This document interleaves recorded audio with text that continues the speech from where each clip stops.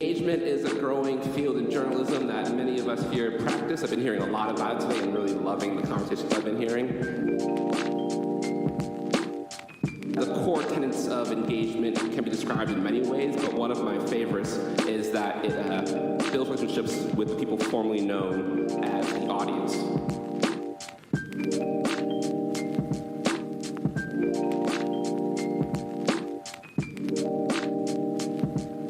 Engagement can lead to a variety of positive outcomes, like social media engagement, listener-driven questions, attendance at your events, relationships between the newsroom and the public, among many, many others. Equipping, however, is about agency.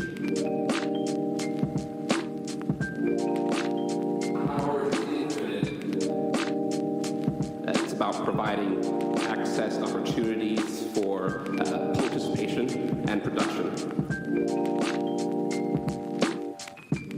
Equipping is about teaching and interactive learning. It's about exchanging skills and resources. It is a redistribution of power between institutions and individuals. And it scares the hell out of people in power for good reason. Equipping is recognizing that there is no cap on the amount of power people can create. Power is infinite. Recognizing that the power that people already have, and providing access to resources that build power in the public.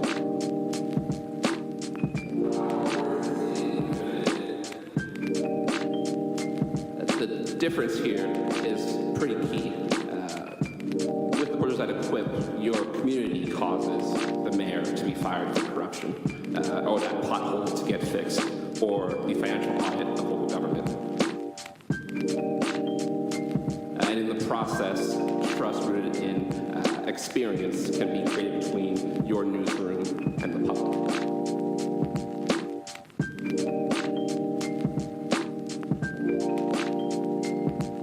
I want to propose a more unified vision for journalism here.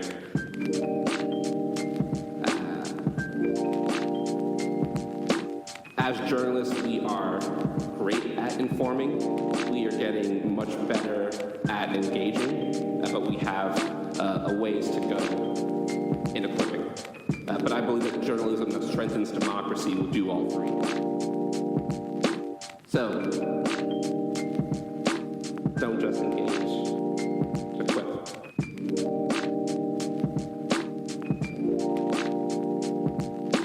Don't just engage, equip. Power is infinite. Equip. Don't just engage, equip. Don't just engage, equip. Don't just engage.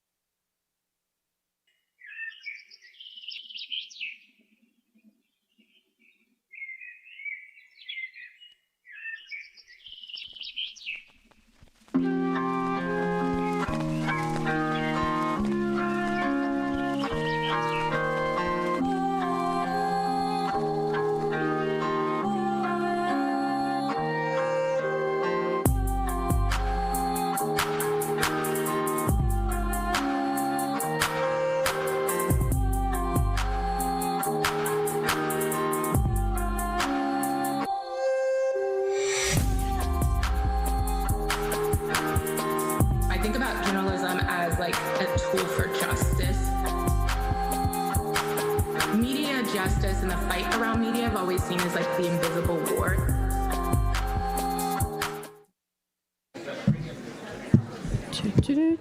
Does this work? It's on. Okay, it's on. Doesn't come off though. All right, come on in, everyone. Have a seat. Have a seat. Yeah, we had some name tag issues, so I'm really sorry about the backup this morning. If you didn't get your name tag in your lunch yet, no worries at all. Our folks are going to be out there all morning, and they're spreading the name tags out, so it'll be a little easier for you to grab. The one important thing is to make sure that you get your lunch voucher before noon today. So that's the most important thing because food is very important. So no worries if you didn't get either of those things yet. We're going to be out there. We're going to take care of you. So I guess with that, we're getting started. So welcome to the Collaborative Journalism Summit. I'm Stephanie Murray. I'm the director of the Center for Cooperative Media at Montclair State, and I'm so happy to have you here today. We have got about 250 people registered for the conference, and folks will be coming in and out all day. And we are really thrilled to be on the campus of George Washington University here at the School of Media and Public Affairs. So to get us started, I'd like to welcome Peter Loge from the School of Media and Public Affairs to welcome you to this year's conference. Good morning. As all of you saw from your programs, the welcome is supposed to be done by Sylvia Wasteboard, who's the director of the School of Media and Public Affairs, a full professor who teaches and writes about journalism. I'm Peter Loge, the associate director, an associate professor, and I work in politics. So basically just like Sylvia, only much less so. Welcome to the School of Media and Public Affairs at GW. Some of you may recognize this stage in this setting if you're old enough, from the TV show that helped really deflate American democracy. This is where Crossfire is taped. So Jon Stewart, it turns out, was right. Tucker Carlson was trying to break America. The challenges our nation and our world face are blindingly complex and incredibly interrelated. You can't talk about migration without talking about climate, without talking about health, without talking about access to justice. You can't talk about public health and mental health issues and mental illness without talking about addiction, without talking about housing, without talking about, again, access to justice. Complicated problems require complicated solutions and complicated analyses, which means collaboration, which is the remarkable work you're doing. Some of that work obviously is already paying dividends. It's succeeding in places like California and Washington, D.C., and Salt Lake and elsewhere. Really remarkable stuff. Journalism, of course, faces its own set of complicated, interrelated challenges. There are questions of trust, questions of access, questions of locality, and of course, who's going to pay for all of it? And again, complicated questions probably require complicated answers, which is the work you're doing. I've seen the program. I look forward to hopefully popping in some of the sessions over the next day or so, while also visiting some climate work and climate activism and climate research being done upstairs as well. I hope to learn from you. I hope to follow up on this conference. Most importantly here in SMPA, from my perspective, most importantly, is we're training our students to go into this complicated world. Our journalism students have to take data analysis, right? They have to take media ethics. They're encouraged to take courses in political communication, to work across the university, to have a robust liberal arts education in which they learn how to write, learn how to think, learn how to critique, learn how to work together, learn how to collaborate to address some of these complicated problems. So with all of that, thank you for the work you're doing. Thank you for collaborating. Thank you for helping pay for it, for the funders here today. And thanks for joining us here in the School of Media and Public Affairs.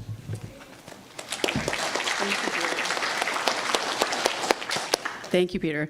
Yes, that's the next thing that I want to say is before I move into talking briefly about the state of collaboration, I want to thank a few people for their support. This is our 7th symposium on collaborative journalism, which is crazy. I know, Eliza, right? Woo! Joe and I were talking about that earlier. We're like, we've done this 7 times now, and you all still keep coming back because the work that you're doing is so important and deserves to be highlighted and discussed. But we could not do this without the support of our sponsors. So the Center for Cooperative Media at Montclair State, we're a program of the School of Communication and Media, and every dollar that we raise goes to do this.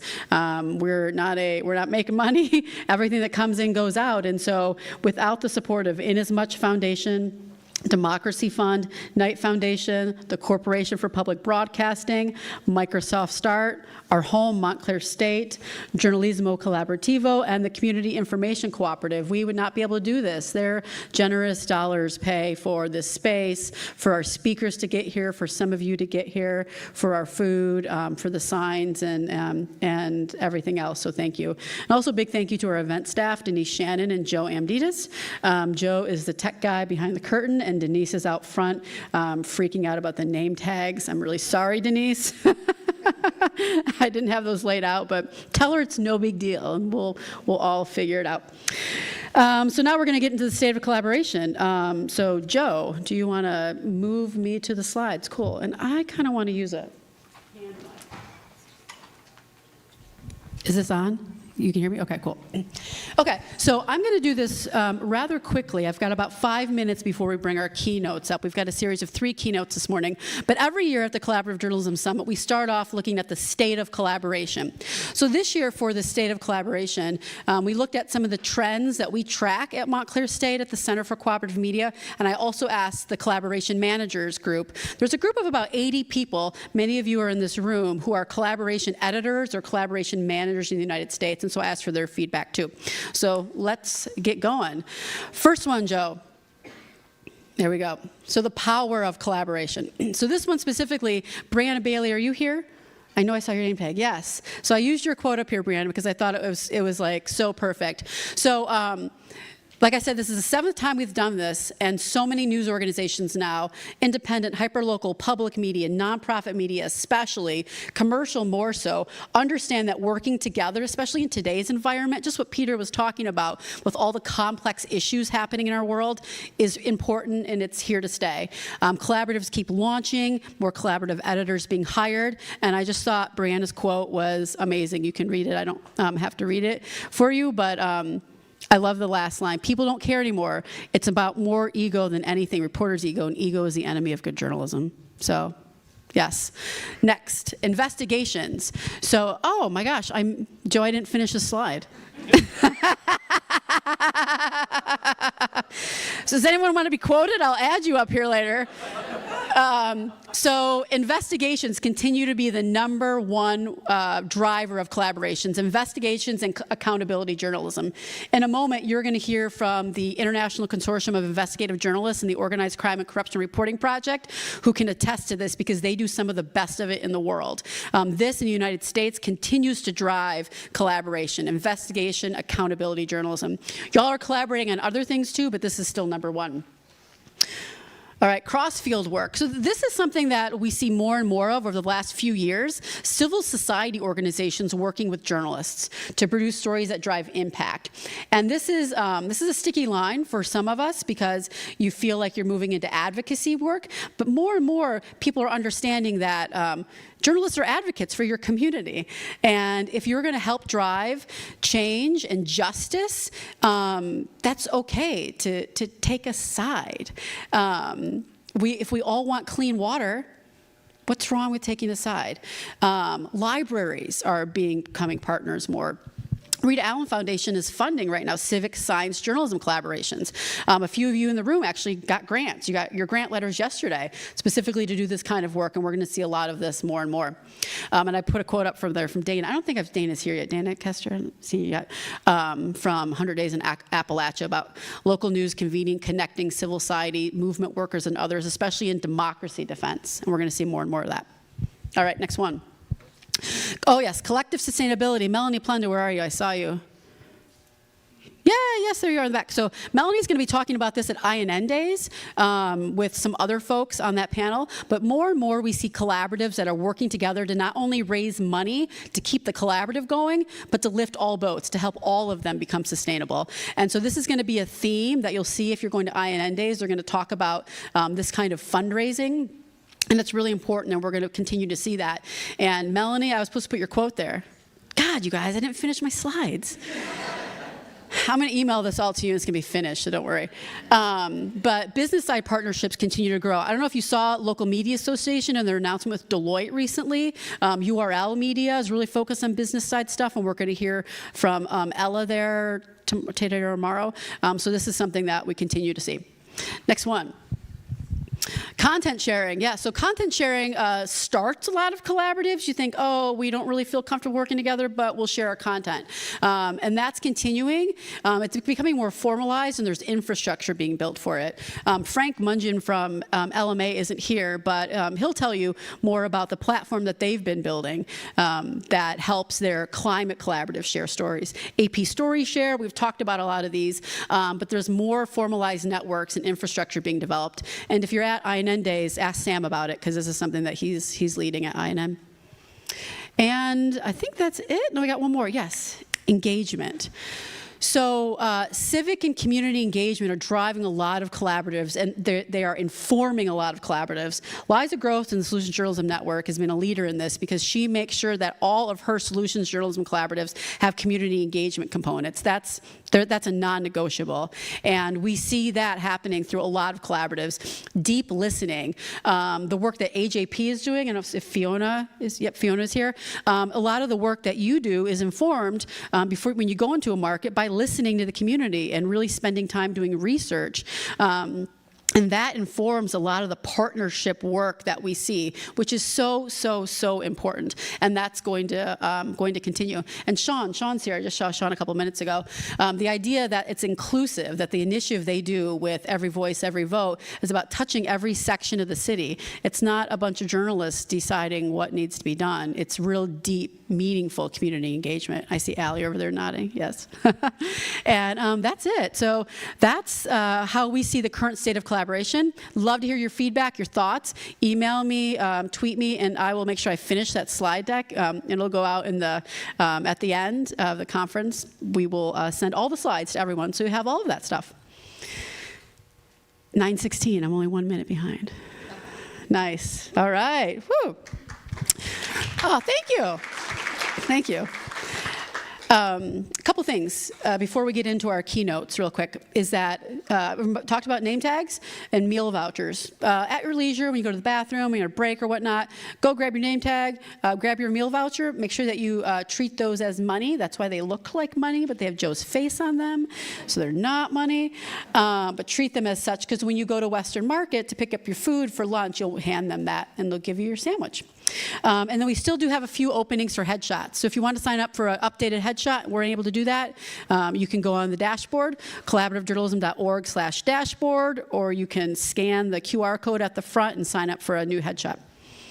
So with that, I would love to welcome our first keynote to the stage. So we have a series of 3 keynotes this morning looking at international, national, and local collaborations. And so I'm honored to first welcome to the stage Fergus Shiel of the International Consortium of Investigative Journalists, Kevin Hall of the Organized Crime and Corruption Reporting Project, and our host, Ambreen Ali of Central Desi in Jersey. So come on up, welcome.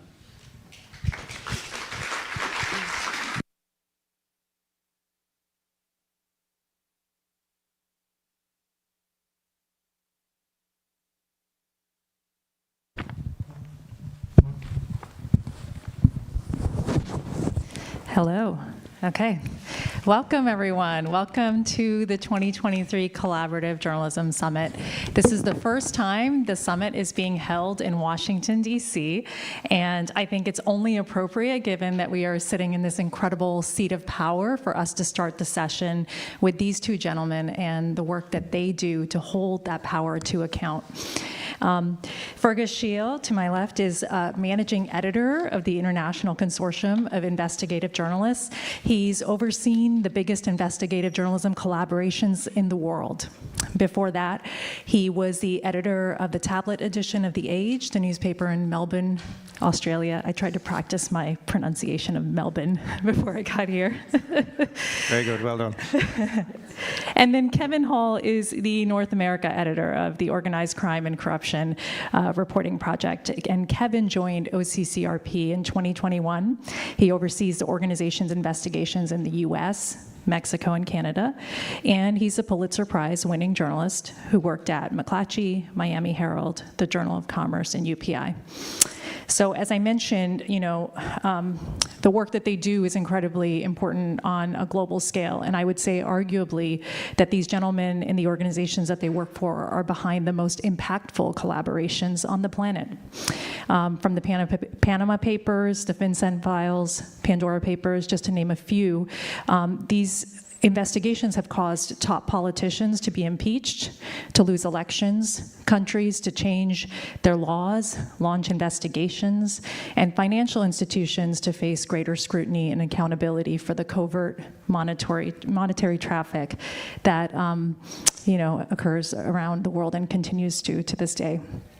And when we talk about collaborations on a global scale, we're talking about massive collaborations. So the Pandora Papers included 151 media organizations, 600 journalists working in 177 countries, overseen by ICIJ. So we get to learn a little bit today about how you do collaboration at that scale.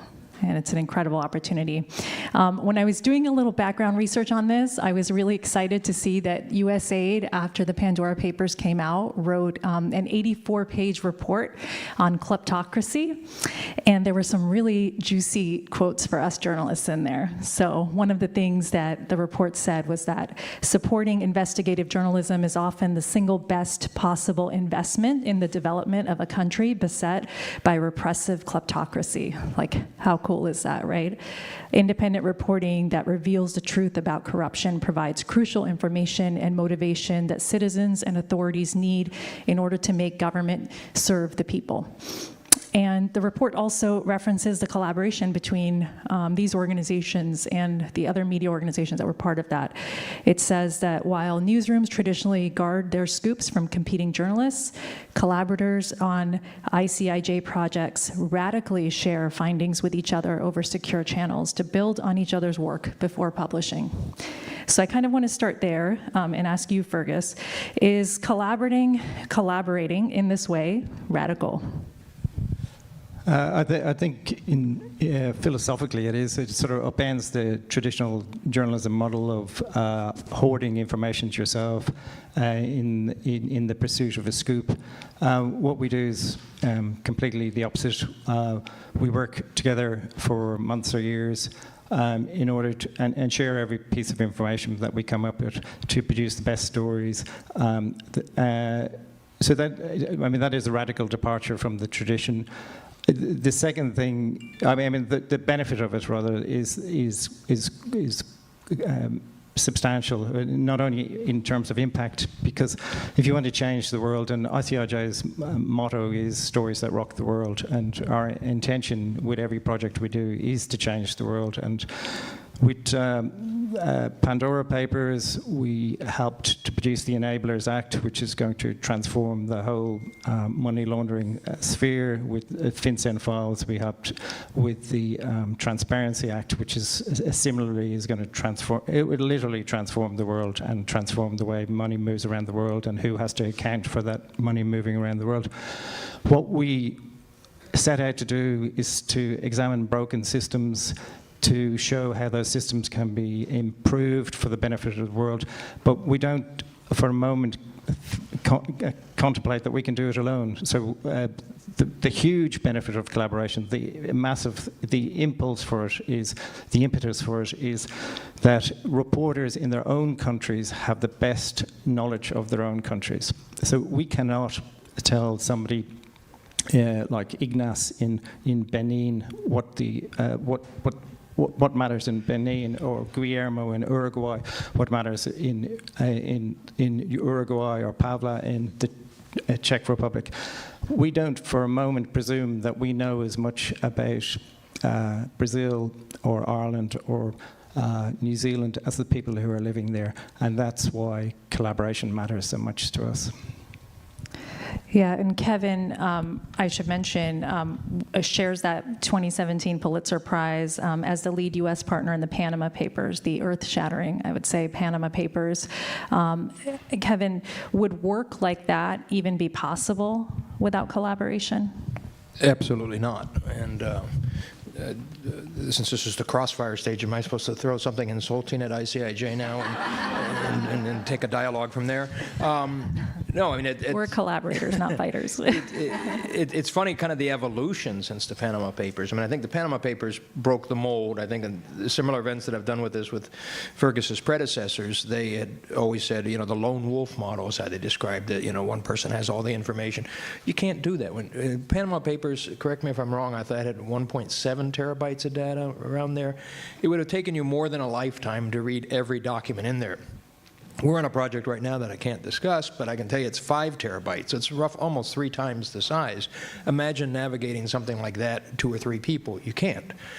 So you make partners. ICIJ and OCCRP have many of the same partners around the world. You know, they're established newspapers in Europe and Africa and South America, and it's a growing pool, but a pool fairly limited, of people who specialize in this, and then we all collaborate together. And the idea is you can't do this stuff by yourself. You need other eyes who know their own countries and regions better. We all put out a better product as a result of that. In my case, here in North America, my job is to try to find smaller news organizations and try to pull them into our international network. It's a little distinct from what Fergus does, more internationally focused, I think. We're trying to give a little more outreach to smaller outlets, say in Utah or Buffalo or places like that, and connect them to our global network.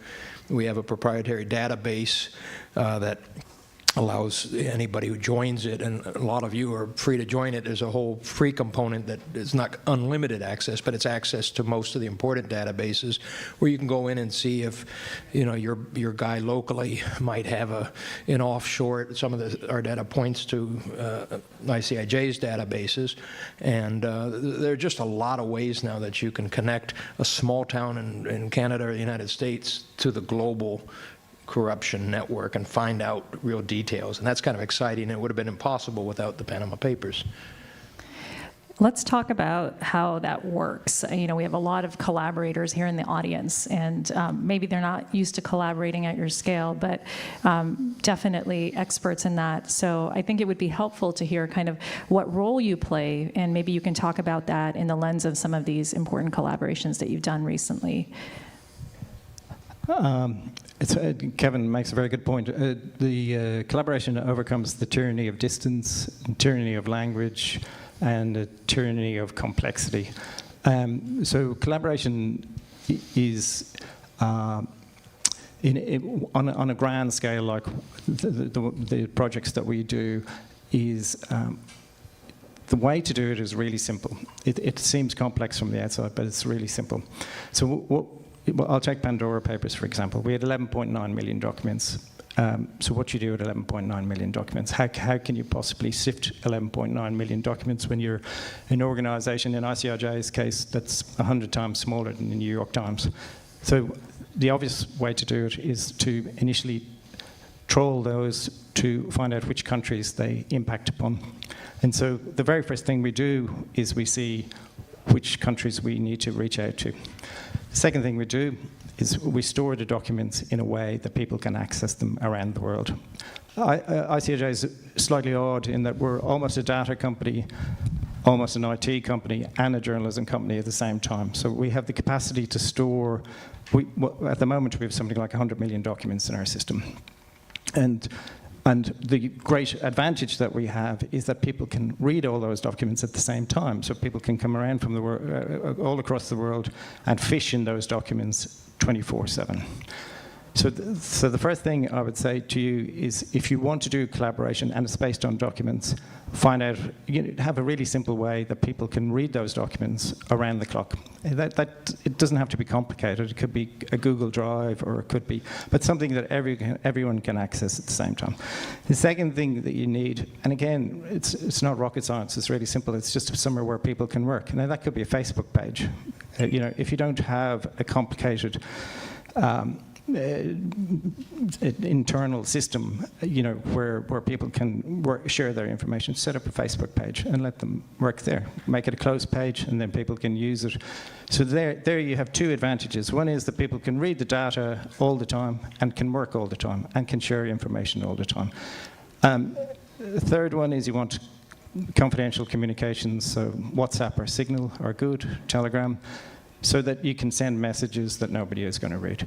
And then lastly, the most important thing is you need a network of collaborators that you trust. In our case, we have the good fortune that we've built up a network over the last 20 years. In the last 3 weeks, I started a project, and I think I brought on about 100 reporters in 26 countries, and it took me 2.5 weeks. And that is because I can ring them, they know who I am, they trust me. So without trust, you can't do anything. With trust, you can change the world. Yeah, along the lines, and we have our own motto too, and both of our mottos, I think, are a little more altruistic, right? Ours is, it takes a network to fight a network, and these criminal gangs and corruption have criminal networks, and we try to organize journalists in a like-minded way to kind of combat them one-on-one like that. A little different than all the news fit to print, which seems a little old now given the history of the Iraq War and all that, and sitting on information for a book that the public should have known. So with that dig aside, you know, we're voluntary nonprofits. I got in trouble with my old employer for making that joke up in Canada once, saying I work for an involuntary nonprofit, and it got back to the CEO, and he didn't find it so funny. But we are, by design, nonprofit organizations, and one of the things that maybe we're a little different from ICIJ in that we do get some of the same funding, but we also do a lot of grant funding for specific topical areas. So whether it's, you know, somewhere in Moldova or tobacco or, you know, a range of things. So we do a lot of specialized reporting that's somewhat grant driven, and then we have the broader, you know, anti-corruption initiatives. But in our focus is narrowly on crime and corruption. So we want, where a conventional media organization wants eyeballs and how many, you know, hits did you get on this page, which of course we welcome that too. But our mission, we're judged by whether or not the reporting leads to an action, right? Can a prosecutor come in and bring a case? Can someone do a Magnitsky filing? Can transparency, you know, bring something in London or here in the U.S.? So that's a little bit of a different way of doing business. And then the challenge now, in my sense, here in North America, one of the things people think is crazy when I say it is that corruption is legal in the United States, right? So think about what we've just seen with the Supreme Court Justice Clarence Thomas's travel. That would be considered corruption in almost anywhere else in the world. It's not in the United States. It's part of a process and the dark money and things of that. And I don't mean this in some sort of radical way. It's just matter of fact.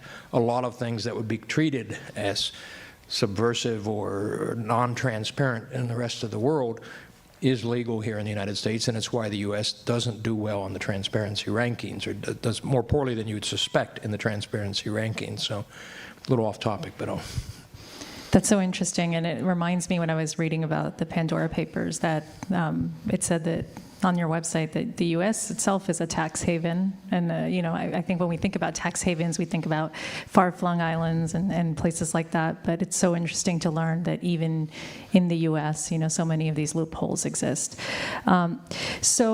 What we talked a little bit about both your organizations. You also work closely together on a lot of investigations. So what does that collaboration between organizations look like, and how does that get initiated, and how does it play out? So it's probably best to give you an example, two examples maybe. So the first one, China Cables. We did a project that uncovered the foundations for the Uyghur camps. It was, we had the first telegrams showing the way that the Chinese were using apps to detain thousands of people and thousands of Uyghurs and funnel them into camps, and that they were detaining them involuntarily, and it was everything that you feared about the camps. And the difference between what we were reporting and what had been reported before was that it was all in the Chinese government's own words. So if you get such documents, and there are very few documents there, so it wasn't a Pandora Papers. There was, in Pandora Papers, as I said, it was 11.9 million records. In the China Cables, it was 5 telegrams and 1 separate document. So it was tiny, you know, you could fit it in a folder. And it sat under my bed for quite a while, as I worried about the Chinese government coming to visit me.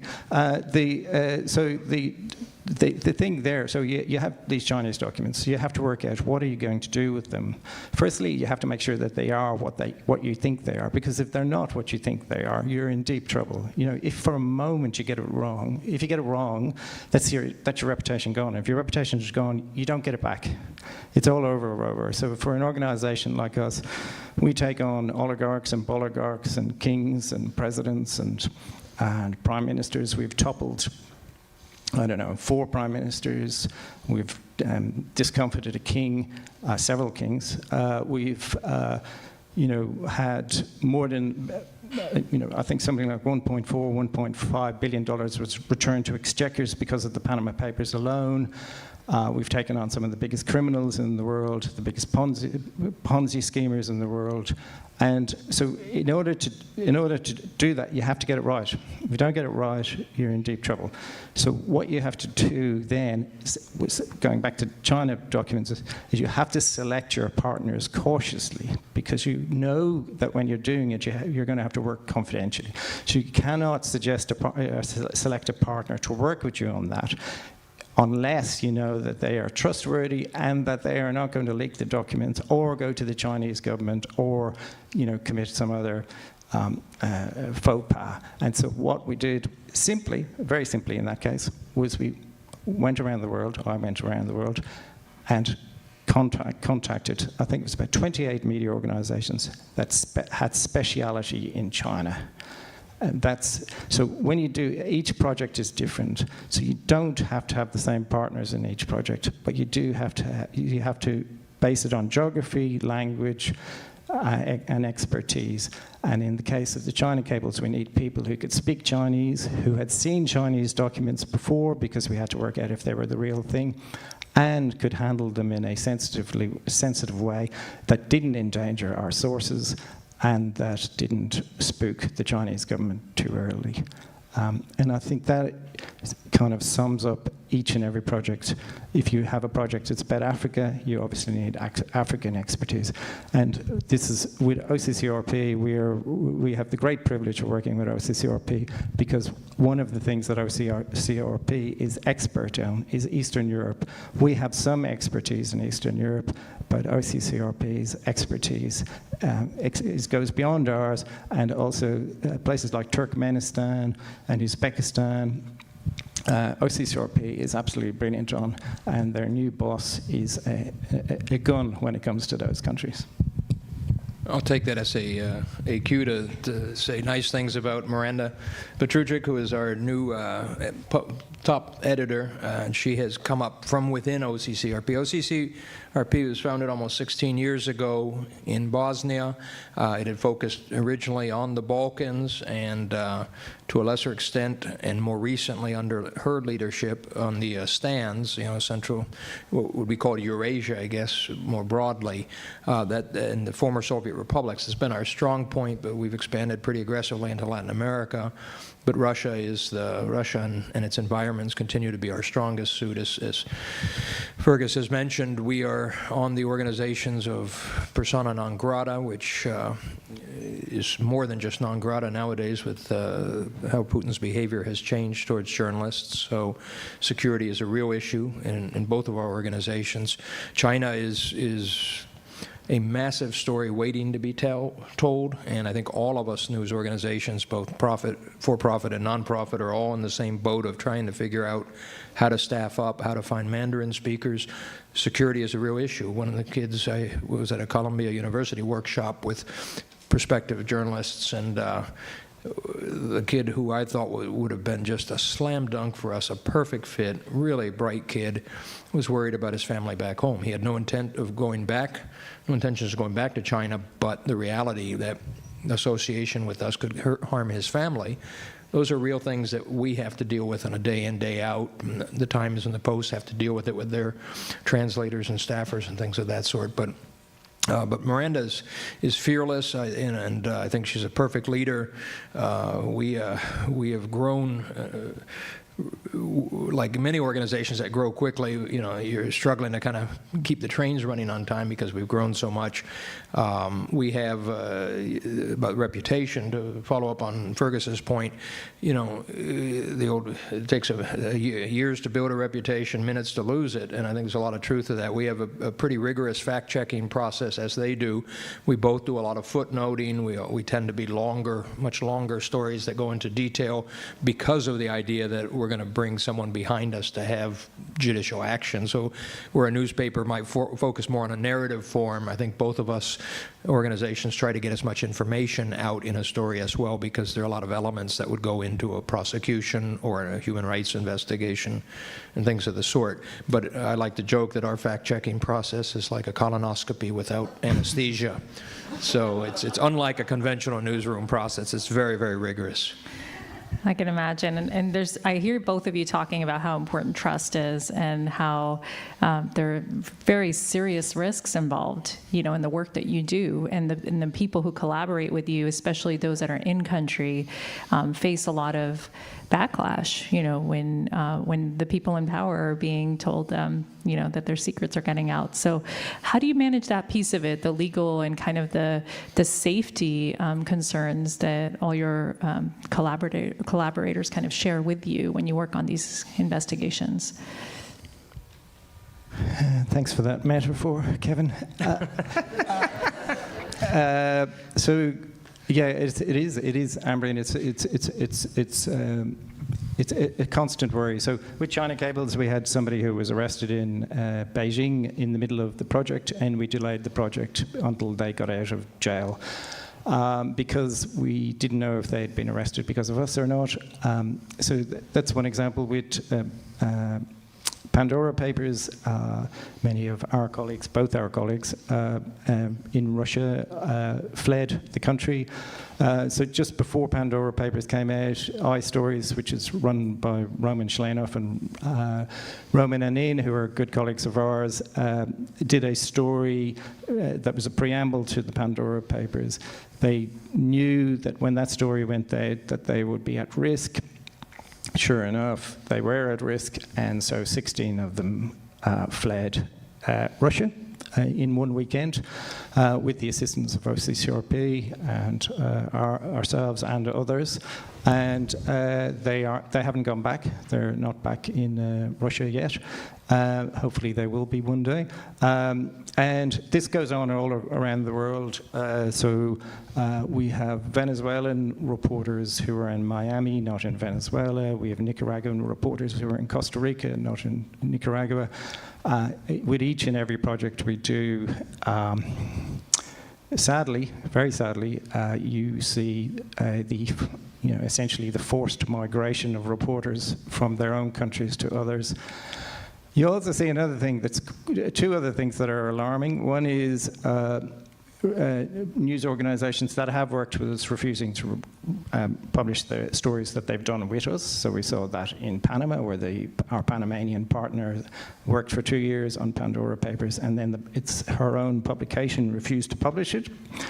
So that was really disconcerting. She's now left that publication. We're not going to work with that publication again. And the stories, this is the great thing about collaboration, those stories were published elsewhere. Stories that weren't published in Bolivia were published next door to in Peru and elsewhere. Stories that couldn't go out in Liberia went out in Ghana. So collaboration is it's like a heat shield. It protects reporters, enables them, allows you to do more complex work, and it allows you to do one other thing which is really striking and which you don't think about a lot. So most of you here, if you know anything about Australia, I lived there a long time, for years, or Ireland, where I'm from, you will think they're sort of Western democracies. They've got the rule of law, they've got good newspapers. But what you won't appreciate is that both there and in UK, there are these brutal libel laws. They're so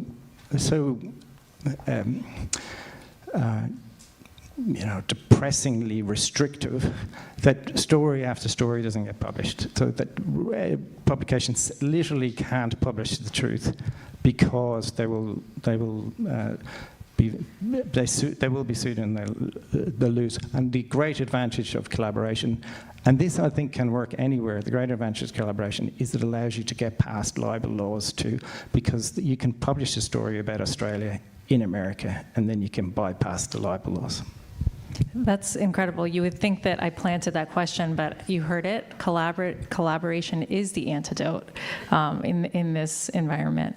Go ahead, Kevin. Yeah, but I want to add, I guess this might be a good place to segue to the SLAP slides too, but we have a movie out right now. We have a documentary division, and we actually have a documentary out called The Killing of a Journalist, which was our Slovakian reporter, Jan Kuciak. I believe he worked with you guys too, right? Yeah, Jan was great, and Pavla, we brought down the Czech Prime Minister with Pavla. Yeah. So we, it commemorates now 5 years since his passing. The businessman who is widely believed to have killed him managed to just get off, notwithstanding the pressure from the movie and the international attention. But these are front and center risks is the point I'm trying to make, that it really is. In the Panama Papers and the aftermath, we know the story of Daphne Caruana and that terrible end that she met in Malta. And these are very real dangers. And then recently, our Africa bureau chief out of South Africa had to help, I believe it was in Botswana. One of our guys had a 24-hour notice of he was going to be killed, and we had to get him and his entire family across the river and out of the country, I believe in Congo, actually. And quite a harrowing event as well. So it's not the kind of daily hassles you have in a newsroom about, did I get a parking ticket or something? I mean, it's real serious. And your original question on security, it's on the front end of every conversation we have. So when we get in a big project, we don't wait till like the very end to think, okay, now are we going to get people out of the country? What are we going to do? It's on the front end of the planning, because so much of this stuff really is life or death type reporting. Yeah, I mean, when you think of it, Jan Kuciak you should see OCCRP's film. It's really chilling. It's amazing. It's corruption, and it's what you don't think of corruption. You don't think the police chief is going to be corrupt. You don't think the lawyers are going to be corrupt. You don't think the judges are going to be corrupt. But when you see it in action, you see how Jan died, a young reporter, and his girlfriend shot dead by assassins. You can see corruption before your very eyes in a visceral way in a Western democracy. And it's the same with Daphne Caruana Galicia, whose son Matthew worked with ICIJ for years. You can see, Malta, a beautiful Mediterranean island in Europe. Again, you don't presume that corruption is endemic, but it was. And this is why the work that OCCRP does and the work that ICIJ does is so important, because, to use a hoary old cliche, shining a light in dark places is often the only thing you can do in the face of manifest evil that is enabled by the entire structure of government. I want to allow everybody to ask questions. If you have them, please just line up at the microphone in the center, and we'll start taking those questions. Yeah, and while people do queue up, can we do the I'm not slides sure real if we quick, have the 'cause slides. I think Joe will do his best. I can see him up there. Okay, great. Yeah, because this is something that is relevant to what they do day in and day out. Yep. So next slide is there a specific one, Kevin? Let's just keep going until we get. We'll just go through them slowly. Okay. And I just want to ask, for everybody that's in the room, if they want to get involved in some of these kind of mass scale collaborations and investigations, what is kind of the way to get started? Is it just reaching out to organizations, or is there anything they can do to kind of start to investigate what's going on in their local towns? And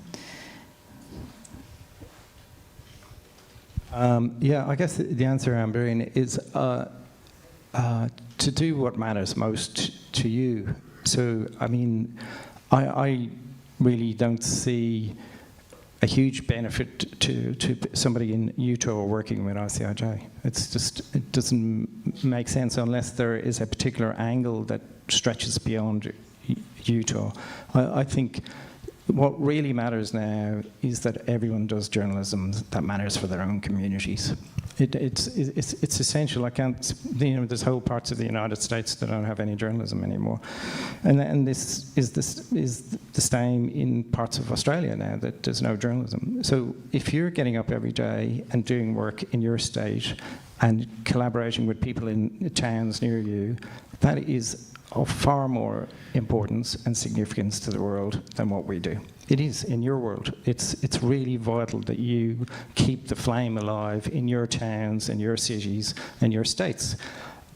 if what you're seeing goes beyond your state, that's great. Then you can collaborate with the next state. If it goes internationally, then of course, please call us. If you have a data set that you think crosses borders, if you feel that there is work that can be done to shine a light in your area that reaches across the world to an offshore jurisdiction or to a faulty medical implant or whatever, please call us. We talk to people all the time. I talk to, I don't know, 5 or 6 people a week. And typically what we do is we ask whoever it is what the story is, and then we try to help. I try to help. I say, well, this story isn't for us, but it might be for your neighbor. This story isn't for us, but it might be for the Washington Post. This is how you do this story. This is what I would suggest you do. So I'm always happy to chat to reporters around the world, around the country and around the world, but, genuinely I feel that the state of journalism is in such a powerless state that if you're just getting up every day and you're doing it, you deserve rich congratulations. And here's the good news in all that, and keep us on the speed dial, and it's okay if you put us right ahead of ICIJ on the speed dial, I don't know, but we'll, but in all seriousness, we both refer people to each other regularly, and the same thing if it's something that we think we can't handle, but somebody else is a better fit, ProPublica or a cyber publication or whatever, we all do that every day. What I wanted to briefly mention, the slides aren't showing up there, so we'll just do it this way. Everybody know what a SLAP is, a strategic lawsuit against public participation. We've got dozens of suits against our people all around the world. They're never going to win. The idea is to inflict pain, costs, etc. So we've launched a new initiative where we have something called Reporters Shield. And it's a new nonprofit here in the United States, and it's we provide, it's kind of a form of self-insurance so that smaller media outlets in the U.S. and abroad can insure themselves against these and get a measure of legal protection. We work with the Cyrus Vance Center up in New York, and among the, I took some notes just in case the slides didn't go up there. So basically what you need to do to be eligible, you need to be legally registered, you need to have nonprofit status, voluntary nonprofit, and be independent of political influence, and clear lines between editorializing and reporting. So we're not going to back you up if you're a hate group pushing some idea or whatever, but for legitimate news organizations, smaller news organizations, particularly in Latin America and Eastern Europe, but here in the United States as well, because the Aspen, is anybody here from Aspen? Look in the audience here. The Aspen paper was nearly shut down on a lawsuit from a Russian who was upset about the use of the word oligarch associated with his name, and pretty much bankrupted this publication, forced out all the editorial leadership. So these kind of things contributed to the idea of creating this mechanism of self-funding. We're a nonprofit, I believe it's either Maine or Vermont, where the USAID helps fund some of this for the non-U.S. companies, media outlets who are trying to get a measure of protection, and we have private donors for the U.S. component. But if you're a U.S. publication and you're being threatened with these nuisance suits that are trying to bleed you, talk to us, because the whole idea is to provide this measure of protection, because it's very easy to bankrupt a news outlet these days. That's great. I think I saw somebody stand up and sit back down. So if you have a question, please come forward and you can ask it. I was curious to hear more about how you do trust building, because I think about, like, I work in a mid-size local nonprofit newsroom, and if I want to collaborate with another newsroom on the other side of town, like, I got to build some trust, and I speak the same language they do, and we can go have lunch in person. But, like, you find out you've got some story and you need a journalist in Mogadishu. Like, how do you start building trust with someone who's a total unknown to you like that? Firstly, we train them. So that's the first thing. So we train them in our systems. And then once people are trained, they have expectation from the outset. We have very limited, or we don't expect a lot of people, except for that they publish at the same time and they publish ethically. So that's it. So we don't interfere in people's editorial direction. But what we can do, and we're in this great good fortune, is it's not a one-night stand. It's a long-term relationship, you know. And in the same way as in a long-term relationship, you build trust as you wouldn't in a one-night stand. You can. So we work together privately in something called the iHub, which is not unlike Facebook, but it's our own, and over months. And so you can see immediately if somebody is working. You can see if they're working in a way that makes sense, or if they, you know, some of their concepts are off beam, and you can chat to them. But I would say, in relation to trust, that we've been immensely fortunate, and I can only think of 2 instances where it went wrong. So 3 instances. So one was where a corporate intelligence guy got access to the BBC, to a BBC team, and tried to work on an offshore project, and was booted out after 15 days because he was sprung. So that was it. He was planning to sell our documents. That was one. The second one was where a reporter handed over some of our documents to a lawyer. Now, it was an advocacy lawyer, so it wasn't critical, it wasn't egregious, but it still was beyond, you know, the pale as far as we were concerned. It was not acceptable. So that was the second one. And the third one, which was very, very, very annoying, was somebody published a rival project a week out from one of our projects and didn't tell us. And as a consequence of that, we have not worked with them again. I'll touch on the first part of your question, and it's how do you vet people, for instance. I had an example recently of someone who I had worked with in the past for quite a while, who I thought was more like a blogger. It wasn't a formal publication, but was a researcher / blogger type. Very good, had actually given me information that turned into some award-winning series when I was still at the Miami Herald. And as I went to bring this person into a broader project, I had to do a little more due diligence on them. And at that point, I found I had ties to a political family back home. And even though this person wasn't part of that, it was enough. Appearance does matter. And, you know, oftentimes perception is more important than reality. And we just thought it just wasn't worth the risk of being accused of having a political influence or political axe to grind. So that would be a case. We do vetting, but what we do is try to establish beforehand. We hope to have relationships. So like I said, this Aleph, if you go to our website, occrp.org, think of it as OCRAP without the A. And our name is an accusation, so if you get a call from us, you know, worry. But in all seriousness, this Aleph is our database. We think of it as, you know, you got a tip of the iceberg. We're everything underneath the iceberg, whether it's California corporate records or Luxembourg business registry or the French land records. We've got a whole range, just massive amount of data there. And that's open to journalists of all sorts. You don't have to be collaborating with us in a project to get access to this. So I would encourage you to go to the website, fill out the form, and get access to Aleph.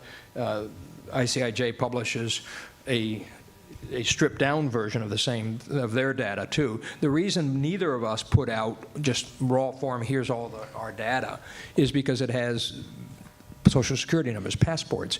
You don't want to be the guy who gave somebody a home address for someone who, you know, a rival goes and offs them, or that, you know, somebody, you know, breaks into their house and holds them hostage or some horrible thing like that. So we're all very sensitive that this is sensitive information.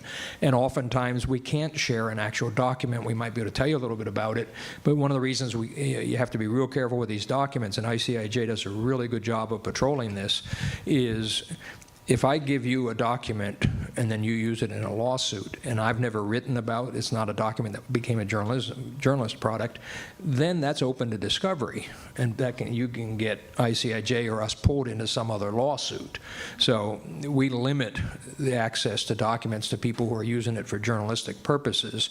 And that's a real sensitive issue. But we work with a lot of interesting people. One great collaboration we did recently, there was a seafood publication out of London. A real bright guy ran a seafood industry type publication, not the kind of normal thing we would collaborate with, but they had information on a Russian Makarov in Jacksonville, Florida, who has massive real estate holdings around the world, was a champion cycler for the Soviet Union before the collapse. We helped him, and Fergus kindly allowed us to share documents with him, and the two organizations together helped him do a really powerful story that ended up resulting down the road in Australia and some other countries imposing sanctions on the guy. The U.S. hasn't, but other countries have. And that's the kind of collaboration where we couldn't have just given somebody a document. Because if we're not involved, then we run the risk of being sued. So it's got to be a journalistic project. I imagine that's the hardest part of the job, is figuring out who you trust, how you manage, trust, how you manage the information that you have. We are about to wrap up. If there's a last question, we can take that.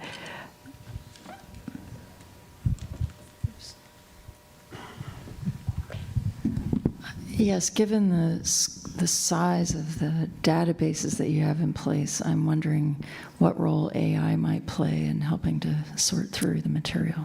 I'm so glad you asked that. I had that on my list and really wanted to ask too. Your new collaborator, AI, tell us about that. We do use AI at the minute. We use it for set functions. One thing that it helps is, Kevin mentioned passports. When you have a large amount of documents, a vital first task is to make sure that the person that you're identifying is the person that you say they are. And this may sound simple, but it's really not simple, because you can get things very badly wrong by having a Mr. say Malafiev, the oligarch, and a Mr. Malafiev who is a taxi driver in Moscow, and mixing them up. It's absolutely treacherous. So there are countries in the world which absolutely, are at the forefront of our mind all the time, because their names are so similar that they throw up this issue. So Middle Eastern names. There's so many people share the same name, so many Mohammeds. In Russia, the same thing. And China, it's absolutely perilous to get it wrong. And so what AI can do is go through these documents and throw up the passports for people. And once you have the passport related to the offshore company, you know it's the right person. And once you know it's the right person, you're almost there. And so that is this kind of task that AI can do very simply, which we can't. But AI is a double-edged sword. AI could bring to its knees the whole journalism project. And if I was a young reporter, I would be worried about AI, because AI can do things like cover sports and cover council, cover lots of things that young reporters do to train themselves on. AI can do instantly, and you're already seeing copy editors and others lose their job because of it. So I'm not overwhelmingly enthused by AI. I'll just briefly close by saying Paul Radu, our co-founder, did his night fellowship on AI in the newsroom, a little ahead of these chat GT and all that, but it's been front and center in our focus, and it's a double-edged sword. And re-emphasize what Fergus said about the dangers of not knowing a name. In the Panama Papers, we were working on a guy named Michael Del Vecchio, if you remember, and it was kind of a middleman enabler. He was in Malta, he was in Mexico, he was in Spain, and he was a former Air Force guy with a specialty in ballistic missiles. Well, there was another Michael Dovecchio who spelled his name the same way, who had the same middle name and worked at Northrop Grumman and had been a former CIA person. So for almost the entire project, we were working on an assumption that this is the guy who's a former CIA guy who's now doing, middleman and helping set up shell companies. And it turned out it was two guys with the exact same name, same fields roughly, and not the same guy. We caught it in time, but boy, that would have been, That's amazing. All right, well, thank you all so much for being so attentive. Thank you, both of you, for giving us your time today. Thank you. Thank you. Thank you so much. So next, I'd like to welcome Ashley Clark and Lisa Yannick-Litwiller from the Center for Public Integrity up to talk about national collaborations. And as Ashley and Lisa make their way to the stage, just a few notes for everyone. As a reminder, if you didn't get your name tag, no worries. Go out there and get it. Most important thing is to get your lunch voucher so that you can eat later. So make sure you do that when you head out to the bathroom or whatever. Also, we have crossword puzzles out there. Grab a crossword puzzle, put your name on it when you're done, and turn it back in because we're going to draw one for a gift card tomorrow. Also, don't forget, we've got collaboration socks out there. They say, like socks, journalists work better together. So get your socks, and there's a sticker that matches. There's also some amazing Microsoft sweat towels out there. Grab one of those. Just a couple other things. If you need a private room to work in, let us know. We've got some rooms upstairs. We've got some rooms downstairs, too. Audience questions, don't forget, if you've got questions, go ahead and line up right behind that microphone because our presenters want to hear your questions. And if you're uncomfortable in this room for some reason, if you're too warm, if you're worried about if you've got a mask on, you don't want to be around folks, we also have an overflow space on the 3rd floor. It's a smaller auditorium that you're welcome to sit in, or I can put you in a private room too. We want to make sure that everyone feels comfortable. And so with that, the floor is yours. You see your clicker in the middle? Yeah. Awesome. All right, Ashley and Lisa, take it away. Good morning. Can everyone hear me? How's everyone doing? You guys are awake? I'm so excited and honored to be here with you all today. My name is Ashley Clark. I'm the audience engagement editor at the Center for Public Integrity. When I was first told I was going to be doing this, I was like, me? And then I was like, okay, I know a little bit about collaboration, so I'll do that. And then the second thing I thought was, no one ever puts me on stage and gives me a mic, so I was going to practice my stand-up up here. But my boss told me not to do that, so I'm not going to be doing that. But for real, I'm super excited to share about how we collaborate as a national news organization with collaborative news, with local newsrooms, and how we center equity in those collaborations.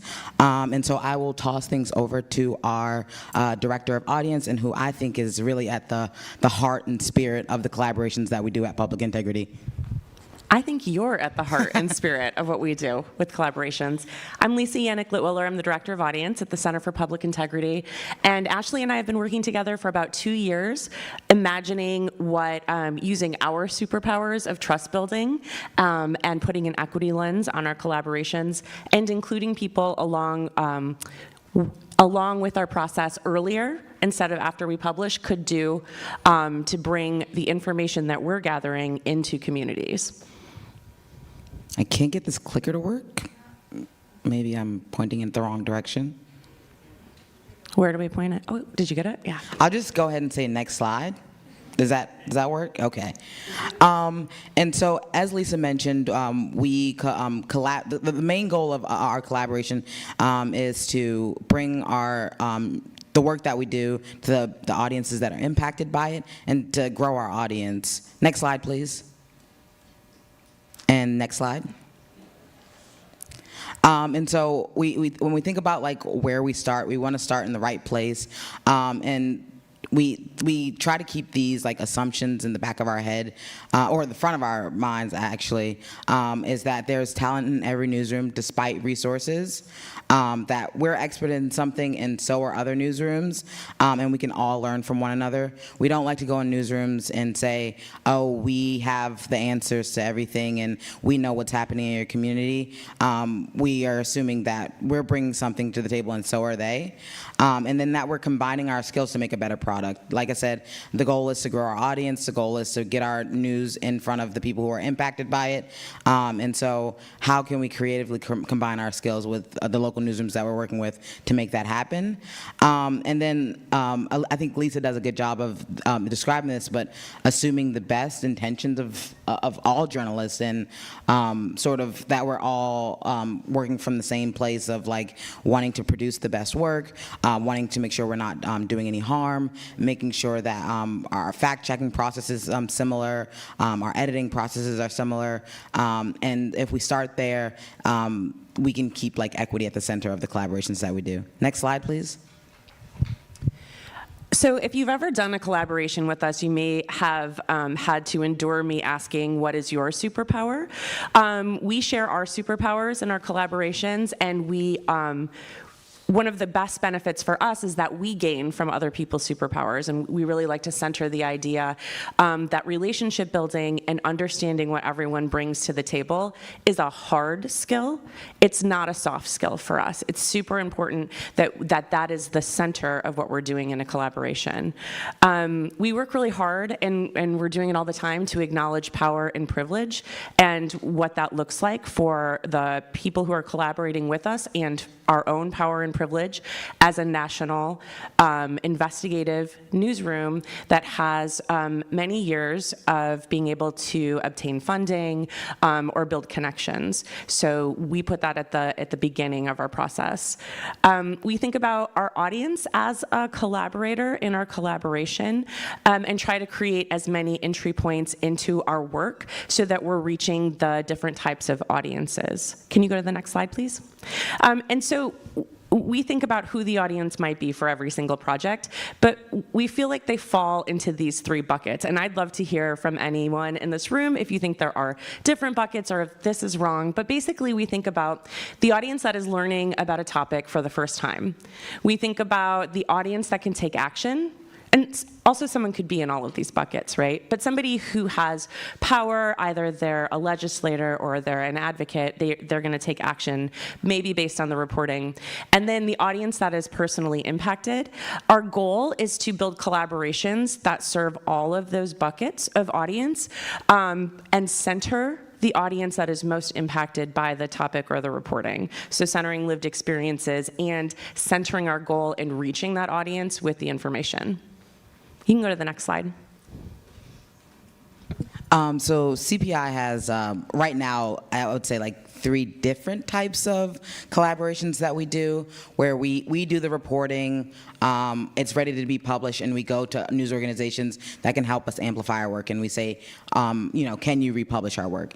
And then it's like we have that one-to-one collaborations, and so we seek out news organizations that are either in communities that are impacted by the issues that we're reporting on, or who have a super hyper focus on the particular beat that we're working on, and we work with them in the reporting process and the editing process and so on.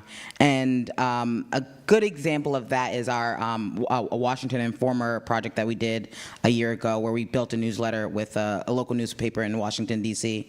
And then the third way is community collaboration, where our reporters will have a story idea or be working on a story, and with the help of the audience team and the editors, we'll put together a toolkit for local reporters to use. And so that'll include questions that they can answer, tips on how to do the reporting.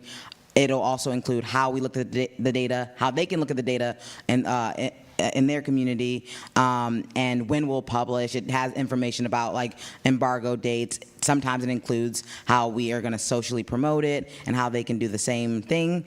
And so we'll, at some point in the presentation, flash a link so anyone who's interested can sign up for that collaboration list. And like I said, we often put out different stories that we're working on and say, this is what we're working on. Here's how you can work on it too, where you are. So I talked about superpowers. Our superpowers as an organization include amazing data investigative talent, deep investigative chops in general, time. We are lucky enough to be able to spend months or years on one project and have a team of people working on it. And we know that the collaborators and communities probably don't have that luxury. So we like to do work with our time to help people be able to collaborate with us and tell the same story in their community, for their community. We know, just like the previous speakers, that the community journalists know their community best. We can't tell the local story. And so we know that from the start. And we create these toolkits that Ashley talked about. The next slide, I think, flashes through a little bit of what they might look like. Every toolkit is different. A real critical and key part of our toolkit is that we walk through whatever we're using in our investigation. So if we've created a data set or a way of looking at data, we walk through it and we share that with our collaboration 12 weeks in advance of publishing, maybe, way far in advance, so that people have time and space to do that local reporting. And then we share everything, probably like most people, a lot of people in this room. All of our work is available to republish. Sometimes there might be like a little bit of a delay on the availability, but generally when we're collaborating, our interactives, our arts, our data, our sidebar pieces, all of it is available to everyone in the collaboration.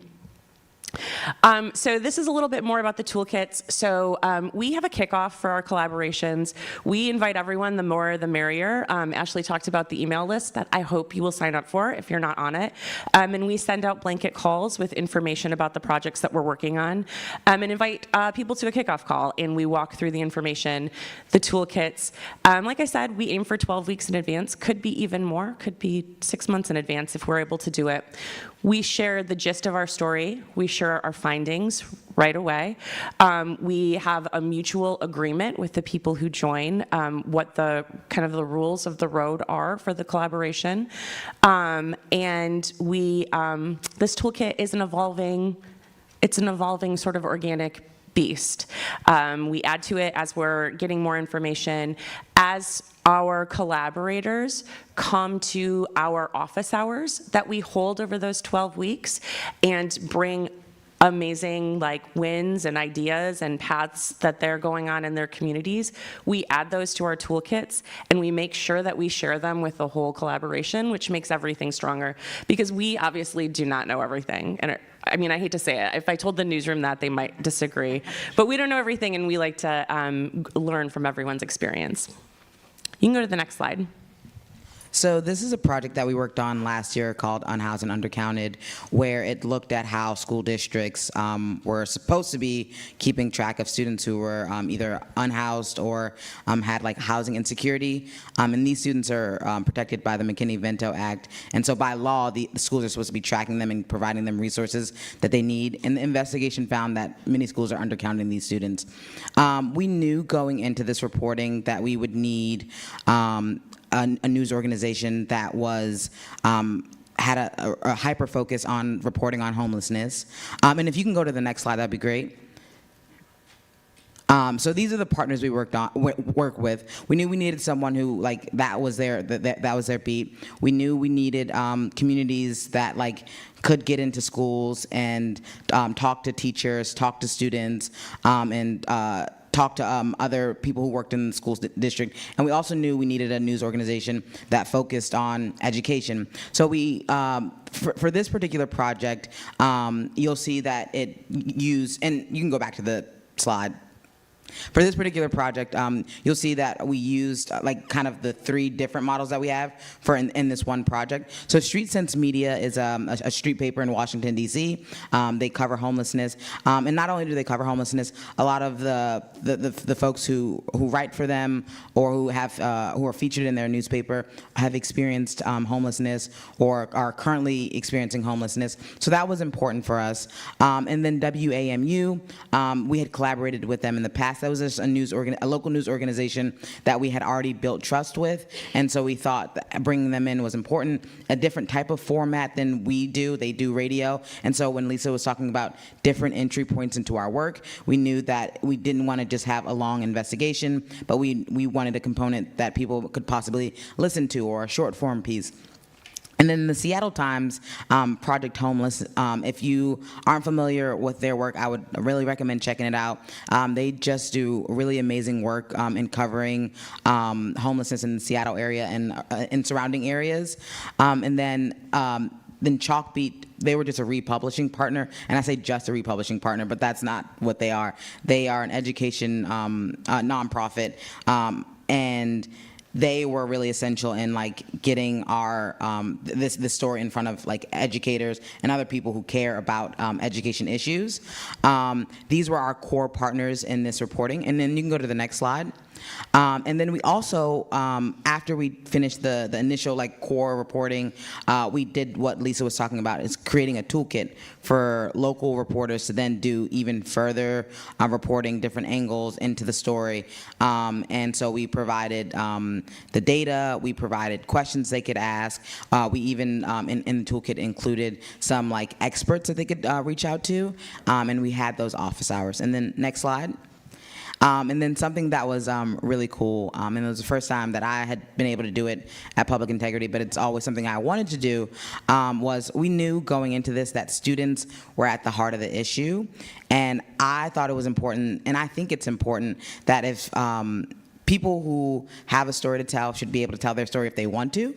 And so I thought that there are so many student journalists out there, and so we actually went to the like National High School Journalism Conference in San Francisco last month, and we presented on the story, and we told students how they could cover it, and we even created resources for them to use. And it didn't have to be, again, we are an investigative newsroom, and a lot of our work is data driven, but we made it clear that it didn't have to be these long, data-heavy pieces that they did, but it was really impactful for these students to be able to do this reporting in their own communities.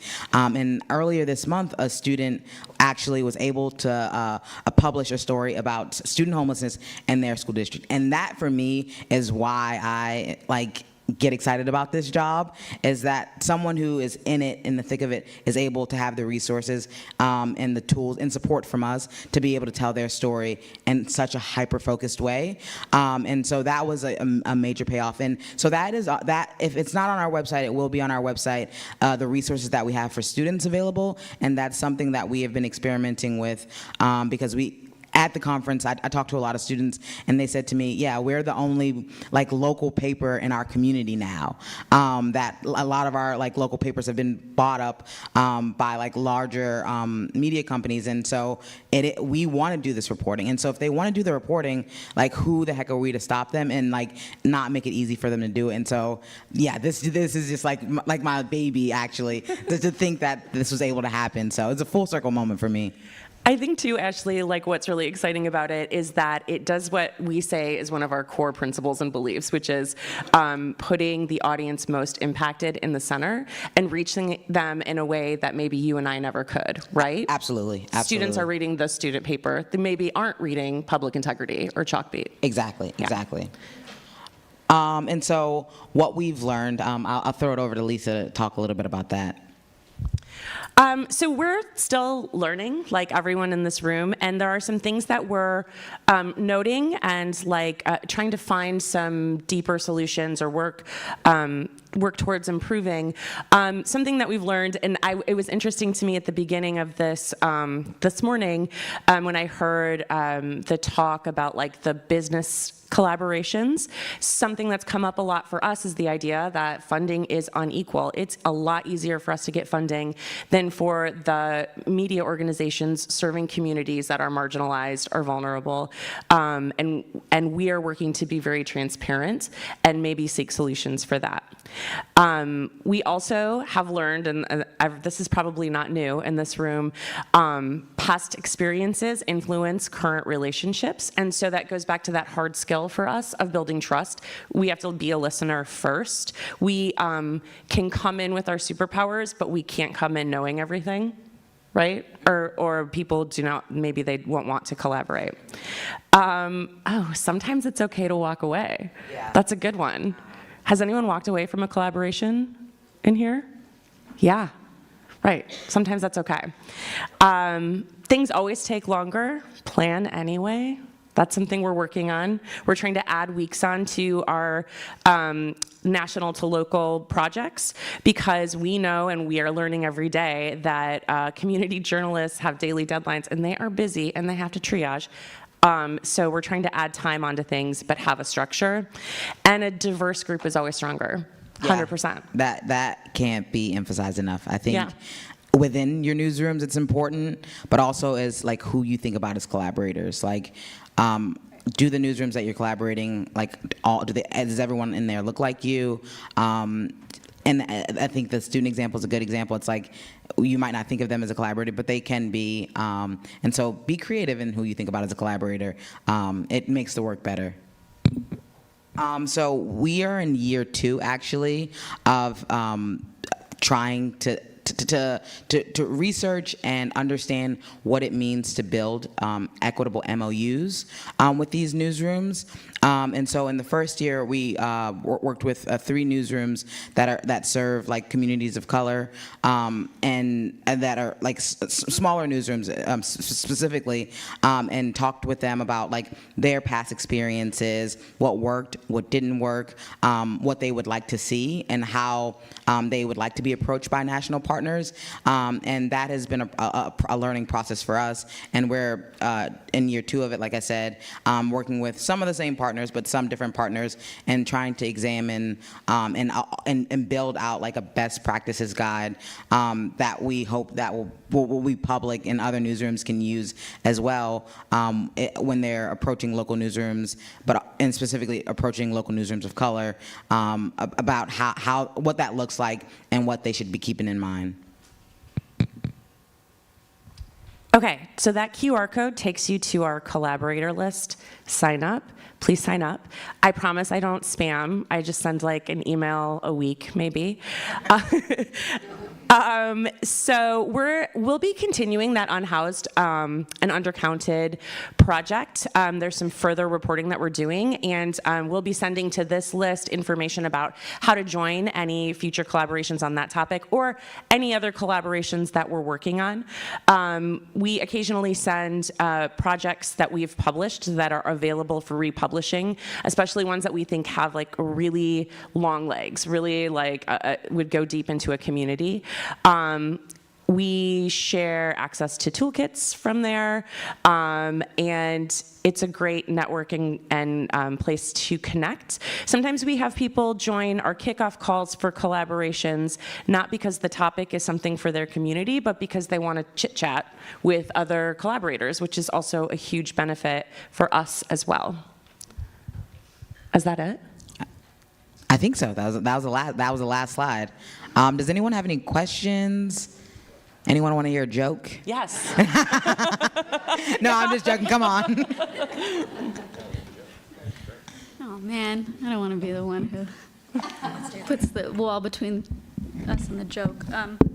Sorry, I'm very short. I struggle with these mics. My name is Anjali Shah. I'm the editor-in-chief, CEO and editor-in-chief of Charlottesville Tomorrow, and a collaborator in Charlottesville Inclusive Media Project, which we'll hear about tomorrow. I'm really excited. I've been working on the question of equity and MOUs for many years, and I love our collaboration. I'd love to hear more about your funding transparency. We are tiny, but we are also the largest in our collaborative group, and I understand how appealing things like having a student paper collaborate with you are in your big grant proposals. Do you give that money back to the organizations after you fundraise based on the outcomes? Can you talk a little bit more about that funding transparency piece? Yeah, it's a work in progress, and it's such a key question that you just asked. So the MOU work that we're doing, I'm so interested to hear about your experience too, is grant funded, and part of our grant funding includes paying the newsrooms who are participating an amount of money so that they are being compensated for their time. We're not just asking them to volunteer all of their thoughts and ideas and time. Can I ask? So running that money through the Center for Public Integrity, or are you connecting those organizations directly with your funders? Good question. In that case, we're running it through the Center for Public Integrity. There's a lot. You can probably talk about this for a minute. What I was going to say is there was a news organization that we worked with last year while doing this inquiry, who we sat down with and talked about who our funders were and talked about who their funders were, and we our development person was interested in connecting them with some of our funders, right? So that was in my since being at CPI, that was the first time that has happened, in a project that I worked on. But it was a conversation of okay, who's your funder, and what kind of projects are you pitching to them? How can we maybe pitch a project together? It doesn't happen with all of our projects, but it is something that, like Lisa said, is a work in progress, and we are thinking about when we're going after, when we're working on projects and we're going after funding, how does writing in a collaborator, what does that look like? Thank you. Good question. Another short person, so this is great. Vera Chan with Microsoft Publishing Team. I want to know, do you do work with ethnic media in their native languages? You can jump in on that. We don't have multiple language translation ability in our news organization, but we have worked with many newsrooms that have translated their work. We had a climate project, and one of our collaborators was Honolulu Civil Beat, and they translated into a Hawaiian language. The work, which was, and then we featured that on our website, and we do a lot of work with Univision, who has translated into Spanish a lot of the work, and then we publish both versions. Yeah, and I will say that we do have reporters in our newsroom who do have the skills to do. They do. Yeah, multiple language reporting and things like that. So I just wanted to clarify that for the record. But and we have worked with ethnic media outlets. I would say the Washington Informer would probably be considered a news organization that is written by and published by a black publisher and serves a black community. And so definitely that's something we've done in the past and something that we're open to as well. I think what I meant is we don't ask our reporters to translate their work. That's right. Yes. That's right. Yeah. Hi, Heather Bryant. So grateful for this session and really excited about it. One of the topics that has come up when I've talked to newsrooms who are they're the local newsroom, they want to work with national partners, is their community may not have any brand awareness of that national partner, and they are now taking on the responsibility of introducing that partner to their community when they're saying, I'm working with this organization. How do you think about that aspect of it, about your reputation, about what it looks like for an organization to work with you, how you introduce yourselves to that community and that audience?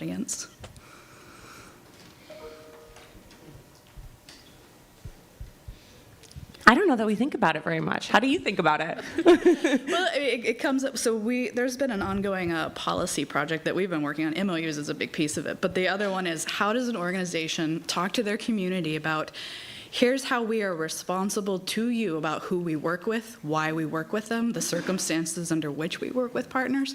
And part of that is this aspect of, we may be introducing you to organizations you don't know and have a relationship with. And so thinking about that dynamic has been a topic in those conversations when you are bringing in a national partner who may not have previously interacted with your audience in some way.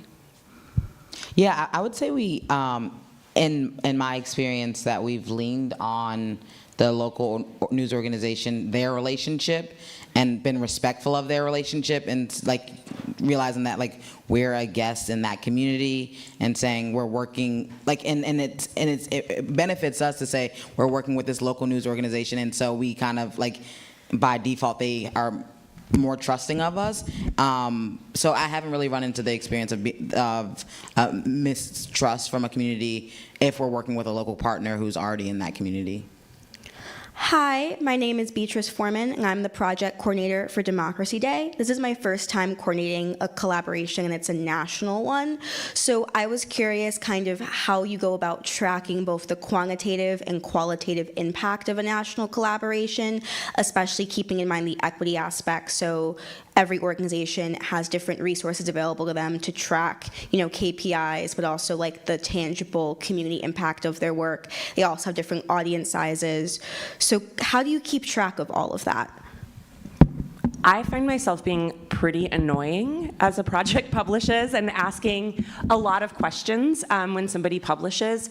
I think that I typically have like sort of a basic set of metrics that I'm asking about, and I ask the participants what they think was a big win, what sort of impact they think it is. I think there are so many ways to measure impact, right? There are like anecdotes or people saying like, someone in a community saying, I learned something or my life got better because of this project. There are like, we had 10 million page views of that story.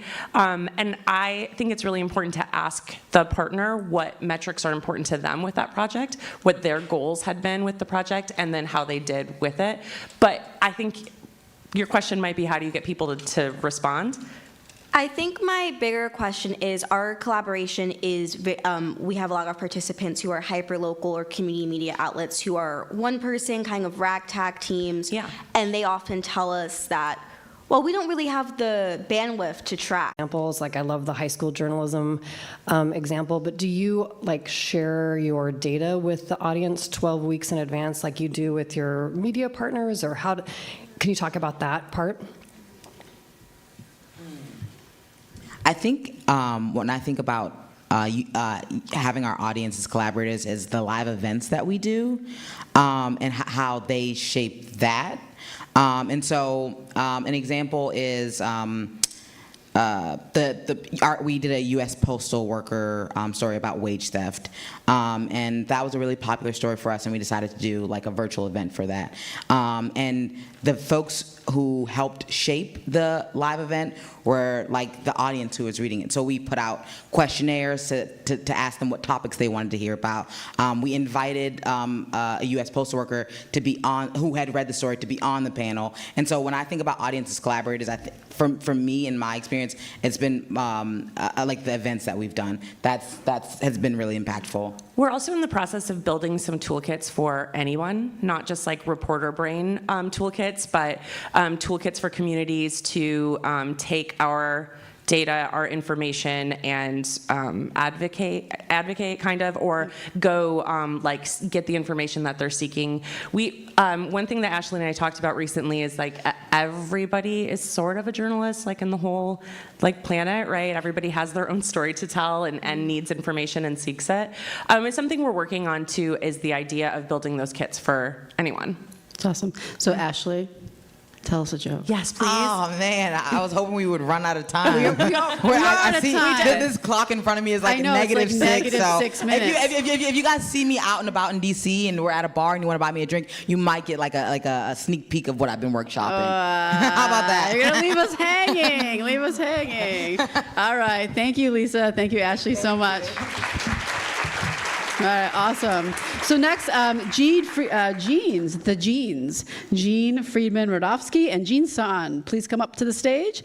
They're going to talk about 5 years of one of the best collaborations in the country, local collaborations, as we move to local Broken Philly.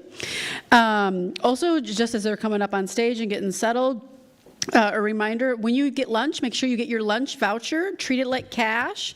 When you go to get lunch later, you're just going to walk outside and go around the corner of Western Market, and you're going to go to the Tigerella place. We've got all the lunches right there. You'll see Denise and Oni from our team. So don't go to Duke's or Capo with your Joe Bucks.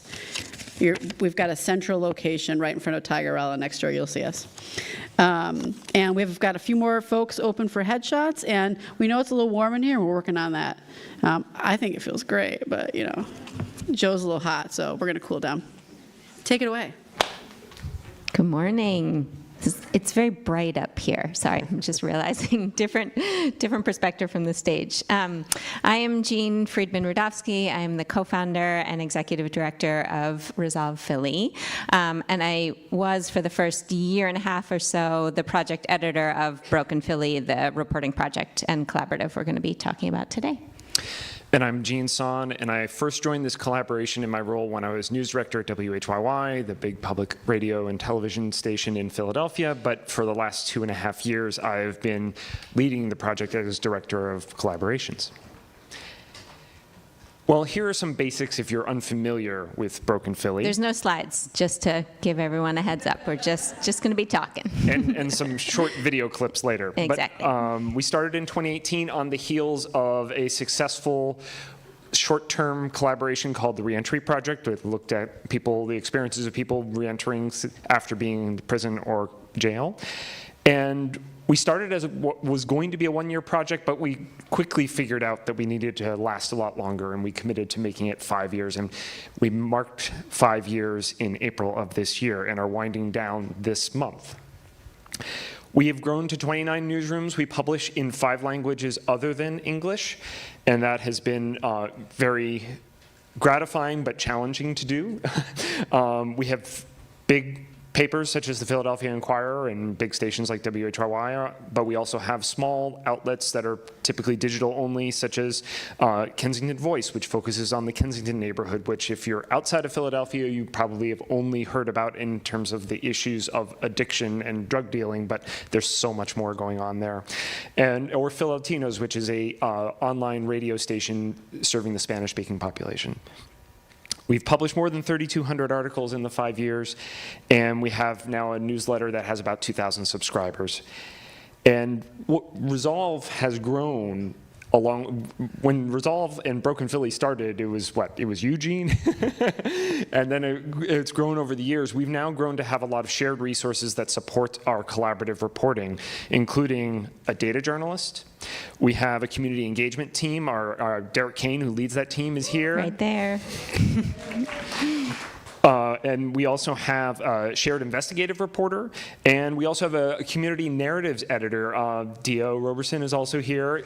Dio helps people tell their own stories in a first-person or op-ed style thing. And I guess the last thing I would want to say about the basics are that we have Resolve has grown into doing a lot of other things other than the collab, but all those things share the same goal, in that we're trying to make community-centered reporting more prevalent in Philadelphia and change the way that journalism is done in Philadelphia. I'm going to tell a quick story because I think what we want to try to talk about is what we've learned over the last 5 years by doing this work in Philadelphia, and share a little bit about kind of where we're headed and how we're thinking about that. So since the beginning of the Reentry Project, so predating Broken Philly, we have monthly meetings. We have meetings between all of what we call our newsroom reps, so 1 or 2 people from each of the newsrooms that we work with. Of course, at the very beginning, we always came together in person. Then it switched to Zoom. Now it's a bit hybrid. In March of 2020, the world collapsed, right? Pandemic happened at the very beginning of the month. We had a collaborative meeting planned for, I think it was the 3rd Thursday in March. And I remember being kind of terrified going into that meeting. And my worry was anyone going to show up, right? I mean, think about where each of your heads were at the beginning of March or mid-March of 2020. Think about what your newsrooms were going through. I mean, just scrambling to understand what was going on, what information your community needed, thinking about the impending, crash of the economy and local media, all of these things. And so I remember just worrying like, oh my God, are we going to survive this? Are people going to want to keep coming to these meetings? Because as we all know, we are all in collaborative journalism, except for some of the folks who are up here on stage. Most of you do it as kind of an add-on to the other work that you are already doing, right? Unless you have collaborations manager, editor in your title, you are doing it as something extra. And so we, opened Zoom, which was still sort of a relatively new thing at that point. We had never had an all-virtual meeting. And I see, the waiting room just start to fill up and fill up and fill up. we had someone on, at that point I think we were 21 newsrooms, we had someone on from every single one. And we normally have a good attendance rate, but often, you know, there's folks who can't show up. And it sort of dawned on me, oh my God, like people are here for a reason. And I thought about that, and I think there were two main things. There were two main reasons why they were there. One, they felt safe. There was a sense of community. They felt like, oh, this is a place where I'm going to be able to see and connect to folks who I have built those relationships with trust with, right? CPI just talked so much about trust, and that is absolutely a key thing in collaborations. And I think the second part was they realized that at that moment, when what was at the forefront of all of our minds as journalists was, how do we make sure we are serving information needs at this time of total panic and uncertainty, that would be done better together, right? They weren't there necessarily to talk about collaborative reporting on economic mobility at that moment. They showed up to talk about how are we going to weather this storm together? And to me, that was just a real marker of kind of how far we had grown as a journalism ecosystem in Philadelphia, because we're talking about a famously ultra-competitive media market.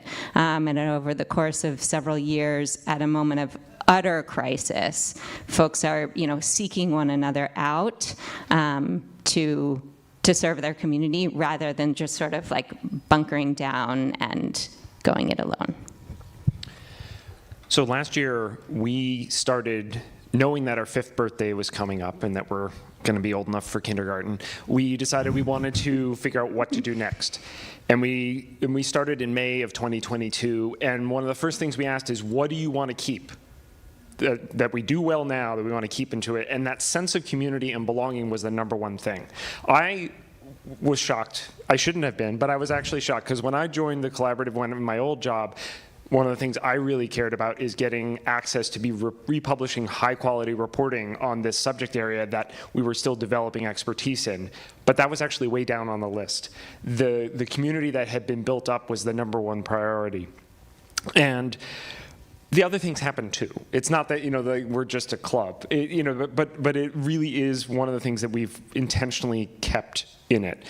And we've done all sorts of things in terms of figuring out, well, what are we going to do next, in terms of everything in terms of like working groups that took up all sorts of ideas and like, well, what are we going to focus on editorially? How do we want to structure it, all that? And that was one of the things that was really helpful.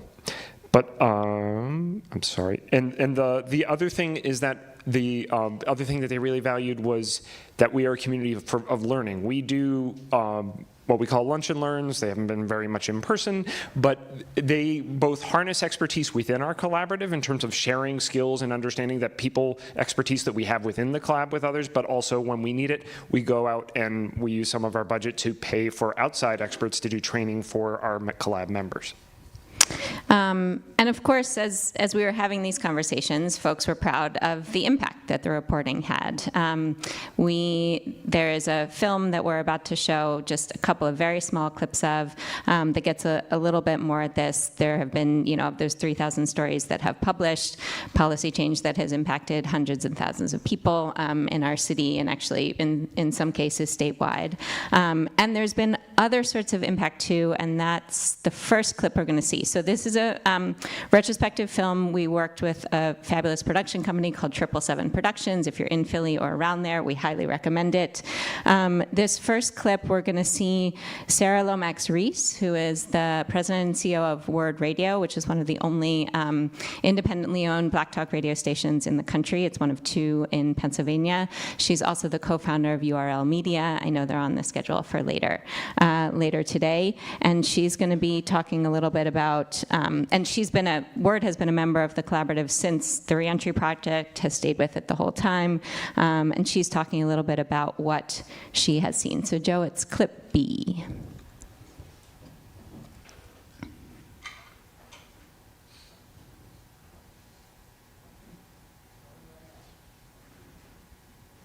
Okay.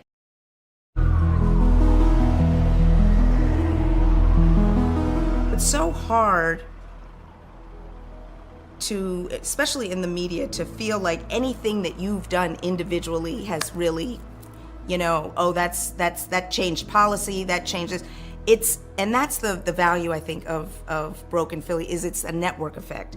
And so we're not seeing reductions in violence. We're not seeing like the statistical things that are changing, but I do think narratives are changing. And I think that that's a very powerful part of what media can do. If we want to produce news that people can use in their lives, like really use, then we have to be working together. We have to be doing a better job listening. We have to be doing a better job focusing on solutions, not just the problems themselves. I mean, now, like, almost all of the major and minor media players are a part of Broken Philly. And so that, to me, is an incredible win. Thank you. And the last thing that we heard of what folks, really valued is that the collaborative has been a place where centering community voices is a starting point and not an afterthought. So when Stephanie was talking about the trends in collaborative journalism, and that last one, community engagement, referenced the SJN's local media project, where they require that community engagement is part of that. I want to give a little credit where credit is due. Derek and his team, I think, are a lot responsible for that because of what he was able to demonstrate in Philadelphia and what the power of community engagement can really be when you're working on a collaborative. And so we're going to go to the next clip where Dee is talking a little bit about his work. You will also see Henry Savage, who is a civics reporter at the Philadelphia Inquirer. He used to be at the Kensington Voice, the newsroom that Jean referenced earlier. So let's go to that clip, Joe. Oftentimes, journalists doesn't really, one, reflect the communities that they're reporting on, and two, really don't know the community in general. So I think a lot of times, and that's where this gap has grown over so many years, and why folks feel a little hesitant talking to journalists, because they feel like their story won't be represented accurately. I think in my career, or just as Broken Philly does things, I think it's about trying to make the news more approachable and just more accessible in general. By doing the tabling and getting to know people and being out and volunteering, we actually volunteer oftentimes as well, and just getting to know folks, it kind of peels back layers of mistrust, because now they understand, okay, you may be a journalist, but they know who you are now. They see you in the community. You're not just there then parachuting in and getting your soundbite and leaving. You're actually want to know what's going on in the community and curious about the community, and also will want to tell a story that's reflective of the community accurately. So I think all of those things plays a part in our tabling and our sound offs and everything that we do. It's about building relationships. That's why our number one priority as a community engagement team is relationship building. And then trust oftentimes are peeled back because they understand now. They have a better understanding of the process of journalism. They have a better understanding of the person that's coming in their communities, and they feel more comfortable talking to them. The other things that we did in our process, I alluded to earlier, that we had these working groups, one on editorial focus, one looking at professional development, one in terms of like who's in this collaborative, our membership, and like who's missing, and how we can work better. But one of the things that was really key in that is that we've integrated community engagement throughout that process, in that at every step of the way, we've checked in with trusted community partners to say, this is the path we think we're on. What do you think of that? And get feedback from them, both in terms of the subject matter, but also, is there language that we should be worried about? Are there things that they see, like when you mention this topic area, what should we be thinking about that we as journalists might be blind to? So the result of all that work is that we have a plan. We don't have exactly a name for it yet. That we figured out that naming is really hard. But we have come up with a topic of it. And if excuse me, and what it is going to be is that we want to do more in-depth reporting on hidden systems that affect the daily lives of Philadelphians, and where the symptoms are a problem that are clear, but the systems that cause that or are feeding that are hard to see, and sometimes need that connections to be made. So that's where we've gotten to, and it feeds the desire and the hunger from our members who wanted to really dig into something more deeply, and frankly not be constrained in a more narrow topic. But we've also we're working on the tension of have it not be about just about anything.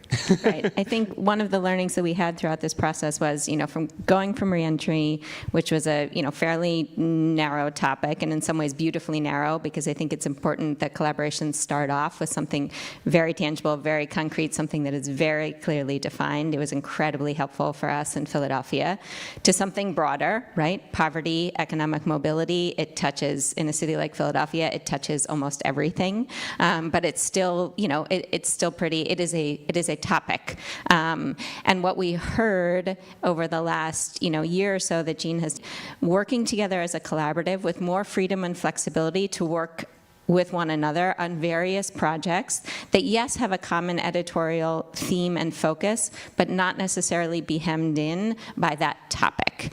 And so it is an experiment, as all of the things that we do here in Philadelphia are. It is one that we feel comfortable doing after working together, some folks now for 6 years, where you have that layer of trust where, folks are just like literally excited to be doing deeper dives, not just, straight investigative pieces, but going back to our roots, or not going back to, but continuing with our roots of being a solutions journalism collaborative, and how do we make sure that all of the work that we are doing going forward is not one-off pieces, it's not sort of, smatterings here and there, but really deeply reported solutions and investigative pieces throughout the collaborative. And actually picking up on that, one of the exciting things about our new project is, while it's not a strict requirement, we have this idea what we call the second bite at the apple, that for every story that we do, we have a companion piece. It could be a community event. It could be finding a person in the course of the reporting who would do a first person or op-ed piece and write their own story. It could be it could be one of different various things, but what we've heard from our members is that we all know this intuitively as well as practically, that we want to engage more consistently and not just come in and leave. But we need discipline to make that happen. And so we're baking that into how we run this, that there will be kind of 2 touches on each area or each story. Giving you an idea of a little more, less theoretical idea of what we have visions for stories that might come out of this. For example, if a community is curious about what's going to be built on vacant lots in Philadelphia, this is an area where we're expecting to do a lot of reporting in terms of who has access to it and why is the process so hard to understand from the point of view of someone who lives in the neighborhood and is wondering what's happening to something that's either maybe a trash strewn lot now or maybe home to a community garden that's going to be something else. Another example of some of the reporting we're going to do is, well, I mentioned trash. Trash is a big deal in Philadelphia, but digging deeper in terms of why that is, such as we're currently doing some data research in terms of where trash cans of all kinds are and how often they're emptied, and whether we're using the resources in Philadelphia smartly in terms of doing that. Particularly, like, we have a lot of cities have these quote-unquote smart trash cans, and we're looking into whether they've really done the job. Those are just 2 examples of kind of the reporting that we think will fit with our new project. And I think if you can tell from what Jean was saying, there is a focus on reporting for the communities that we exist to serve. And, while we are a collaboration, and obviously each of our reporting partners has their own distinct audience, when I say the communities that we as Resolve exist to serve, that is communities in Philadelphia who have been long excluded or harmed by traditional media coverage. So we're very clear about who we are here to work with, who we are here to serve, and that, for this next iteration of the reporting project, that is going to be top of mind. There's going to be another reason why we're excited about this direction is there's so many more ways then for the other things that we do at Resolve as an organization to sort of flow in and out of that. Christine Villanueva is here. She runs our Equally Informed project, which is a text line where we send out valuable news and information to our subscriber base twice a week. It is also an open Q&A line in English and Spanish. A lot of you probably know Outlier Media. It is, a similar model. They're a source of great inspiration to us. Also within Equally Informed, we have Info Hub captains. So these are folks who are people who live in certain neighborhoods of Philadelphia who already play a sort of informal information sharing role in their community, whether they are block captains, ward leaders, run home daycares, whatever it is. We work with them, give them some basic journalism training. They produce a free newsletter that we distribute throughout the city, and they also become a source of connection, and for them to tell us what do folks on your block care about at this moment? What are those things that they're wondering about, right? The trash cans, the vacant lots. How can we, as a collaborative, then seek to fill those information gaps and really kind of surfacing everything from that grassroots level from the very beginning. In the few minutes we have left, we want to talk a little bit about some of the things we've learned in a year of figuring out what to do next. And not surprisingly, it's reinforced how much relationships matter. And I'm talking globally, relationships within our collab, relationship with community partners who are better eyes and ears for us, relationships with Info Hub captains, and being very open and upfront about where the dynamics that are involved there, and not just leaving that quietly unsaid. There's been a lot of metaphors up on stage, but I will throw another one today that really in local news collaboration, it's a marathon and not just a sprint, right? Like, yes, you will get some of those stories that have, at least on our scale, sort of very big impact citywide or statewide. And also it is about, the benefits that we are seeing kind of being reaped month after month, year after year go so much broader. It is that narrative change that Sarah was talking about in the clip. It is about exercising sort of those muscles within each of the newsrooms that we work with to think a little bit more every day about reporting for and with rather than about. And that, I think someone in one of the presentations, I think it was just the CPI, talked about how past collaborative experiences are absolutely going to inform how you approach a new collaboration. And I think we're really proud of the fact that people have had good experiences within both the Reentry Project and Broken Philly. And so now there is collaboration that happens all of the time throughout Philadelphia, in part because they have had practice and seen that it's not that scary. That yes, it takes work, and yes, sometimes you just need to walk away, all of those things. And also, you can do it. And it's not as terrifying as it might have seemed. And also in practice, there is literally a space where every month people are coming together to talk outside of the boundaries of their own newsrooms. We have a Slack team that has close to 300 people in it. So imagine just like a place in your city or region where you can just go on there and you know that there are not only people from newsrooms all over the city, there are freelancers, it's just kind of this wide network. So there's actually kind of the mechanics for other collaborations to spring up as part of the work that we've kind of seeded, and we feel really proud of that. I would say the other thing kind of along these lines that we've really learned is that when you are in this marathon, because we are in the news business, and obviously we have lost some newsroom partners along the way, which is always really hard. And also, there have been new news organizations that have sprung up over the course that we've been working together. And one of the things that we heard, Fiona Morgan is somewhere. Where is Fiona? So Fiona has done a really comprehensive written retrospective of our work over the last 5 years. And some of what she was able to surface in conversations with the newsrooms that we've worked with is that folks who have founded new news startups in the last 5 years have really kind of looked to other people in the Broken Philly Collaborative for support, for advice, for guidance, to sit on their boards, all these sorts of things, which is just kind of like a huge bonus that this community that has been created has also been beneficial to those who are just starting out.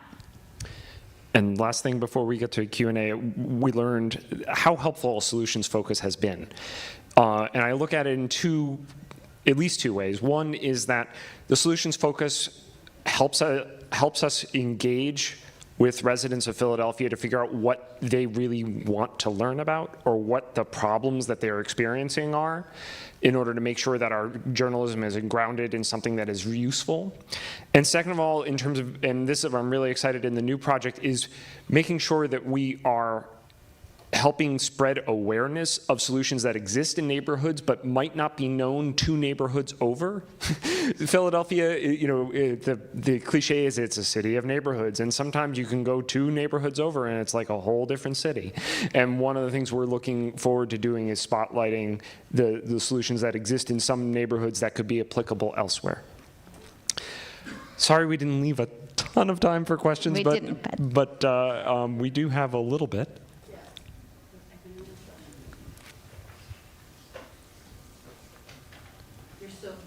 Yes, we covered everything. We just nailed it. I have a question.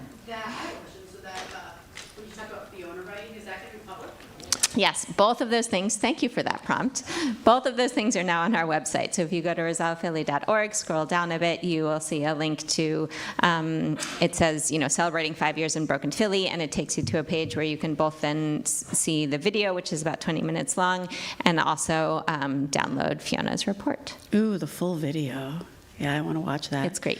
Thank you both so much. And the rest of your team who's here too, thank you.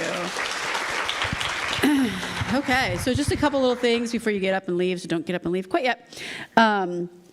We've got like a 15-minute break before the workshops start. So I have one change in the workshops. The Muck Rock Document Cloud workshop and Creative Commons workshop will be on the 3rd floor.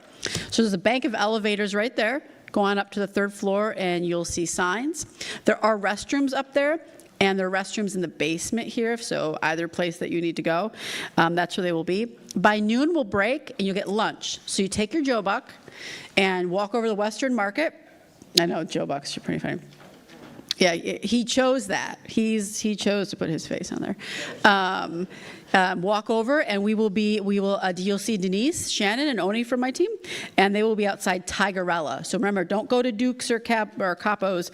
We've got a central spot for everyone to come and then get your lunch. And then after that, then we will be back in here at 1 p.m. So then the workshop about legal questions, that's going to be here. So that's like the change. So don't go up to the 3rd floor if you wanted to go to the legal workshop about legal questions facing collaboration. Stay right here after the 15-minute break. And the only other thing is a reminder is collaborativejournalism.org/dashboard has everything that you need. So go forth and workshop. We'll see you back here at 1.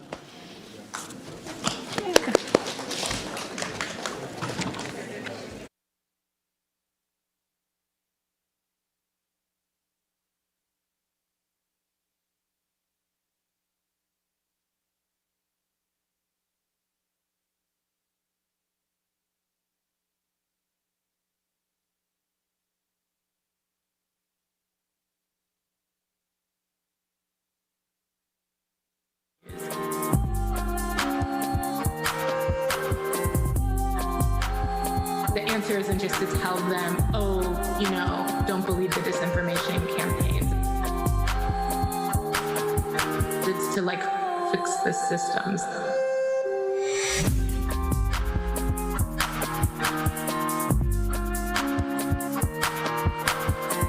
I feel like in this particular space I'm preaching to the choir because I'm not going to necessarily say something that feels different to you guys. But it's always shocking to me when I go into a lot of spaces, how much people don't think of the importance of local advocacy.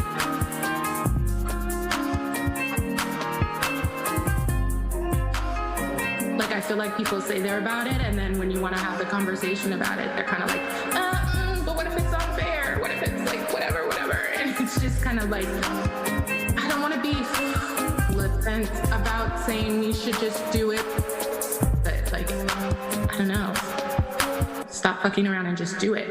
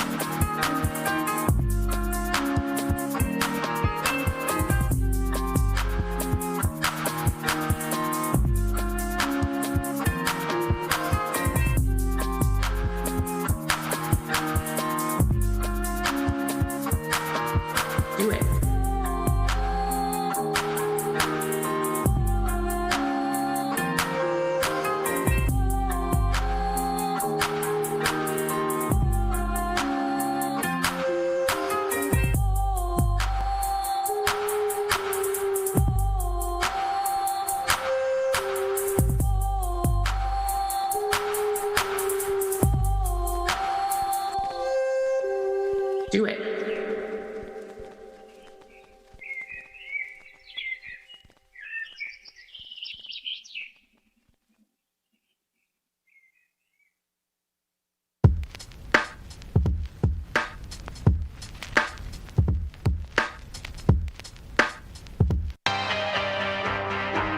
Oh, stop. Figure something else out.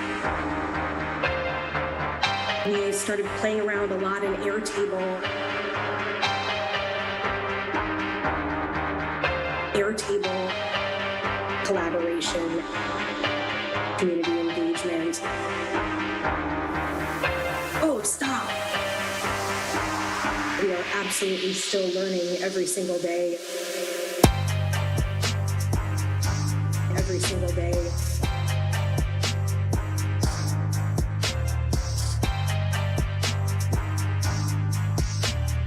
Airtable, every single day.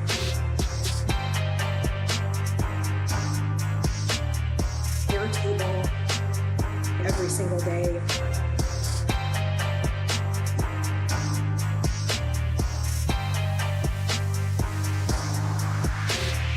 It grew from this desire to, write the instruction manual while we were also building and flying the plane, making our learnings as useful to other people as possible. Whatever your commitment or investment in building structures and workflow and process is, just double down on it.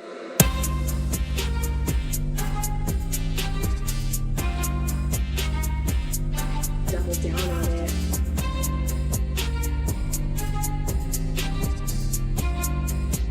Double down on it.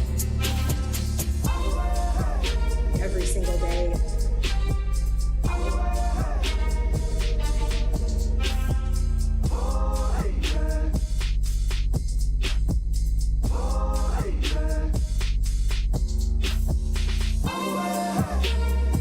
Every single day.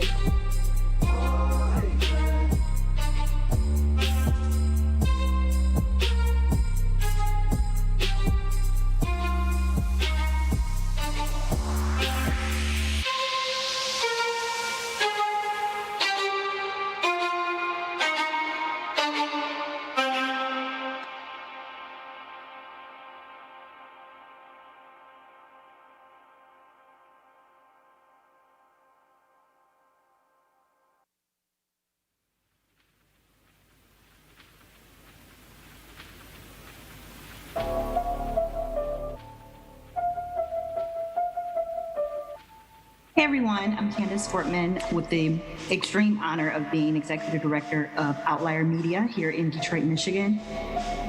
So I'm gonna get real right. There is no outlier without partnership. Our entire motto is partnership based. We are fortunate to be able to work with almost every newsroom in Detroit and many newsrooms across the country. And that in and of itself gives me joy. That the center of our power does not exist only in our newsroom, but it exists in newsrooms across the city, across the state, and across this country. We are starting to put together the feet and grounding of Outlier. This is a village newsroom. This newsroom belongs to no one but the people it serves.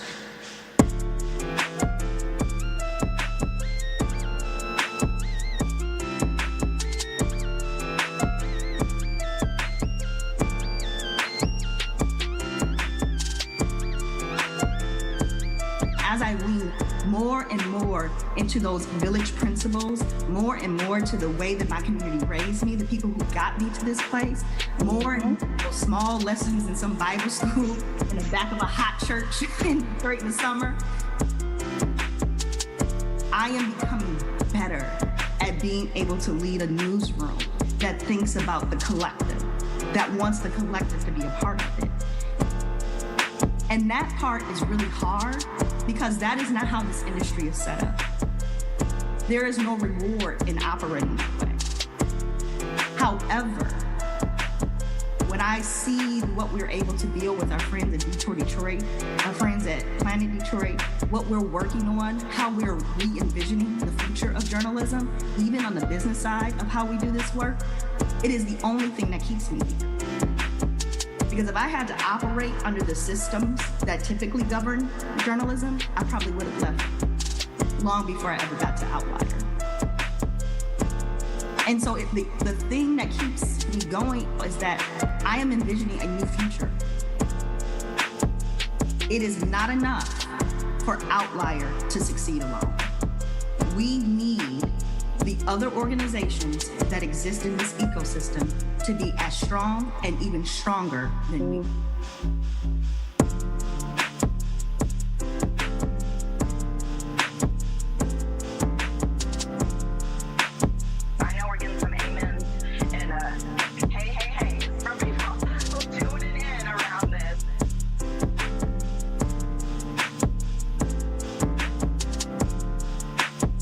We are really thinking about how do we grow our organizations, not as competitors, but together.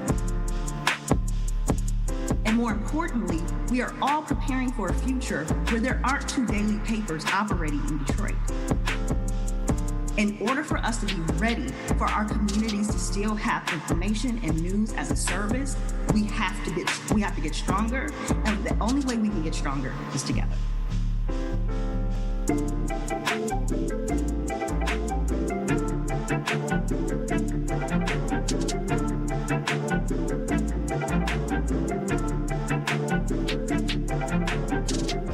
Remember what it felt like in April of 2020 to live anywhere in this world.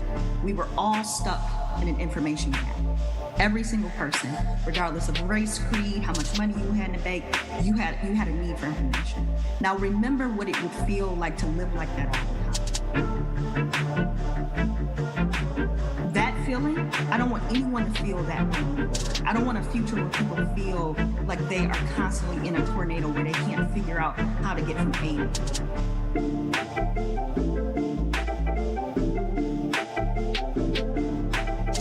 That is the future I am trying to solve for every single day.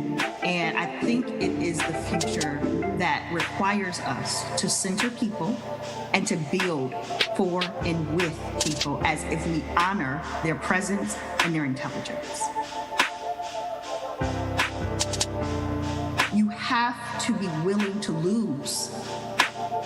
And I know that's hard, but I promise you that if you stick to your guns, the ones that are aligned with what you are trying to accomplish will emerge, and you will get greater support than you ever could if you bow down to people who are unwilling to match you mission to mission.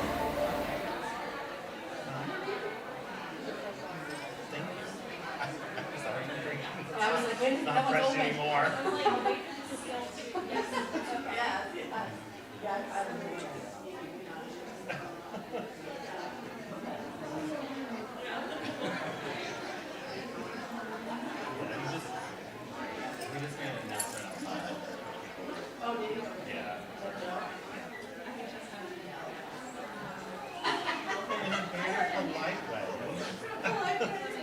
And we asked him to keep the lights surface level to make it more intimate.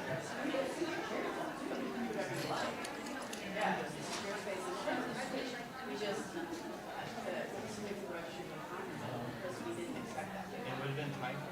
Oh yeah. The 30, so.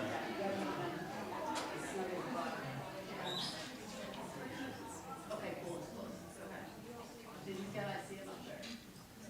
We'll just pick up the microphone whenever you're ready. Thank you. Good morning. So we were originally scheduled for upstairs. Oh, there's the bright lights. Okay.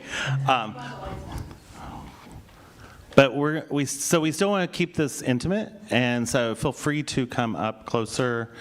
We really want this to, be a space that you will be able to ask questions as well as we go through some of this. So feel free to come up, join us, and we'll get started. Just to double check, you're not live streaming, right? You cut the live stream?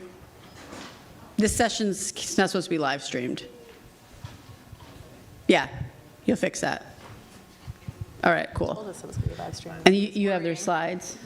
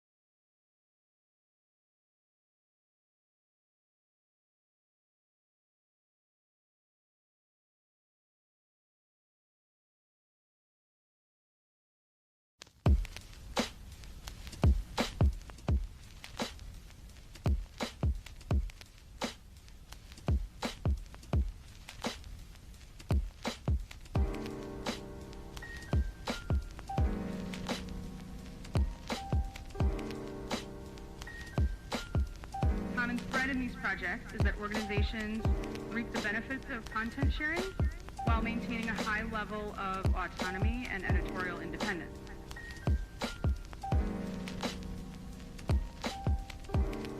The local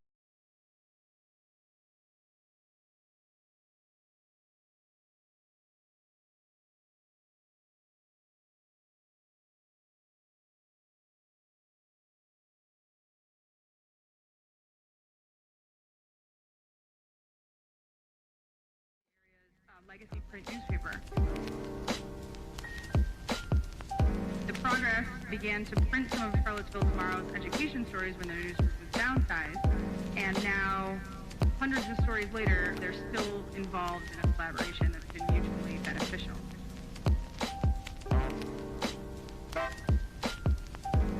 Autonomy and editorial independence.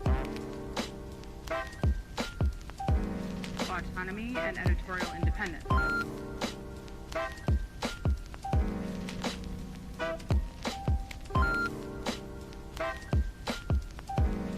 autonomy, and editorial independence.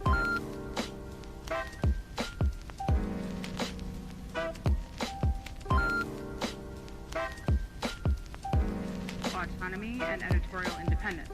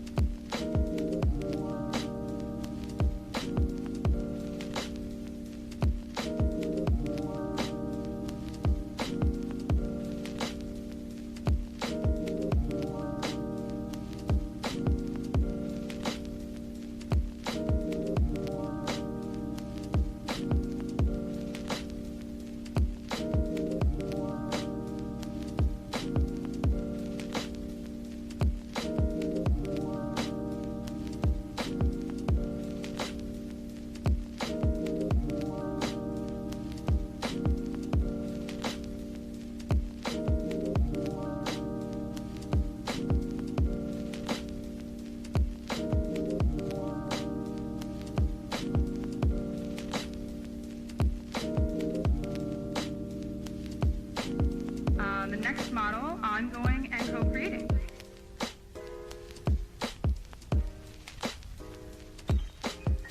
Again, ongoing project. Co-creating means they're producing the content together.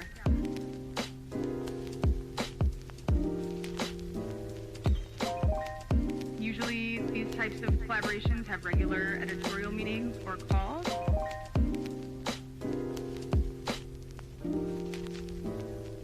And the most successful in this model have a project manager who oversees the collaboration.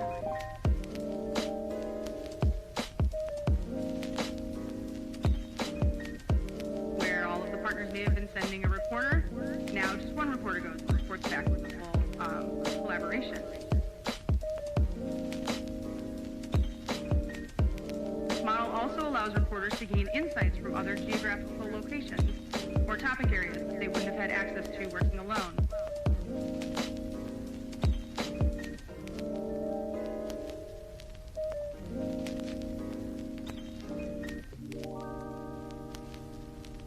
Autonomy and editorial independence.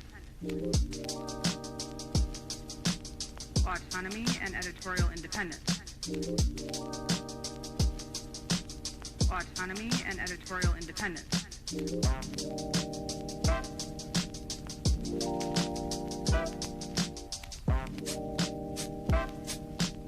Autonomy and editorial independence.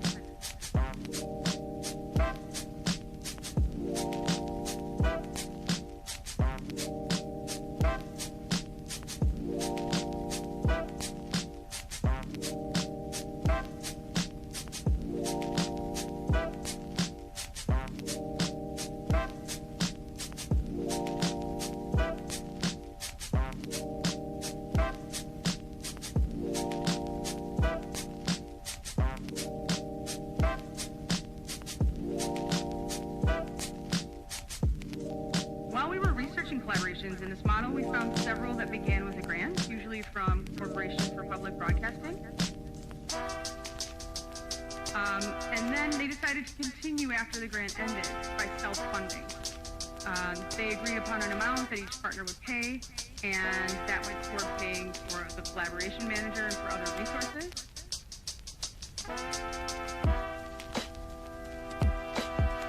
And we state in the report that this is a promising path forward for collaborations that begin with an initial grant and want to continue after.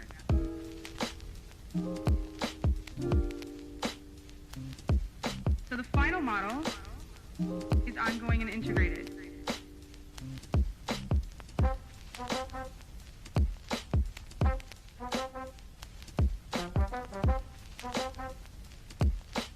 Autonomy and editorial independence.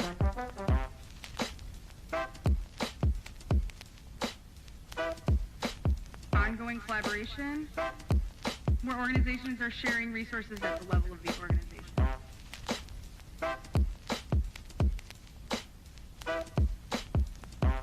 This model is not yet very common, but we do see it as a really innovative way of addressing some of the challenges of the local media landscape.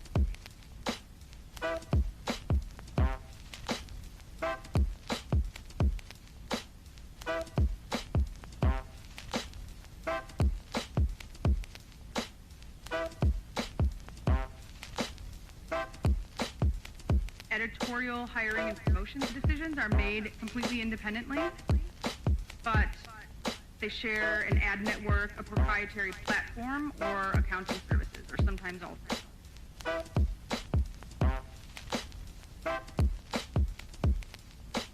Collaborations using this model find that sharing back office services creates efficiencies and allows them to hire professionals to do this work, which are usually not the strong suit of journalism.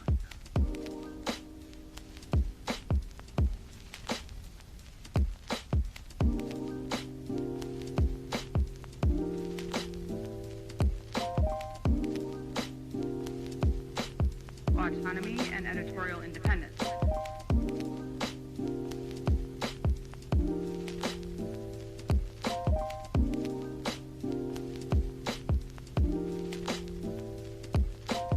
Autonomy and editorial independence.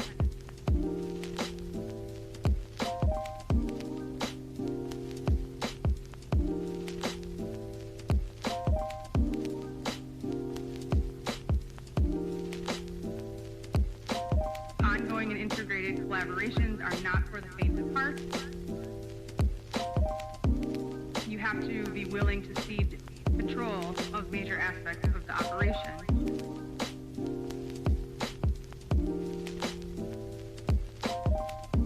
But those who have taken the plunge do find that the benefits outweigh the costs.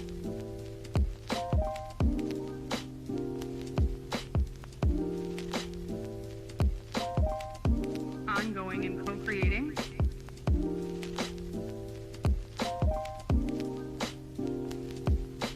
Ongoing and integrated.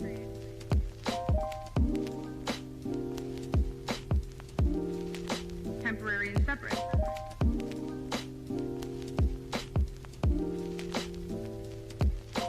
Ongoing and co-creating.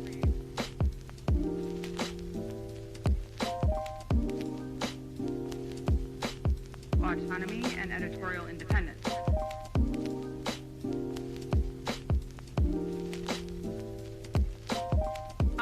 And with that, I will introduce our panel. Our moderator will be the Center's Director, Stephanie Murray.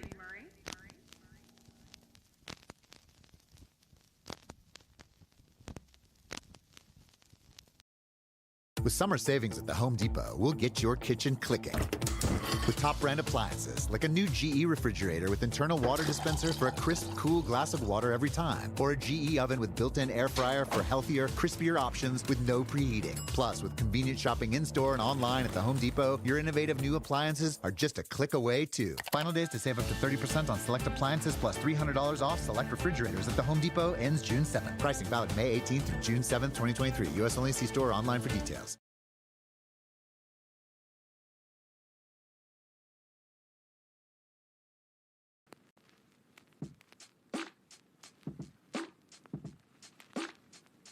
So now that you've all come with me this far, I've got just a bit of a confession to make. This talk is not going to be about City Bureau. We're going to talk about power. Yours, ours, collectively, and how we use it.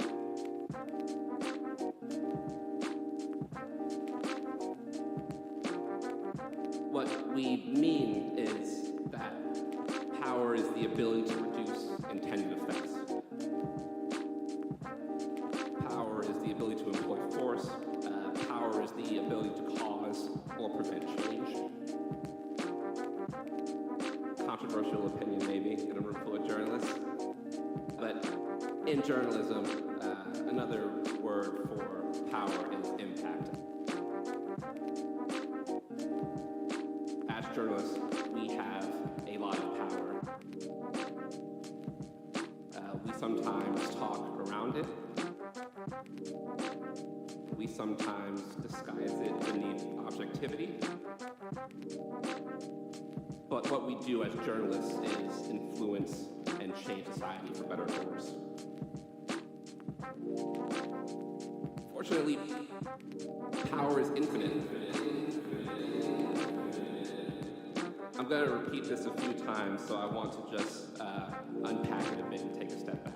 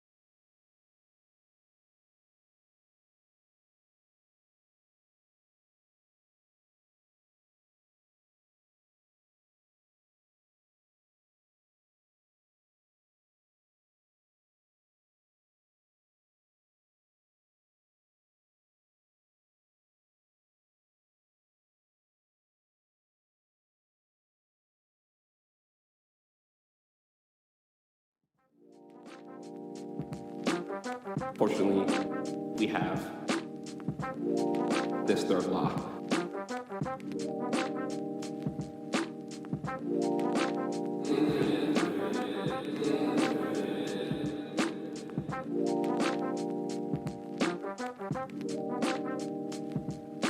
There is no limit on the amount of power citizens can generate.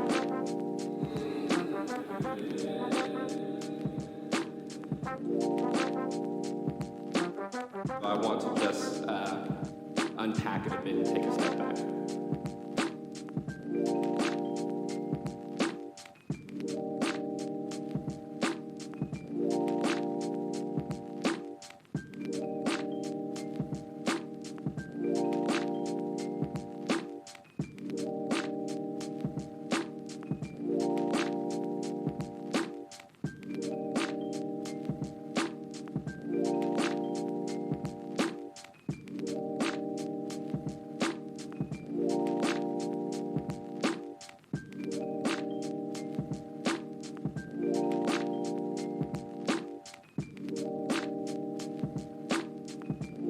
I say impact is another word for power because impact is the ability to produce intended effects.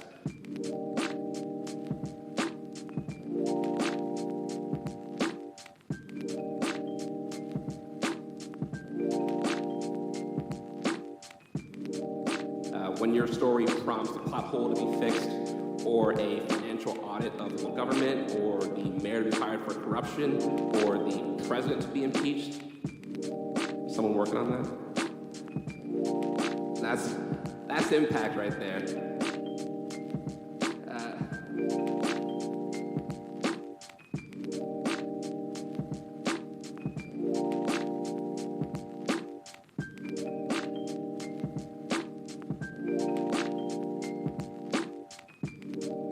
Engagement is a growing field in journalism that many of us here practice. I've been hearing a lot about it today and really loving the conversations I've been hearing.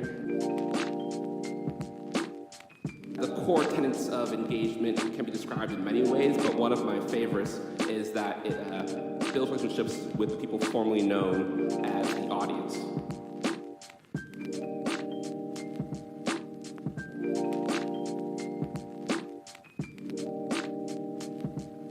Engagement can lead to a variety of positive outcomes, like social media engagement, listener-driven questions, attendance at your events, relationships between the newsroom and the public, among many, many others. Equipping, however, is about agency.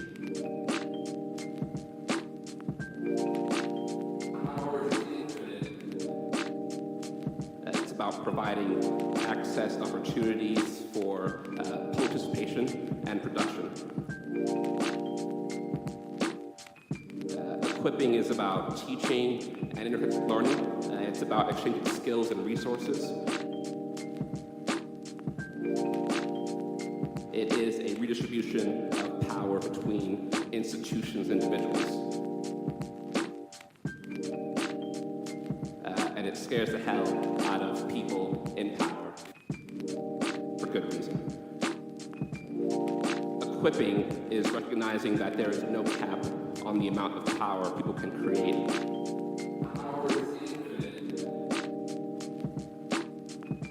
Recognizing that power, the power that people already have, and providing access to resources that build power in the public.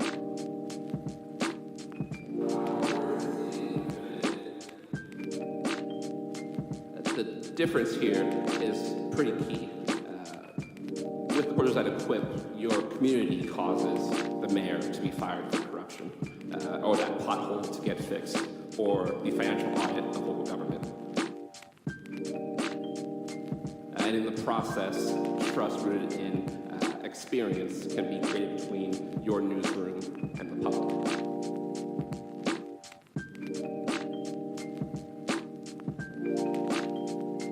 So I want to propose a more unified vision for journalism here.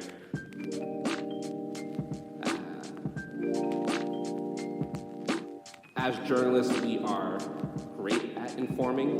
We are getting much better at engaging, but we have a ways to go in equipping. But I believe that journalism that strengthens democracy will do all three. So, don't just engage, equip.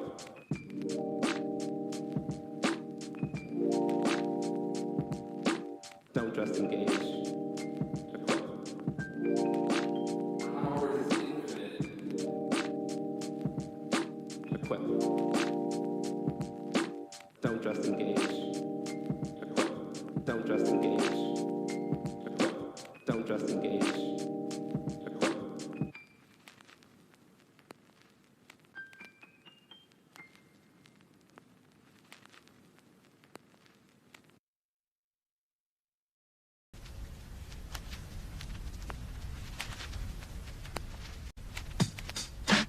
I'd like to welcome my partner in crime up to the stage, Heather Bryant.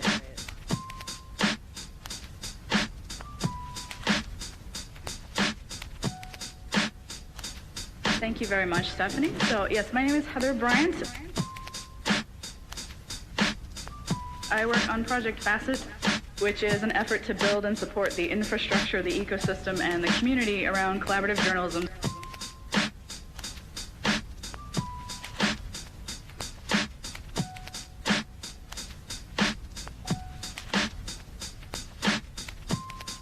If we think about the life cycle of different journalistic practices,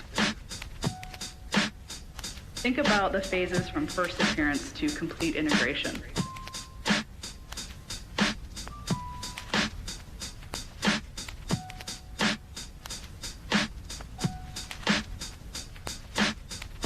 There's when a practice starts to occur in a more noticeable and frequent way than just an experiment or an aberration.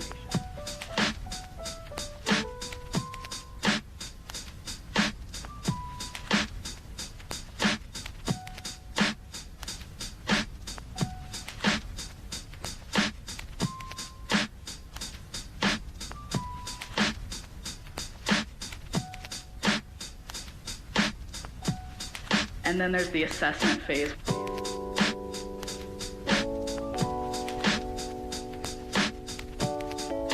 This is when early adopters are leading, putting the practice into action.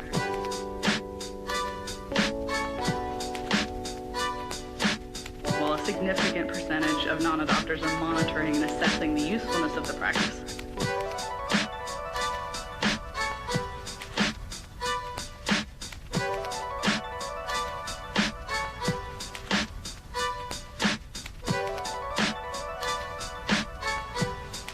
Is this going to be valuable? Does this work?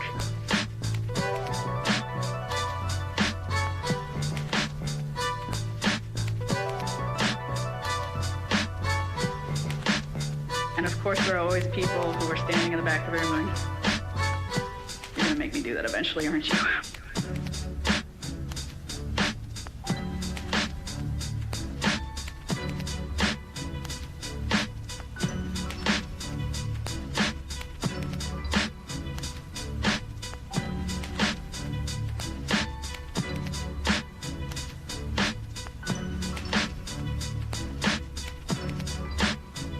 The next two phases overlap somewhat, but there is a distinction.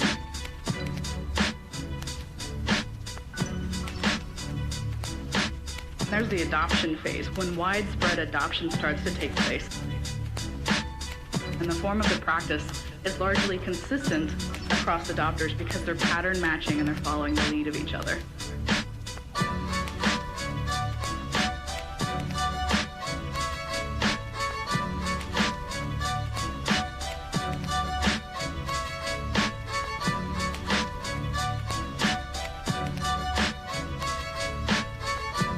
Then there's the adaptation phase. And this is when the experienced practitioners and the new actors with new approaches and new forms of the practice are breaking the patterns and finding new things that can be done and new ways of solving problems using that practice.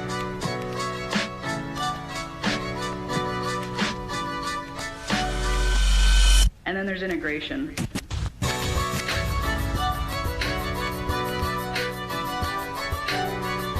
Successful version of the adapted practice becomes integrated into our process.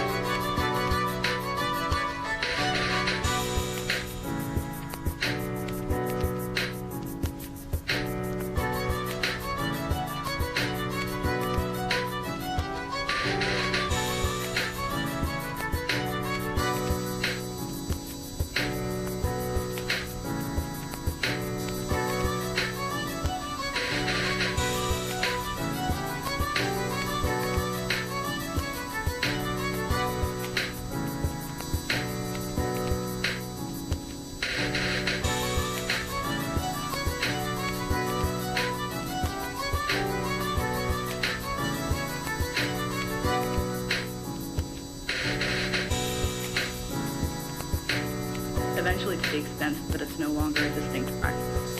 And what's thrilling for us is right now we're in that adoption adaptation phase. More and more organizations are collaborating, and a subset of the most experienced and the newest practitioners, they're starting to stretch our understanding and our ideas of what's possible by trying these things in different ways.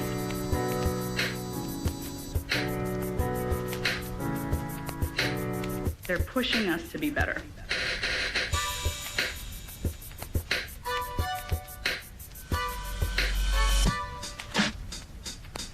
There's so much to do, and it can't be done alone.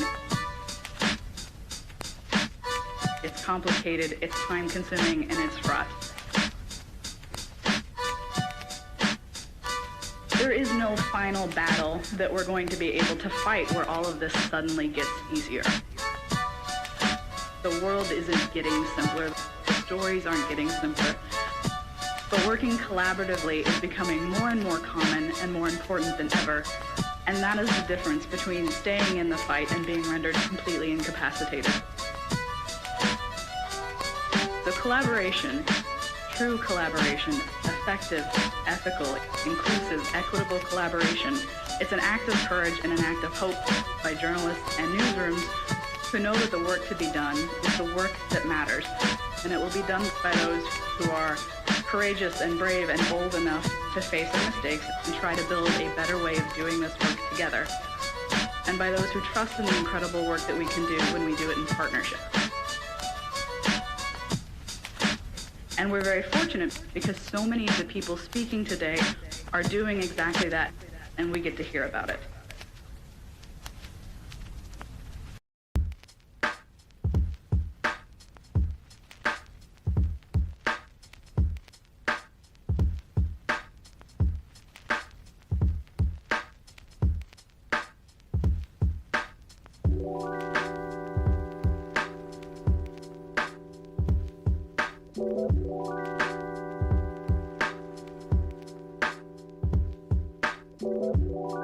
I wanted to talk a little bit about equity and equitable partnerships. We talk a lot about diversity. We talk about different ways of addressing this right here. A word that I think we tend to forget about a lot is power.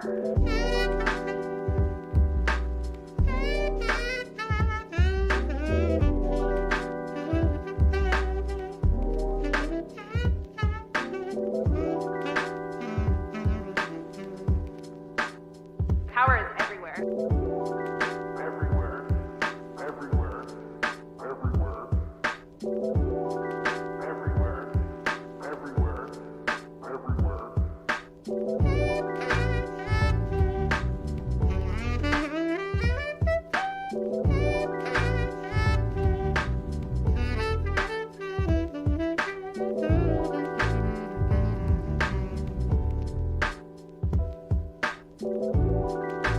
Humans were programmed to do two things, which is to reproduce the human species and to replicate power structures.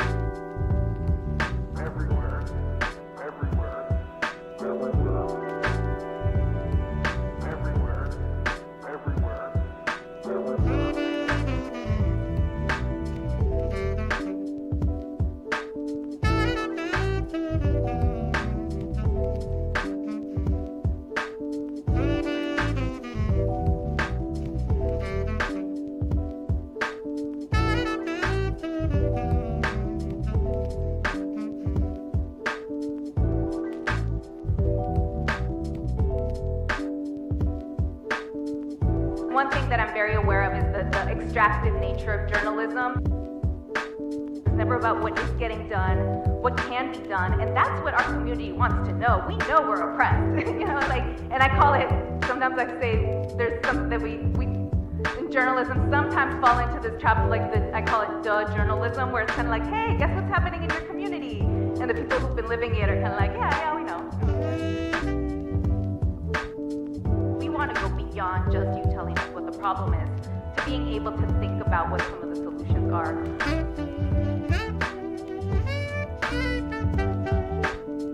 For us to be able to have time and space to think through who we're going to partner with to make our work as impactful and meaningful as possible.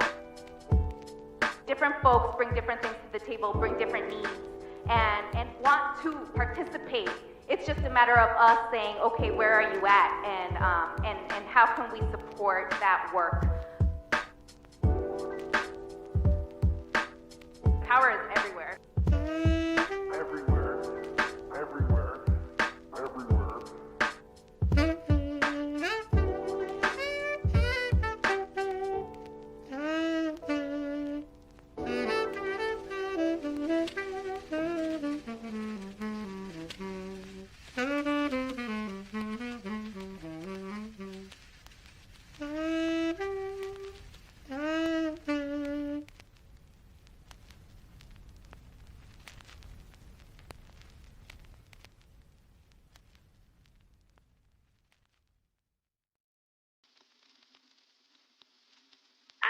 Purefoy, and I'm the Race and Place editor at Scalawag.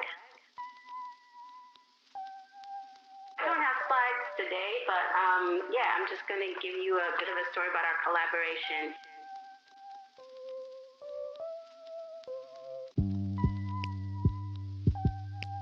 Scalawag is a 5-year-old magazine and media organization headquartered in Durham, North Carolina, devoted to journalism and storytelling that illuminates dissent, unsettles dominant narratives, pursues justice and liberation, and stands in solidarity with marginalized people and communities across the South. And today I'm going to talk with you a little bit about one of our collaborative projects with a writer who is currently incarcerated on death row in North Carolina. So about 4 years ago, a former editor of Scalawag approached our team about a writing workshop he was facilitating with death row prisoners at Raleigh's Central Prison. One of the participants, Lyle May, had already written a memoir and was seeking an opportunity to write more for the public. Specifically, he wanted to write about the problems with the education and parole policies in North Carolina's prison system. Lyle was sentenced to death in 1999 at 21 years old. He told me that prison was where he grew up, where he decided to pursue his education as he goes through the decades-long appeals process to be released from prison. Death row prisoners in North Carolina do not have access to publicly funded education. Unlike the general prison population, they are deemed unworthy of such privileges. The resources are considered wasted on them. Of the 140 men currently on death row, Lyle is one of the only prisoners who has attained an advanced degree while incarcerated. In his 2016 essay for Scalawag, he said, quote, "There needed to be something more than the poison of prison air, that lethal combination of hatred, bitterness, and ignorance that rots mind, body, and soul."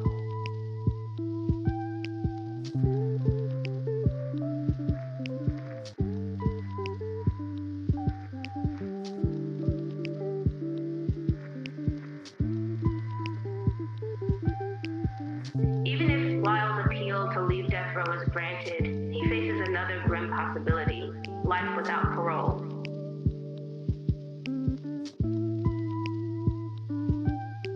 Lyle views it as simply another way to make prisoners disposable.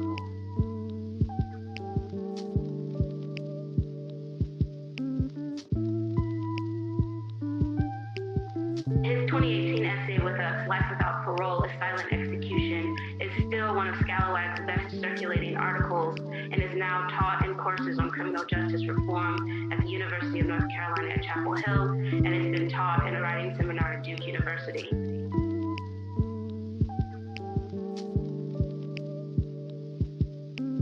Scalawag's collaboration with Lyle has been fruitful for us both. The dozen or so essays he's written for us have led to invitations for university lectures, writing opportunities for major education media outlets like Inside Higher Ed, radio and podcast interviews, and most recently, he had an interview with CNN's medical correspondent Sanjay Gupta about the impacts of COVID-19 in prisons.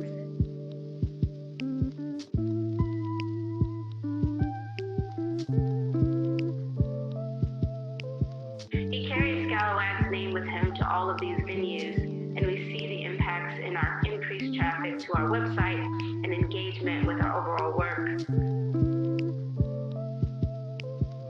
Every couple of months, I take the 45-minute drive from Durham to Raleigh to visit Lyle at Central Prison.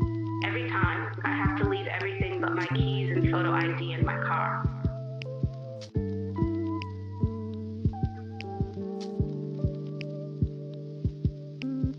I walk through an automatic door to a room that is empty, except for a glass case detailing the celebratory history of the prison and a wall lined with Central Prison t-shirts sold as souvenirs to tourists. The elevator takes me to the row of cell rooms, and I always find Lyle in one of them, grinning and ready for our 2-hour conversation.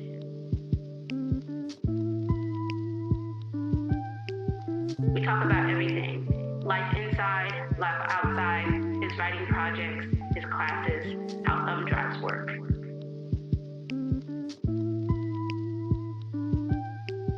The last time I visited Lyle, before the pandemic shut down all visitation privileges, he told me that the $500 check he received from Scalawag for his last story on how prisons routinely violate freedom of the press was the largest paycheck he'd received in his life. He is 42 years old.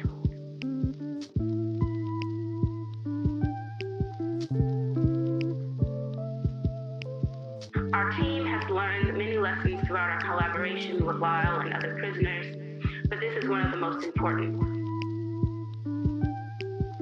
Though we are committed to paying all of our writers, Lyle helped us realize that paying incarcerated writers in particular has exponential impacts on their ability to both survive and to keep speaking truth to power.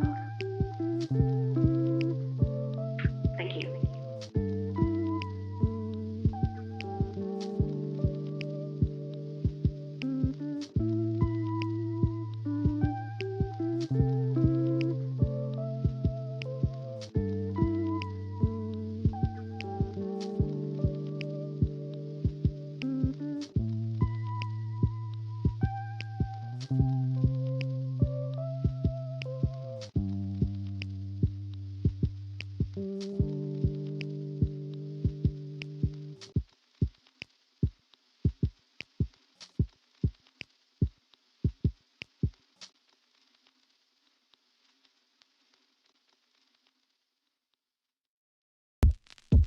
My name is Evan Sanchez. I'm a local entrepreneur and Atlantic City resident. I'm here with Ali Nunzi and Mike Rispoli to talk about stories of Atlantic City.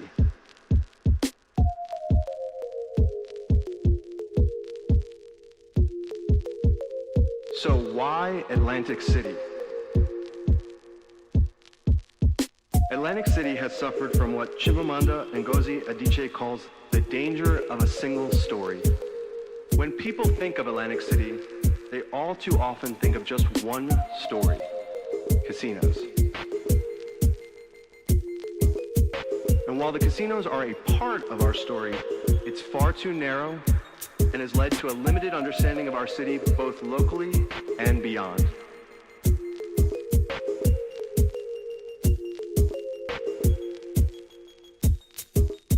Atlantic City is a microcosm of the world, filled with schools where 40 languages are spoken, natural beauty like our free beaches, and a wonderfully rich history that includes a legendary jazz legacy. It is true that we have problems of all cities: poverty, homelessness, addiction, and more. But with a population under 40,000, it means we have an incredible opportunity to be a hub for experimentation, to solve the problems that are facing all places in a very small place.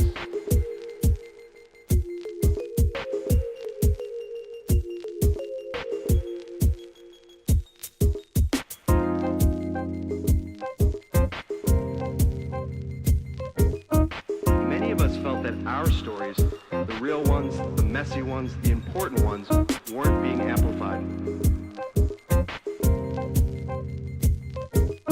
I'm incredibly proud to say that the movement started that night has surfaced and spotlighted previously untold, important Atlantic City specific stories through the Stories of Atlantic City initiative. The work must continue because Atlantic City is so much more than just a casino city. It is diverse, it is beautiful, it has the potential to solve big problems and once again become a world-class city. But only if we change the story.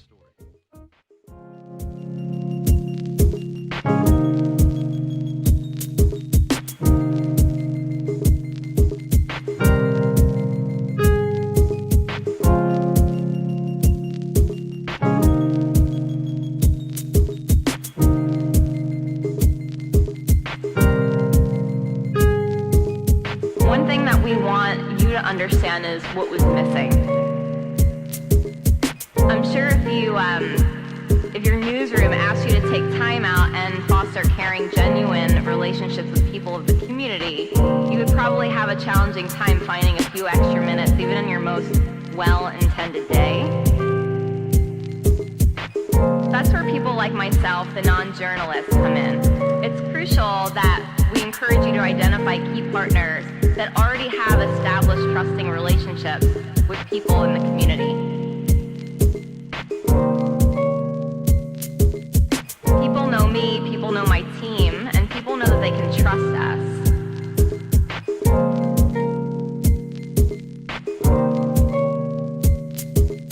We're here today to point out the not so obvious. The forgotten folks that have been raising their families in these neighborhoods for generations. The people that care for their neighbor even when the city seemingly doesn't. The people championing their environment with every card stacked against them. People that promote the human spirit even when basic needs aren't even being met.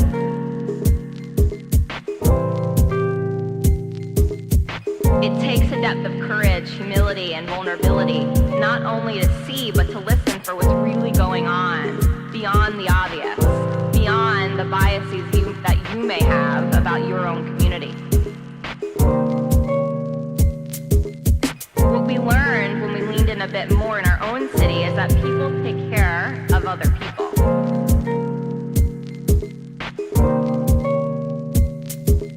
So my question to you is, can you identify key partners that you might work with as an access to more authentic conversations in your community? What we know is that our words create our worlds. The stories we tell and what we tell our children is what they live into. We're accountable for better stories that share the fullness of who we are.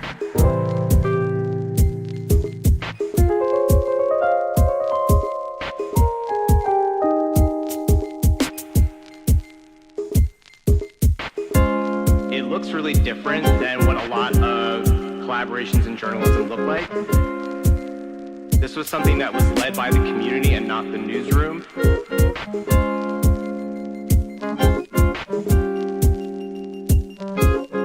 As someone who is a former journalist and is now a community organizer, I think that there's a lot of things that journalists who are interested in doing collaborations can learn from organizers.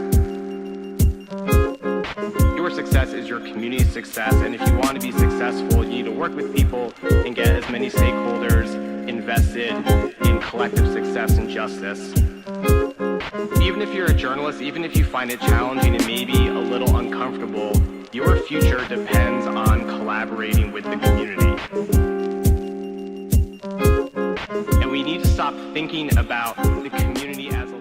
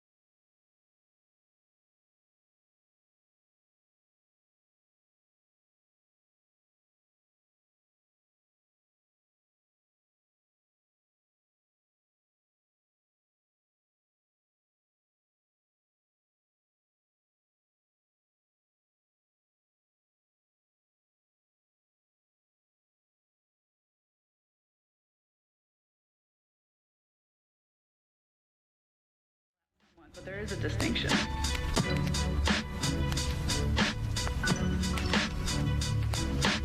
There's the adoption phase, when widespread adoption starts to take place. And the form of the practice is largely consistent across adopters because they're pattern matching and they're following the lead of each other.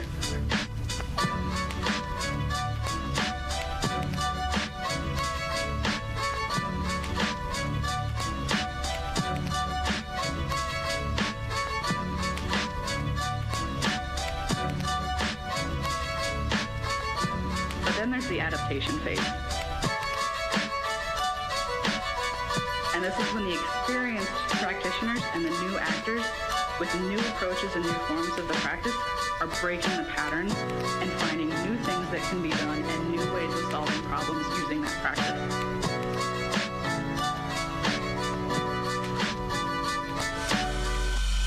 And then there's integration.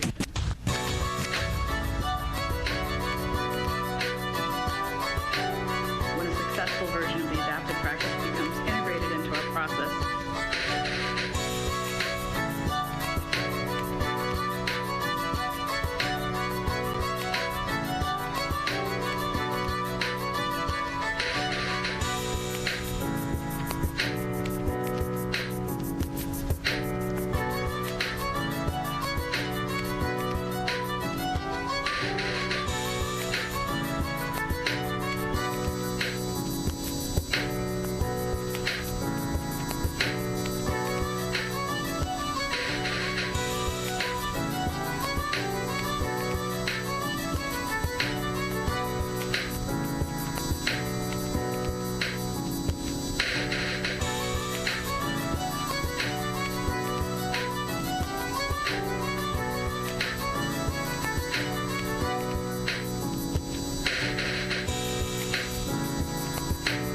Eventually to the extent that it's no longer a distinct practice. And what's thrilling for us is right now we're in that adoption adaptation phase. More and more organizations are collaborating, and a subset of the most experienced and the newest practitioners, they're starting to stretch our understanding and our ideas of what's possible by trying these things in different ways.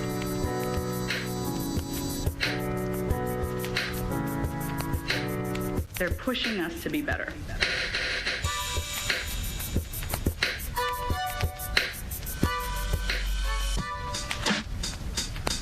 There's so much to do, and it can't be done alone. It's complicated, it's time-consuming, and it's fraught. There is no final battle that we're going to be able to fight where all of this suddenly gets easier. The world isn't getting simpler, the stories aren't getting simpler. But working collaboratively is becoming more and more common and more important than ever. And that is the difference between staying in the fight and being rendered completely incapacitated. So collaboration, true collaboration, effective, ethical, inclusive, equitable collaboration, it's an act of courage and an act of hope by journalists and newsrooms who know that the work to be done is the work that matters.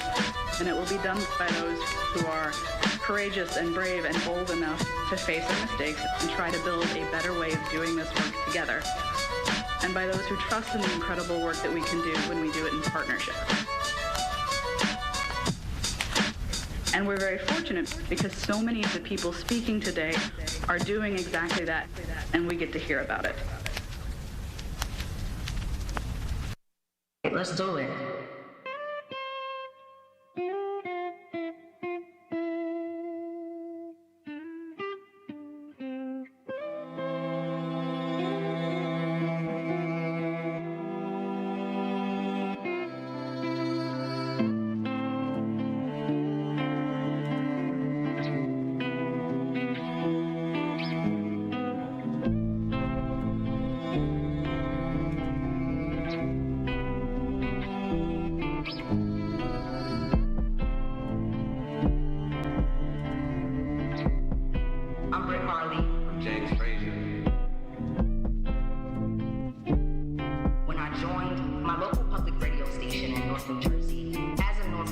To think about how to bring in different perspectives from residents, how do we tell other stories in and really center that in our news coverage. And I couldn't imagine doing that work and not including community as part of that. And so I thought, why not have residents come and not just share their stories, but we equip them to tell their stories themselves. And how do we also use that training and this space to ultimately look at how we can fill information gaps across the city more? And there's a question that we all seem to have, which is, why isn't the city producing more superstars? And I'll answer that question with a quote by a great philosopher named Grant Cardone. The entrepreneur's biggest problem isn't product, it is ambiguity, the simply unknown.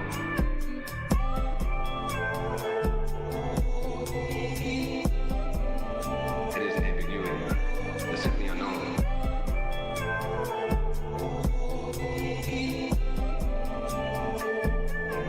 The simply unknown.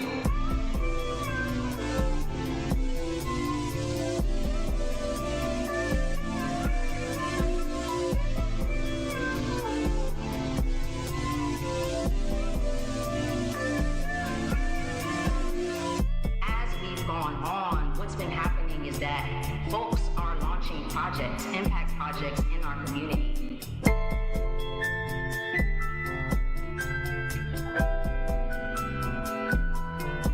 Let's do it.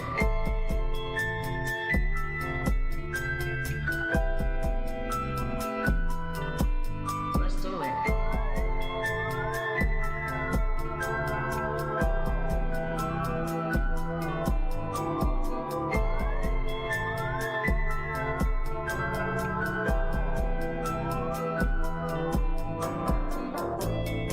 The entrepreneur's biggest problem isn't product, it is ambiguity, the simply unknown. We use storytelling and media to share power and build power. We not only just look at information gaps across our city, but we also think about communities that we usually don't hear from.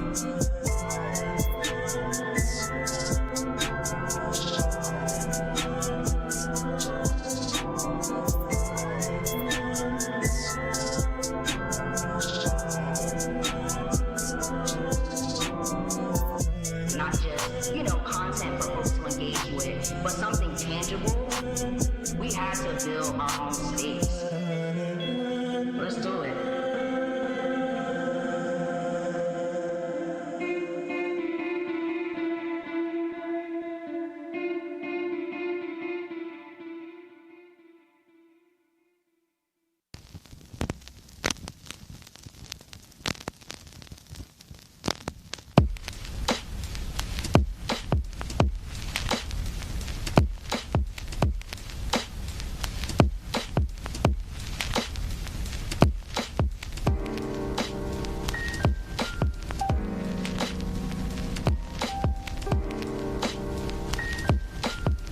Common thread in these projects is that organizations reap the benefits of content sharing while maintaining a high level of autonomy and editorial independence.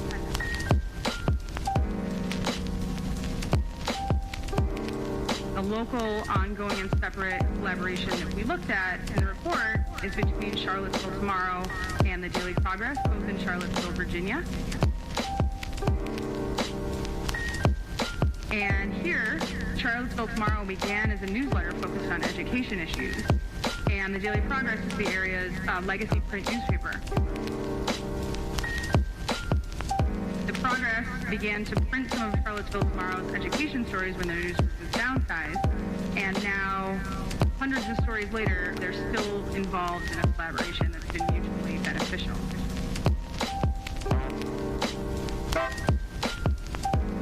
Autonomy and editorial independence.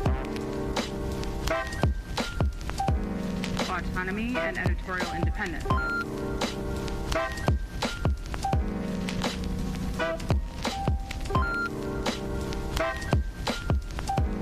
Autonomy and editorial independence.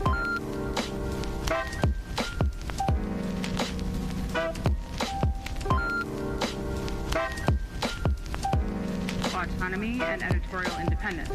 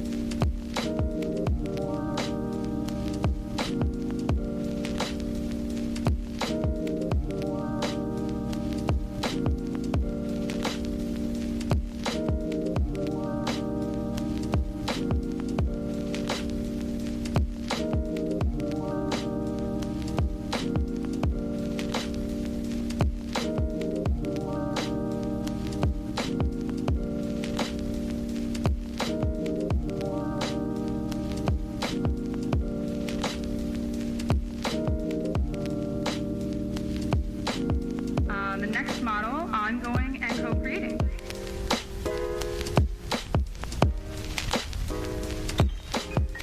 Again, ongoing project. Co-creating means they're producing the content together.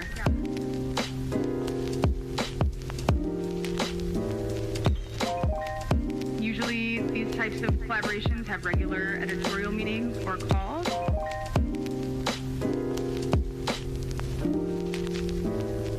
And the most successful in this model have a project manager who oversees the collaboration.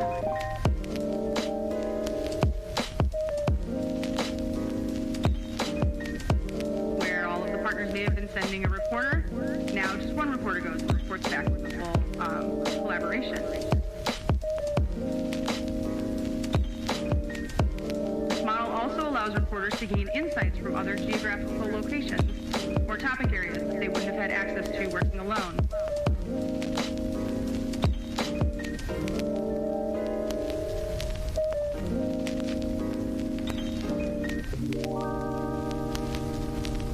Autonomy and editorial independence. Autonomy and editorial independence. Autonomy and editorial independence.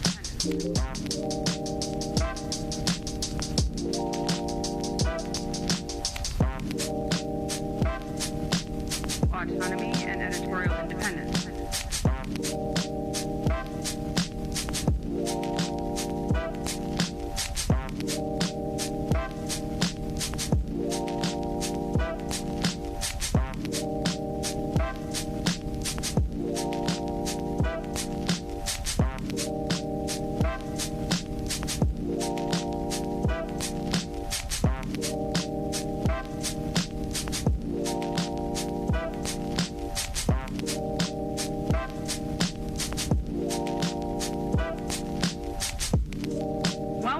Collaborations in this model, we found several that began with a grant, usually from Corporation for Public Broadcasting.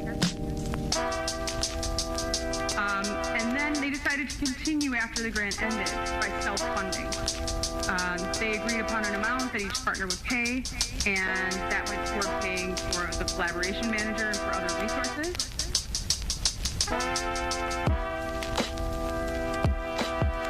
And we state in the report that this is a promising path forward for collaborations that begin with an initial grant and want to continue after that.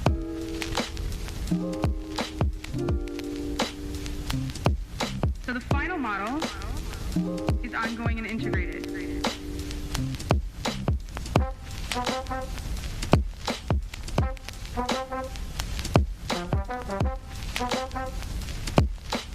Autonomy and editorial independence.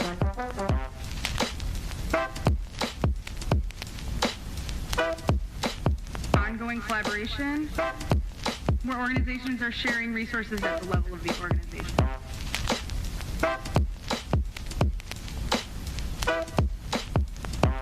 This model is not yet very common, but we do see it as a really innovative way of addressing some of the challenges of the local media landscape.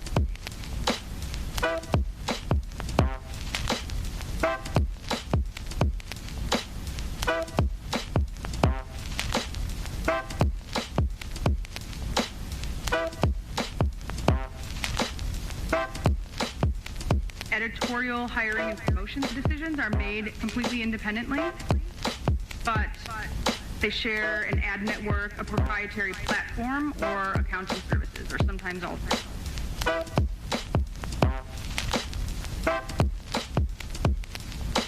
Collaborations using this model find that sharing back office services creates efficiencies and allows them to hire professionals to do this work, which are usually not the strong suit of journalism.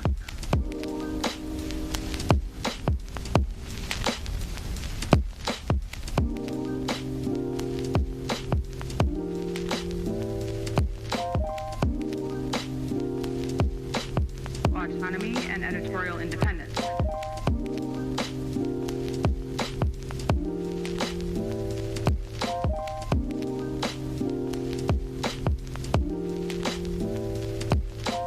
Autonomy and editorial independence.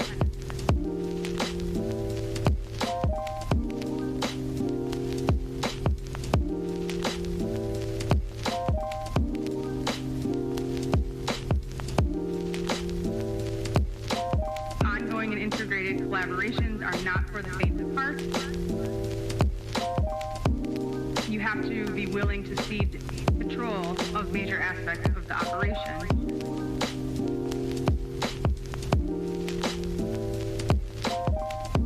But those who have taken the plunge do find that the benefits outweigh the costs.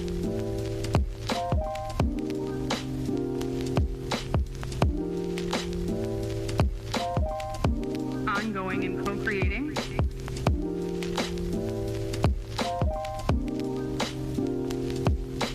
Ongoing and integrated.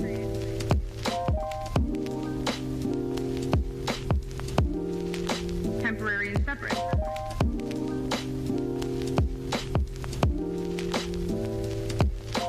Ongoing and co-creating.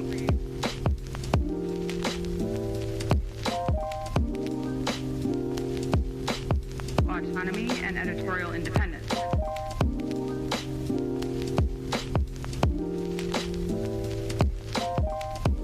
And with that, I will introduce our panel.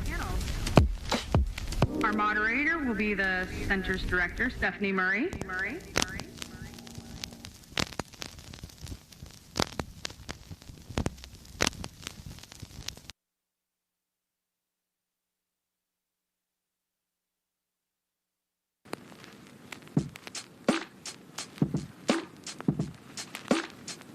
So now that you've all come with me this far, I've got just a bit of a confession to make.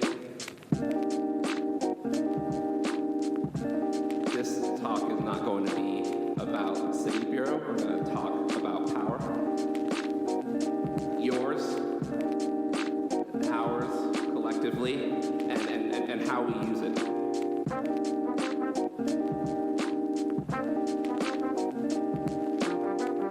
What we mean is that power is the ability to reduce intended effects. Power is the ability to employ force. Power is the ability to cause or prevent change. Controversial opinion, maybe, in a room full of journalists. But in journalism, another word for power is impact. As journalists, we have a lot of power. We sometimes talk around it. We sometimes disguise it beneath objectivity. But what we do as journalists is influence and change society for better or for worse.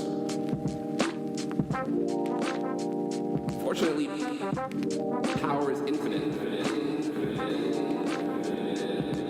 I'm going to repeat this a few times, so I want to just unpack it a bit and take a step back.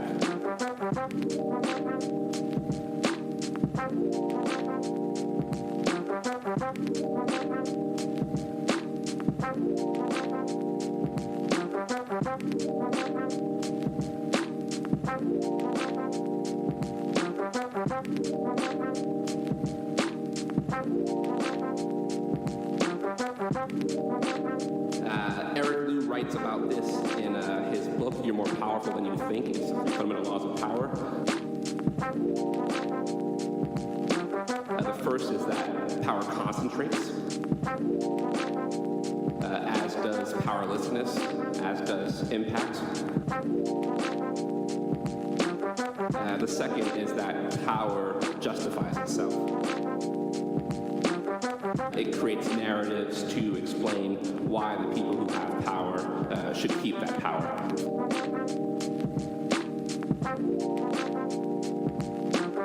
Fortunately, we have this third law.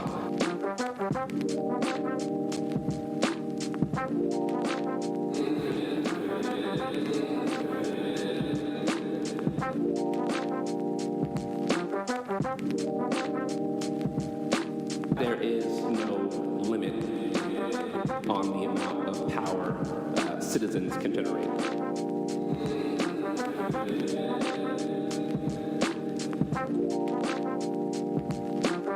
I want to just unpack it a bit and take a step back.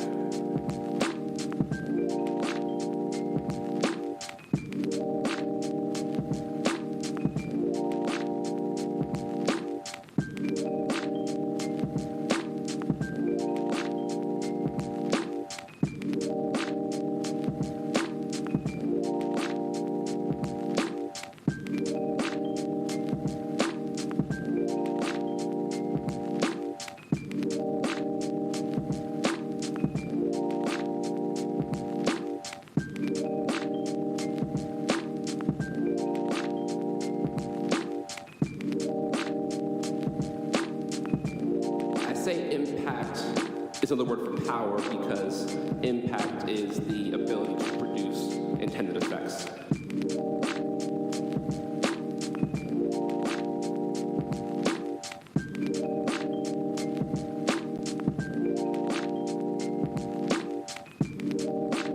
When your story prompts a plot hole to be fixed, or a financial audit of the government, or the mayor to be fired for corruption, or the president to be impeached, someone working on that? That's impact right there.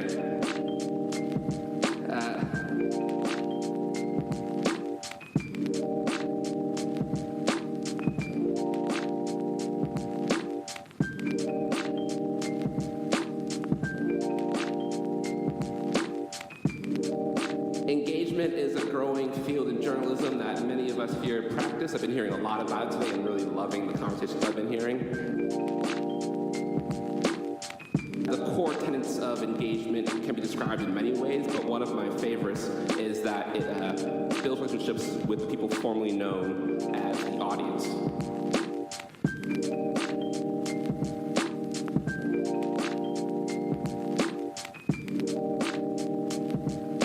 Engagement can lead to a variety of positive outcomes, like social media engagement, listener-driven questions, attendance at your events, relationships between the newsroom and the public, among many, many others. Equipping, however, is about agency.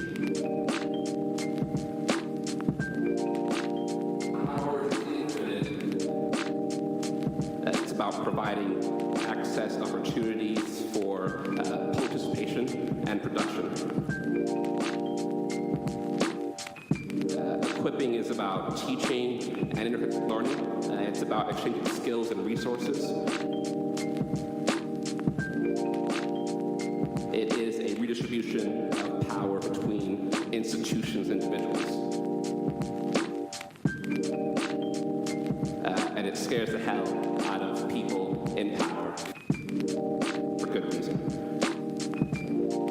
Equipping is recognizing that there is no cap on the amount of power people can create.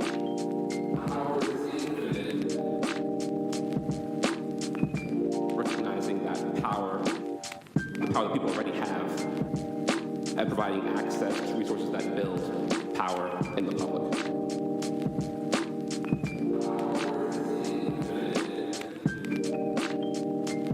The difference here is pretty key. With the borders that equip, your causes the mayor to be fired for corruption, or that pothole to get fixed, or the financial audit of local government. And in the process, trust rooted in experience can be created between your newsroom and the public.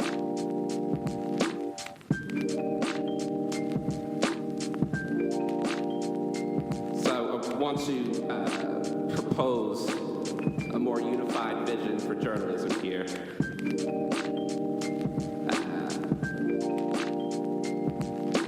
As journalists, we are great at informing. We are getting much better at engaging, but we have a ways to go in equipping. But I believe that journalism that strengthens democracy will do all three.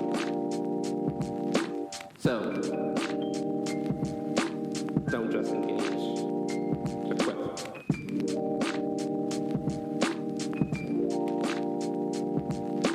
Don't just engage.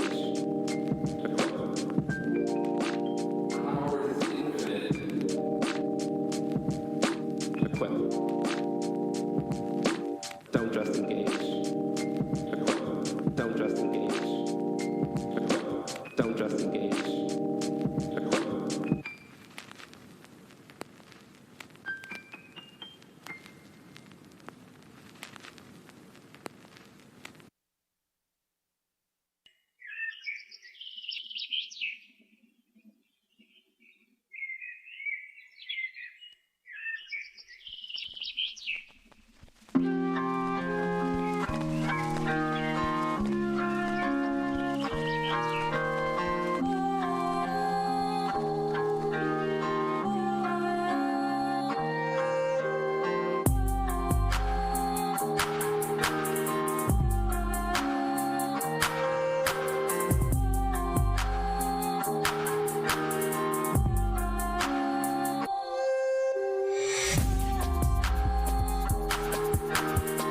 I think about journalism as like a tool for justice.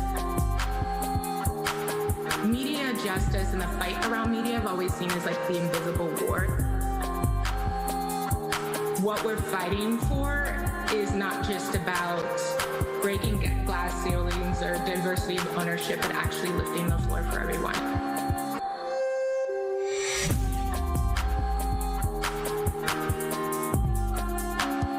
The easiest way to deal with disinformation is to strengthen local news.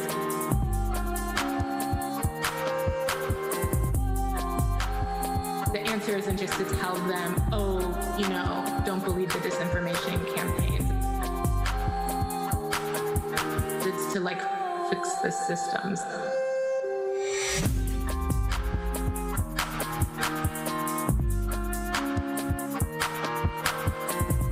Feel like in this particular space I'm preaching to the choir because I'm not going to necessarily say something that feels different to you guys.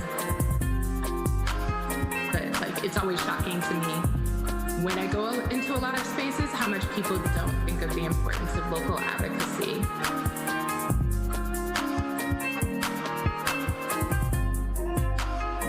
Like I feel like people say they're about it and then when you want to have the conversation about it, they're kind of like, but what if it's unfair? What if it's like whatever? And it's just kind of like, I don't want to be flippant about saying we should just do it, but like, I don't know. Stop fucking around and just do it.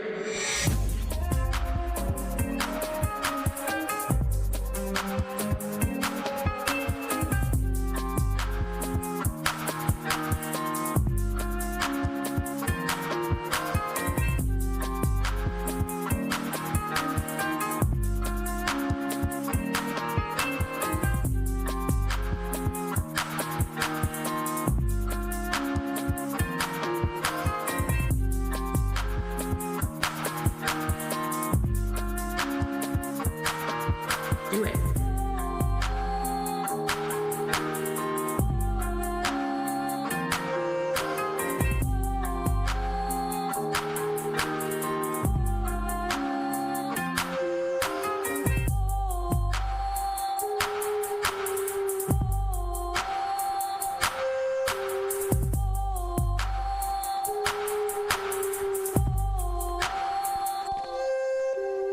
Do it.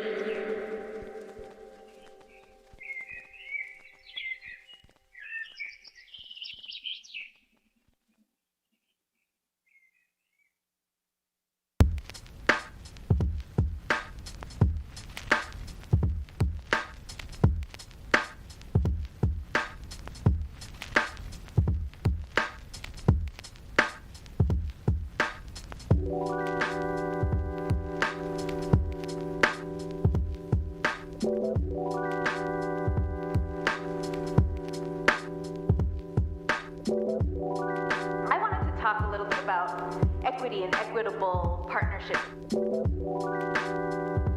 We talk a lot about diversity. We talk about different ways of addressing this right here. A word that I think we tend to forget about a lot is power.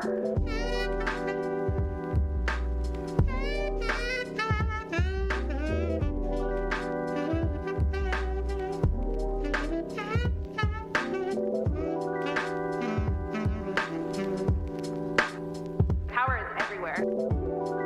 Everywhere, everywhere, everywhere, everywhere, everywhere, everywhere.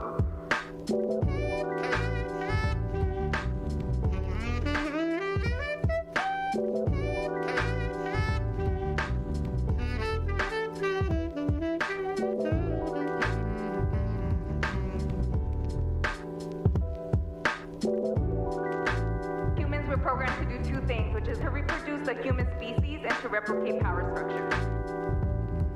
Everywhere, everywhere, everywhere, everywhere, everywhere,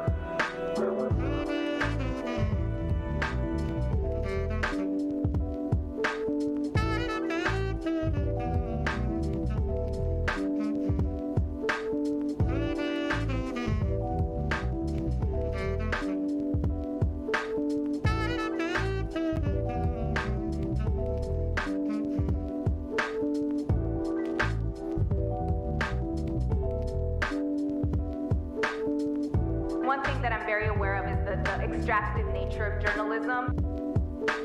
It's never about what is getting done, what can be done, and that's what our community wants to know. We know we're oppressed, and I call it, sometimes I say there's something that we in journalism sometimes fall into this trap, I call it duh journalism, where it's kind of like, hey, guess what's happening in your community?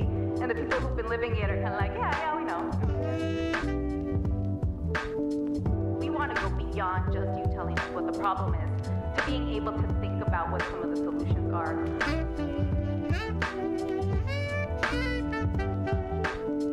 For us to be able to have time and space to think through who we're going to partner with to make our work as impactful and meaningful as possible. Different folks bring different things to the table, bring different needs, and want to participate. It's just a matter of us saying, okay, where are you at, and how can we support that work? Power is everywhere. everywhere, everywhere, everywhere.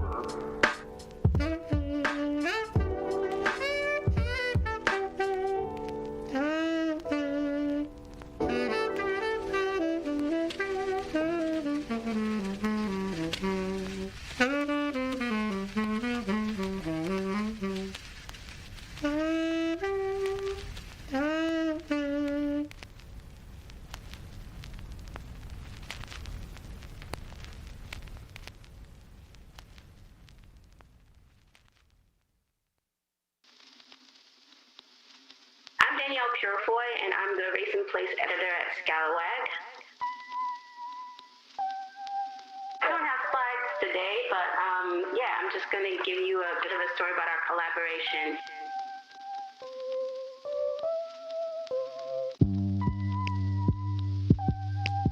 Scalawag is a 5-year-old magazine and media organization headquartered in Durham, North Carolina, devoted to journalism and storytelling that illuminates dissent, unsettles dominant narratives, pursues justice and liberation, and stands in solidarity with marginalized people and communities across the South. And today I'm going to talk with you a little bit about one of our collaborative projects with a writer who is currently incarcerated on death row in North Carolina. So about 4 years ago, a former editor of Scalawag approached our team about a writing workshop he was facilitating with death row prisoners at Raleigh's Central Prison. One of the participants, Lyle May, had already written a memoir and was seeking an opportunity to write more for the public. Specifically, he wanted to write about the problems with the education and parole policies in North Carolina's prison system. Lyle was sentenced to death in 1999 at 21 years old. He told me that prison was where he grew up. where he decided to pursue his education as he goes through the decades-long appeals process to be released from prison. Death row prisoners in North Carolina do not have access to publicly funded education. Unlike the general prison population, they are deemed unworthy of such privileges. The resources are considered wasted on them.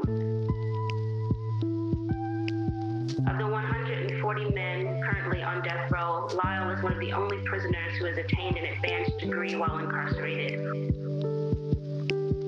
In his 2016 essay for Scalawag, he said, quote, "There needed to be something more than the poison of prison air, that lethal combination of hatred, bitterness, and ignorance that rots mind, body, and soul."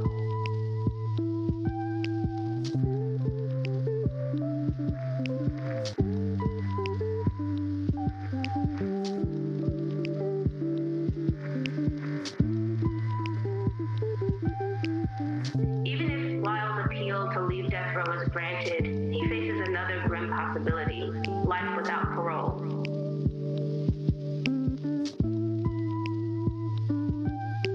Lyle views it as simply another way to make prisoners disposable.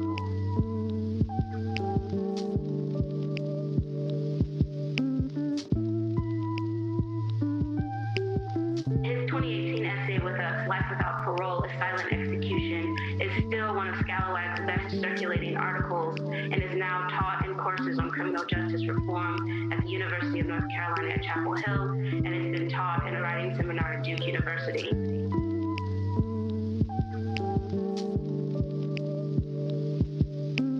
Scalawag's collaboration with Lyle has been fruitful for us both.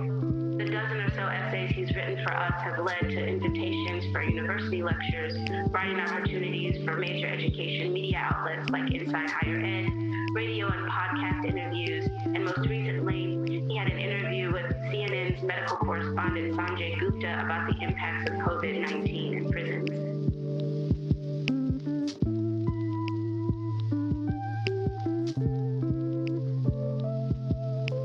He carries Scalawag's name with him to all of these venues, and we see the impacts in our increased traffic to our website and engagement with our overall work.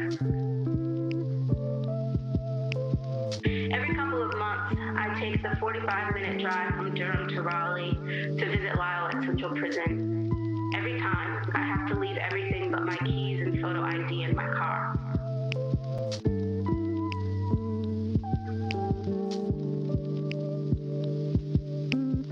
I walk through an automatic door to a room that is empty, except for a glass case detailing the celebratory history of the prison and a wall lined with Central Prison t-shirts sold as souvenirs to tourists.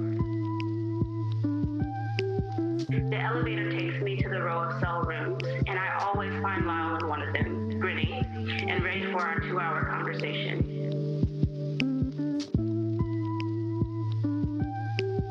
We talk about everything: life inside, life outside, his writing projects, his classes, how thumb drives work.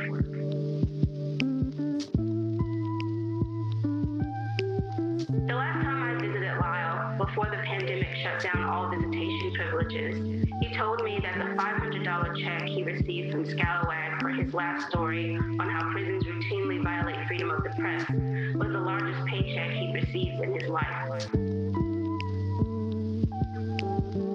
He is 42 years old.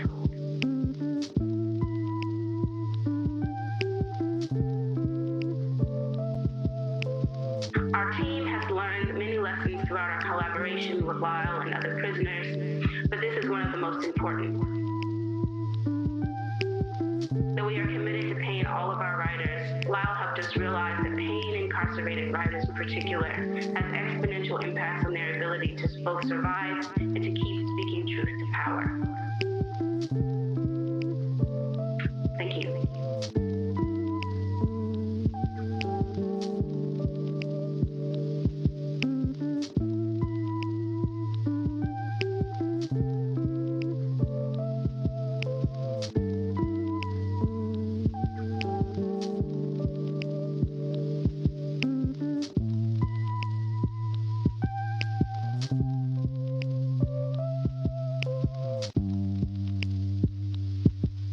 Oh,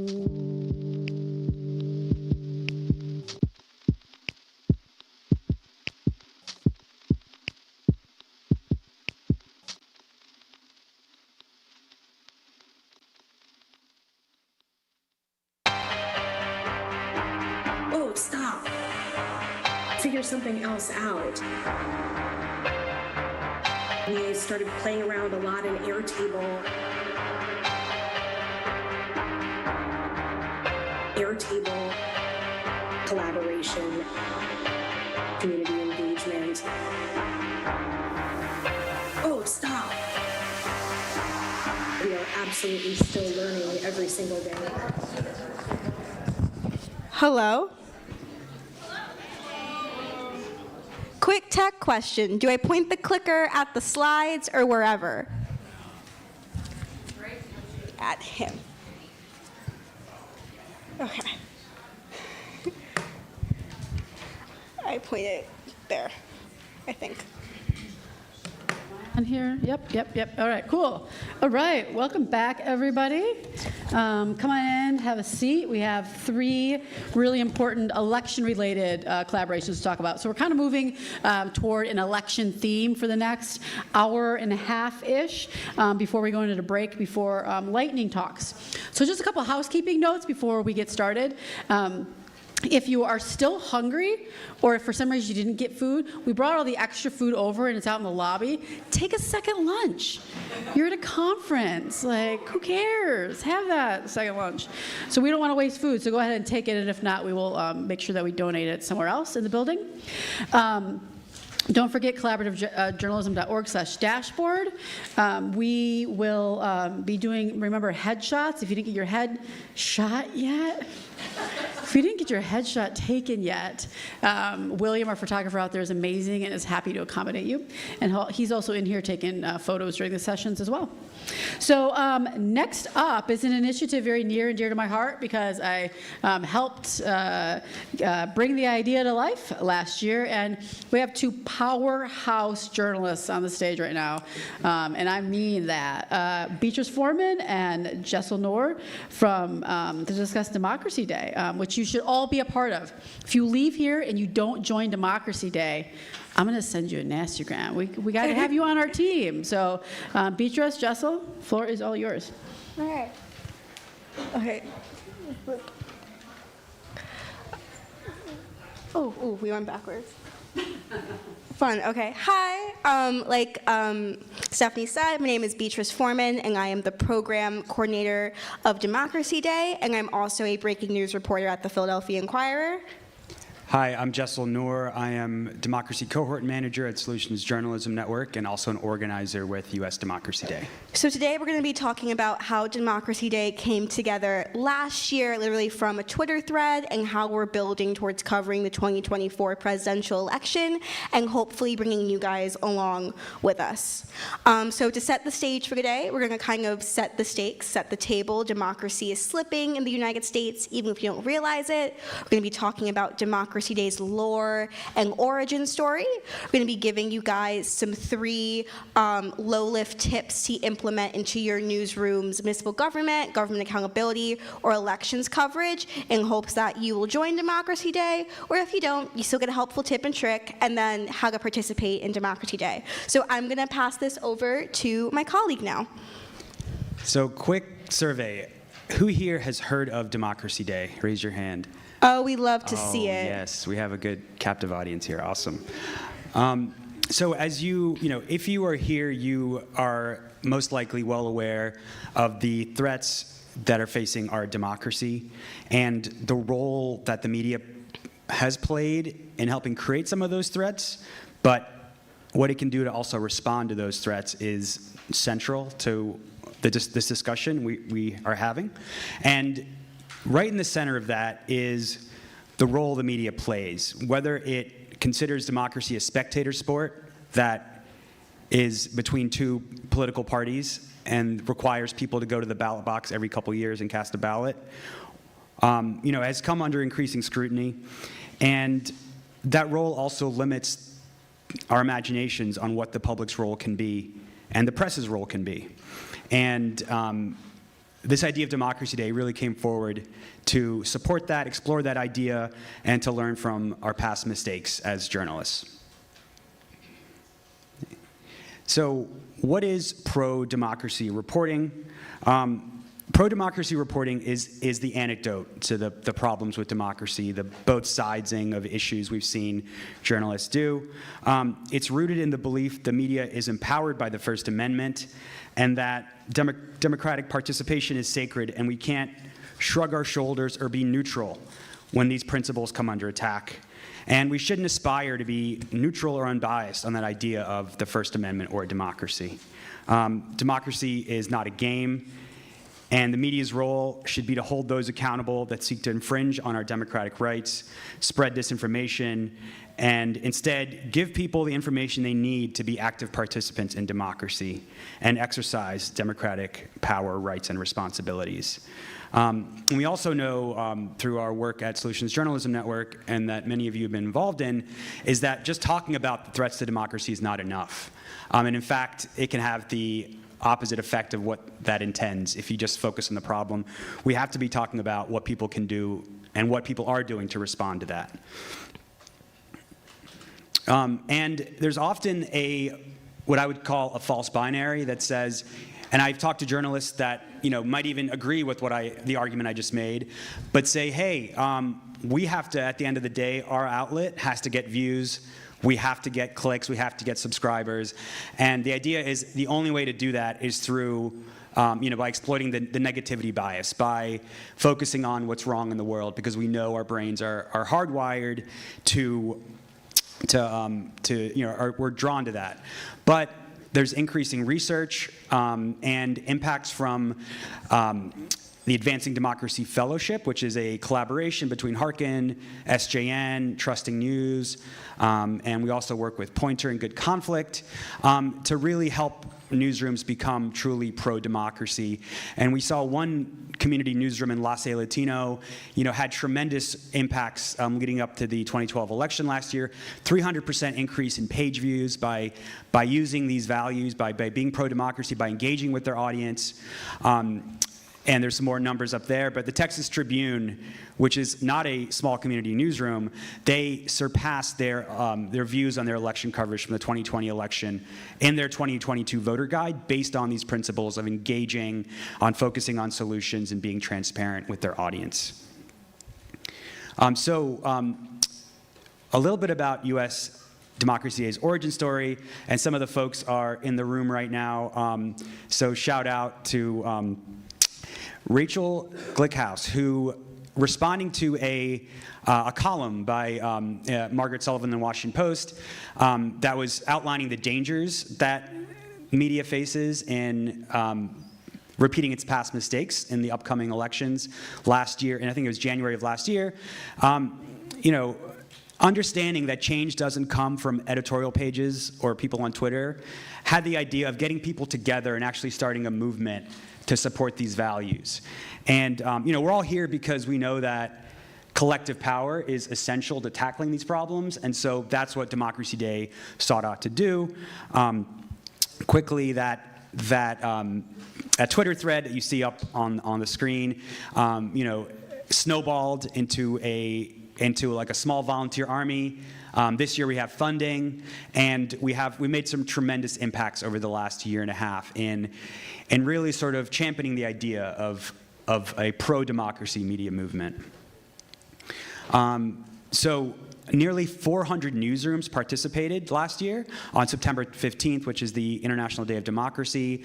And participation just involves publishing a story, or it could be resharing a story about that principle of having a pro-democracy newsroom, not only talking about the threats to democracy in a clear way, but also what can be done to fight them. Newsrooms started democracy beats. And we have a advisory board with some fantastic journalists, and we have a lot more in store for you this year. Yeah. So you heard about what Democracy Day did with like $1, a dream, and a Twitter thread and a group of volunteers. So here's what we're doing now that we have funding, which is so exciting. So the first thing we did, like Jessel mentioned, was they appointed an advisory board, which includes Jean Sun, who gave keynote today, and they also hired me, which was super cool because I wanted a side hustle. But beyond that, we kind of have 3 tent poles guiding our work in reimagining Democracy Day.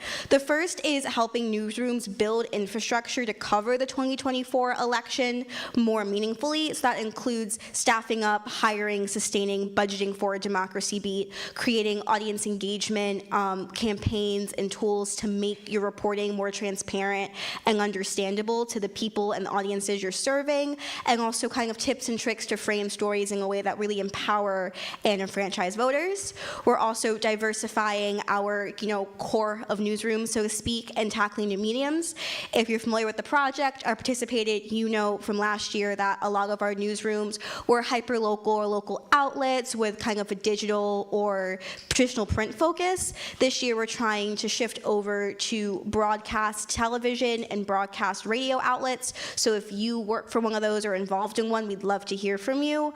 And the last thing is we're really, really focused on community building this year. And what that means is being in community with Democracy Day's organizers, but also being in community with the other newsrooms participating, because there is so much to learn from every single newsroom. They're all doing something amazing with different constraints and goals. So we're hosting some webinars, which I'll talk more about. There's going to be a blog full of success stories from last year's participants about how they put stuff together on compressed timelines, all that good stuff. And we're hoping to also work towards some in-person events and even a newsletter.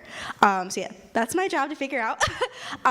But in case you're on the fence about Democracy Day, want to join, don't know what to do, here are some kind of 3 low-lift tips you can implement literally tomorrow in your newsroom as you're reporting election or government accountability stories or assigning and editing them. So the first thing is to use a democracy frame, not a partisan frame.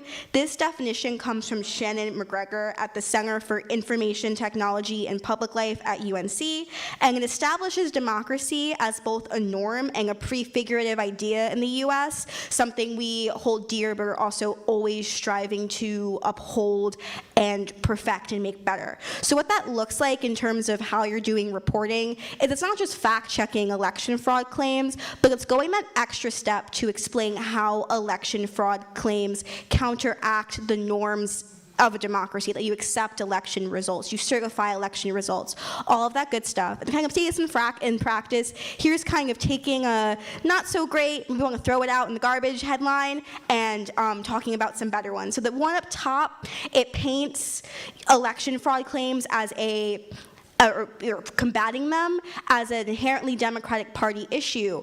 And you don't see the voter, you don't see the larger system at hand. It has a competitive framework.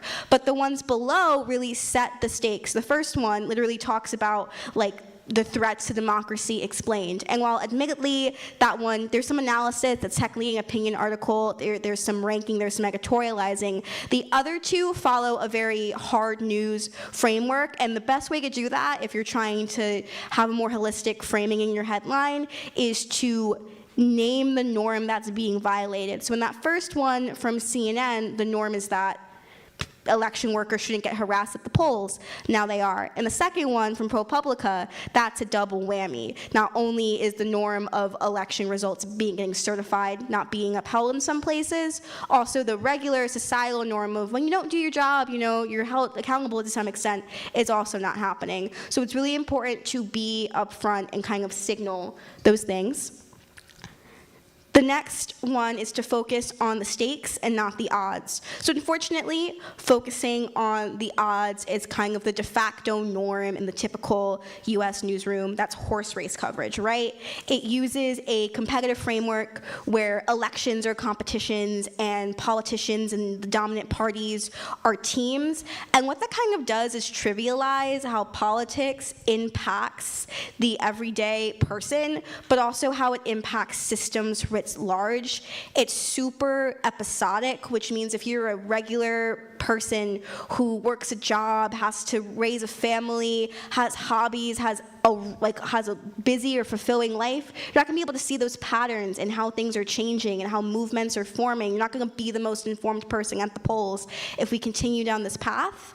And also, horse race coverage and focusing on the odds really atomizes newsrooms and atomizes campaigns and acts like they exist in vacuums, when in reality we know the work of one campaign, one politician, one policy in one state influences another. So you want to focus on the stakes, which treat, the live narrative of politics, where every politician, every campaign, every policy is contributing to kind of this meta narrative of what democracy is in America and how strong or weak it is. So you want to think about constantly telling a story, not just focusing on single bits of campaigns or politics in your neck of the woods. This is inherently thematic. It makes it easier for readers, viewers, listeners to understand how things are changing over time. And it also is really a good way to, in the moment, say, hey, maybe a movement is forming, or hey, things are changing.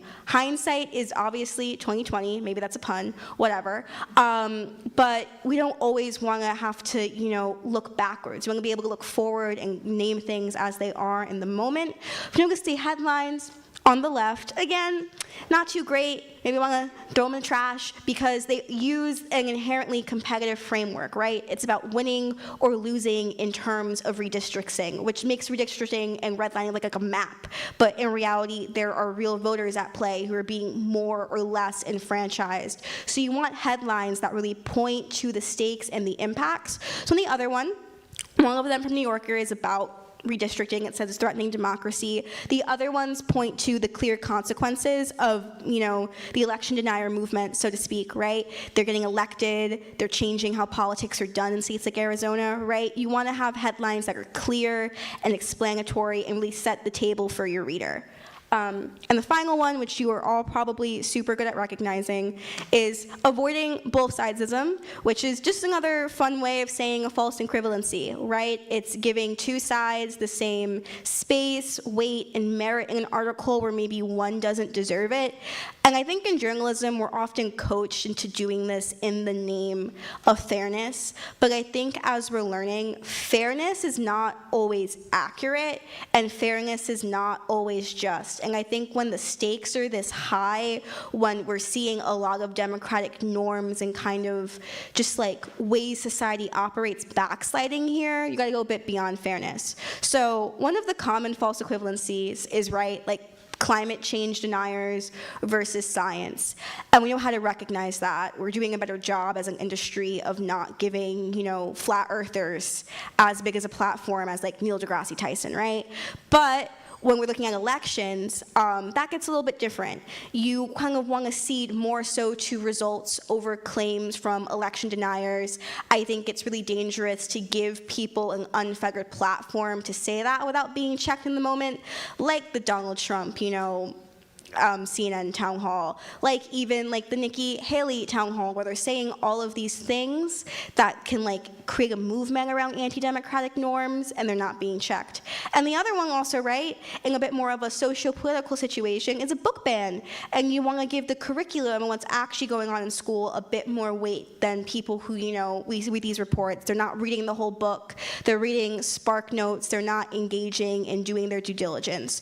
So you want to keep those in mind when you're writing articles, to not also platform the misconception or the false claim, because what that will do with a reader or listener is it plants it in their head, especially if it's towards the end of the article because of recency bias, and they'll remember that, but not the fact-checking or the good reporting around it, which is why this balance and avoiding both sidesism is so crucial.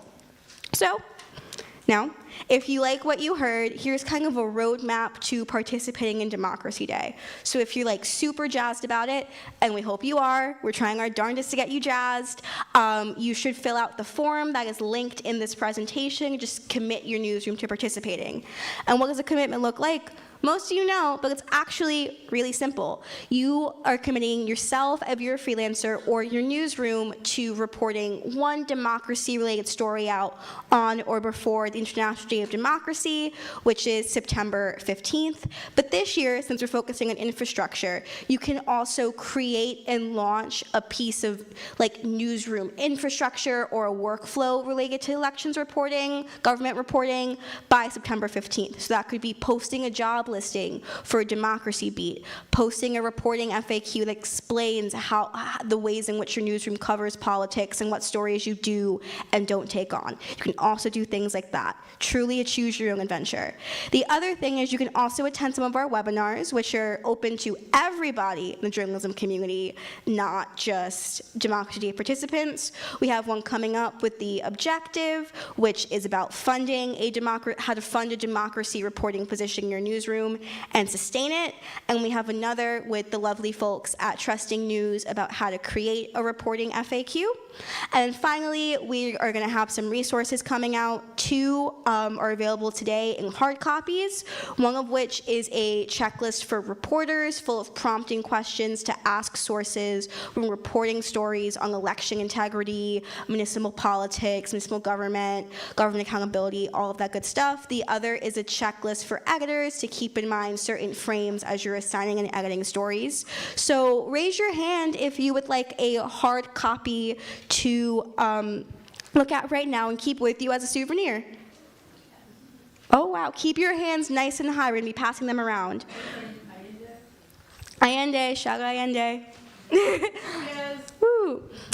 And if you're more of a digital person or you lose things like I do, we have a lovely QR code that you can scan and will take you to a link tree with all of the resources for Democracy Day, including our website, our Twitter, our contact information, registration forms for our collaborative, but also for our webinars and resources, all that good stuff. Anything you want to add? We'll have, so Democracy Day is going to be commissioning stories that newsrooms are free to share and compiling other stories that you, as participants in Democracy Day, are free to republish and use on your own websites. Mm-hmm. A lot of people's participation last year just counted as republishing, which I think is really, really important. It's a true collaborative spirit. Very true. All right, we have about 10 minutes left for questions. So keep your hands raised if you want a handout, but feel free to come up to the mic and ask some questions. Hello, Alex Howard. I was a participant in Democracy Day, so thank you so much for organizing this. It was cool to see that it was organized on Twitter, so maybe that contradicts the idea that things on Twitter don't matter. Mm-hmm. I would argue that social media, in fact, has been a corrective to a lot of the problems in mainstream and legacy media institutions, where people who didn't have a voice before could then bear witness to what was happening in their communities and report with people. So just that's the question as a comment, because you're here in DC. The question for you, though, is actually the hard one I've really been struggling with. I was a deputy director of a transparency organization and advocate, Sunlight Foundation. We did a lot of collaborative journalism with people all around the world. And when the last administration came in and took a deliberately anti-democratic approach, we were then portrayed as partisan. And I thought that your tip about keeping partisanship out of your headlines and out of your coverage was very powerful, because people, I think, believe in democracy. But if you're reporting upon the greatest threat to democracy in the United States today, that's far-right authoritarianism. How do you give feedback, guidance, support, and tips to newsrooms that want to be independent and nonpartisan, to be accurate, to be honest about that threat without alienating the people they need to bring in to the coverage? So that's a great question, and that is a really central question that you hear a lot in these discussions, right? Is being pro-democracy mean being pro-democratic party? And my answer is no, because you're holding both parties to the same standards. You're not applying one standard differently to one party or the other. You're evaluating the decisions, the actions, the impacts of the policies, regardless of who is in power, what administration. You cannot be afraid to criticize either political party, either major political party, and you're really focusing on the impacts of those policies. Like, for example, in much of the media coverage of the debt limit, again, you saw that it was portrayed as a battle between these two parties when what was missing often in those headlines is the impact of the millions of people whose lives would be directly affected and were directly affected by those policy decisions. So I have two things to say. I think a lot of times when thinking about pro-democracy coverage, we fall into this trap of it has to be enterprise, it has to be investigatory, it has to be this blue chip thing. But a lot of it is just service journalism that reminds folks that there are different ways to participate in democracy. So that could be something as simple as holding an event that tells regular, everyday citizens that they can file FOIA requests. It can be like something I found really powerful was last year, Resolve held a sound off in a part of Philadelphia called Mantua that was just about how to ask questions to politicians at a town hall, right? That's pro-democracy coverage. It's literally empowering people. It could also be explaining what a county commissioner does or an election commissioner does, like how a polling or voting machine works. It's things like that. It doesn't have to be explicitly investigative. It can just be stuff that people need to know to participate in democracy at its full complement. And I think the other way to kind of push back at like claims of being partisan is explaining your reporting process. I think the reason why so many claims of the media being leftist or liberal really bubble up and hold some level of clout on the internet from the far right is because a lot of our practices are so opaque and we're not good at explaining what we do to people. So something I think is really awesome, right? New York Times is doing those enhanced bylines where it can explain how a story comes together. So if you're doing that blue chip investigation on issues of accountability in your government or something, maybe say, we did this by looking through X many documents and talking to X many people and kind of showing how your process comes together so people at least know that if they don't agree with the thesis of the article or they don't agree with the outcome of it, they know that you did your work and were confident enough in it to explain how it came together. Any other questions? And did that answer your question? If you have a question, please come up to the mic. Hi. Is there a way that you can spread the word to, so I understand that this is important work of organizing newsrooms and recruiting newsrooms to participate. Is there a way to put this in front of members of the public to get them to ask their newsrooms and demand this of newsrooms that serve their communities to say, this is what we want you to do, this is important to us, we want democracy coverage? Well, that's my job, so there can be. We're gonna obviously have social media outlets, social media assets and stuff available later in the summer as things ramp up.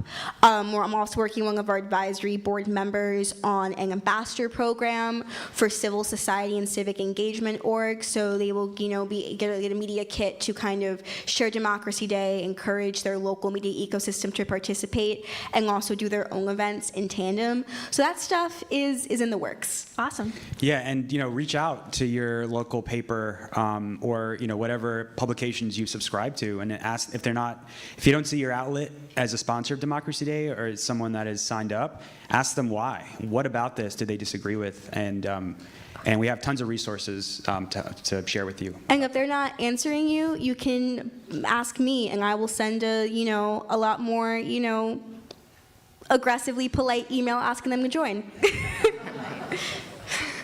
Hi, I'm Angie Holan. I'm editor-in-chief of PolitiFact. I wanted to ask you about what are your thoughts, and this is a complicated topic, on pro-democracy messaging on Twitter, because it seems like it's increasingly not a safe space for some individual journalists, and there is basically increasing authoritarian activity on the platform.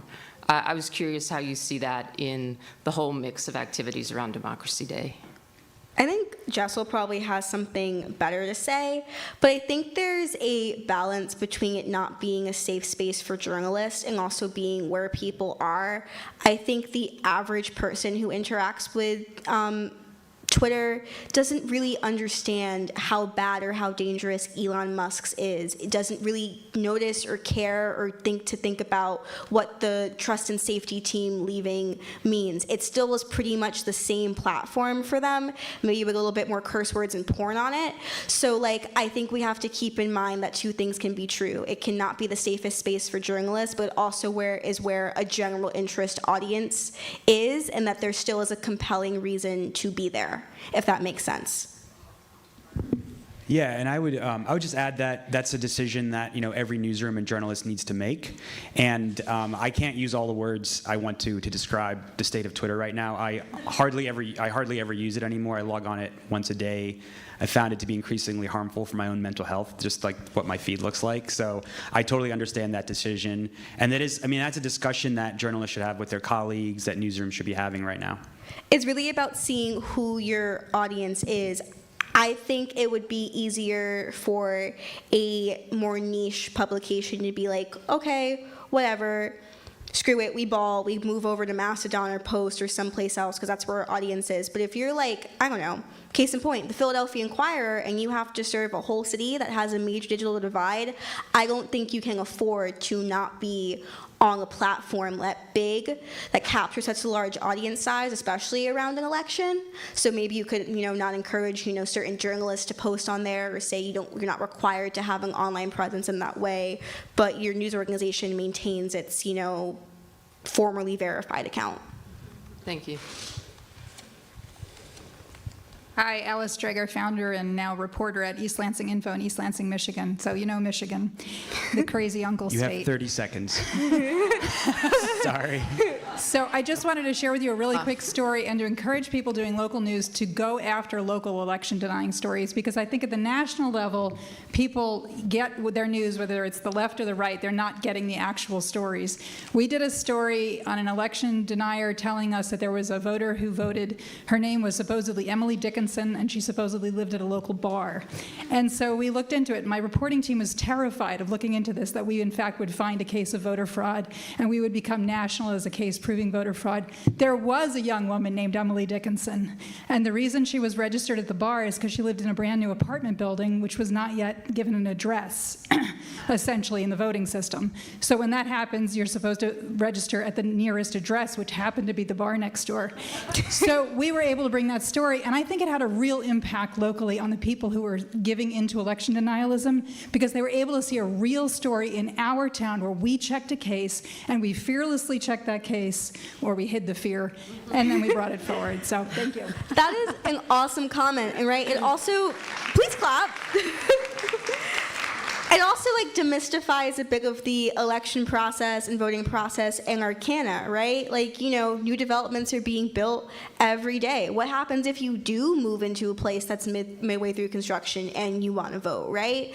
Sometimes thinking about and reporting on those edge cases or worst case scenarios or, what ifs is really, really important too.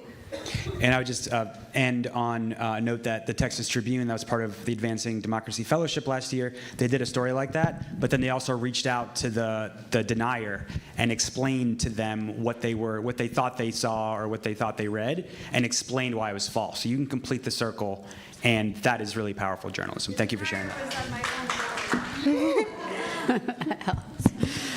Awesome. Thank you both so much.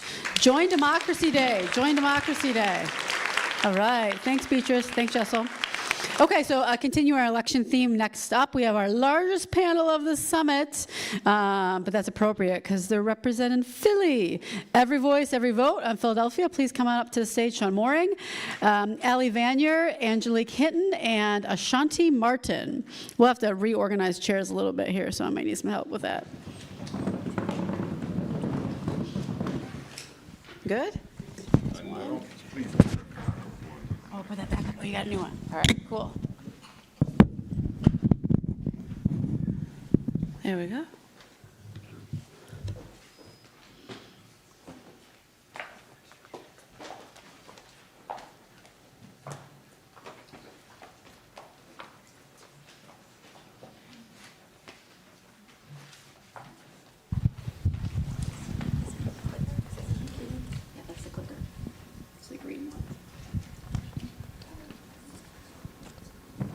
good to go.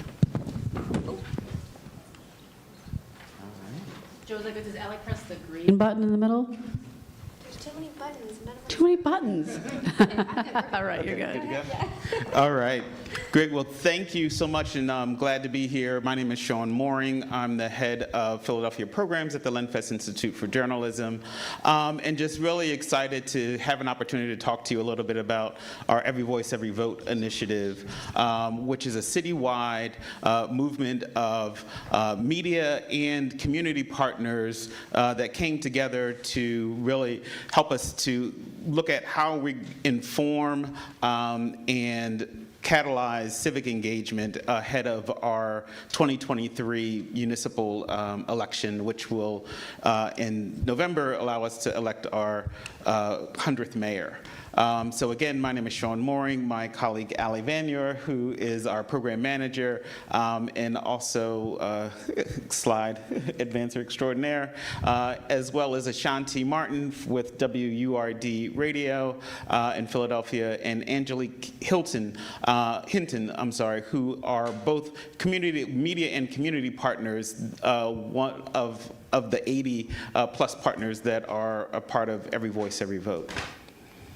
And so why this initiative, why now? As I said, this is one of a pivotal election in Philadelphia as we prepare to elect our 100th mayor, and it was also one of the most highly contested elections in recent history in Philadelphia, where we had 12 candidates total, probably about 6 viable candidates throughout this process, and we wanted to really make sure that through this effort we were providing tools and opportunities for our community partners and for the citizens of Philadelphia to focus on the issues and lift up and make sure that we're putting the voice of our residents and the issues that are most pertinent to our communities first as we move forward in this effort.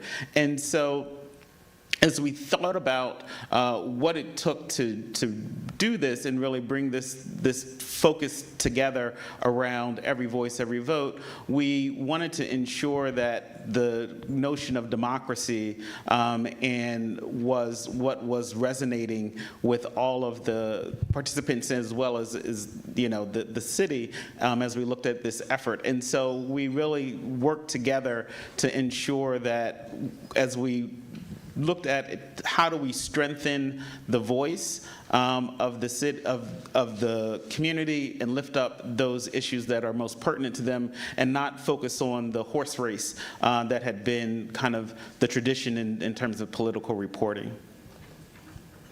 And so I'm going to give a high-level overview, and Ali will walk through in a little bit more detail kind of the structure of the Every Voice, Every Vote initiative, which focused on both initially around our research and community listening and engagement, where we commissioned a public opinion poll and shared that with all of our media partners as well as journalistic partners to move the efforts forward. And of course, this is very small and I can't see. But then, when it spoke to high impact journalism, that was not only the articles and pieces that were produced, but also making sure that we were providing news and information through voter guides and things of that were produced both by our partners as well as some of our media partners as well as our community partners.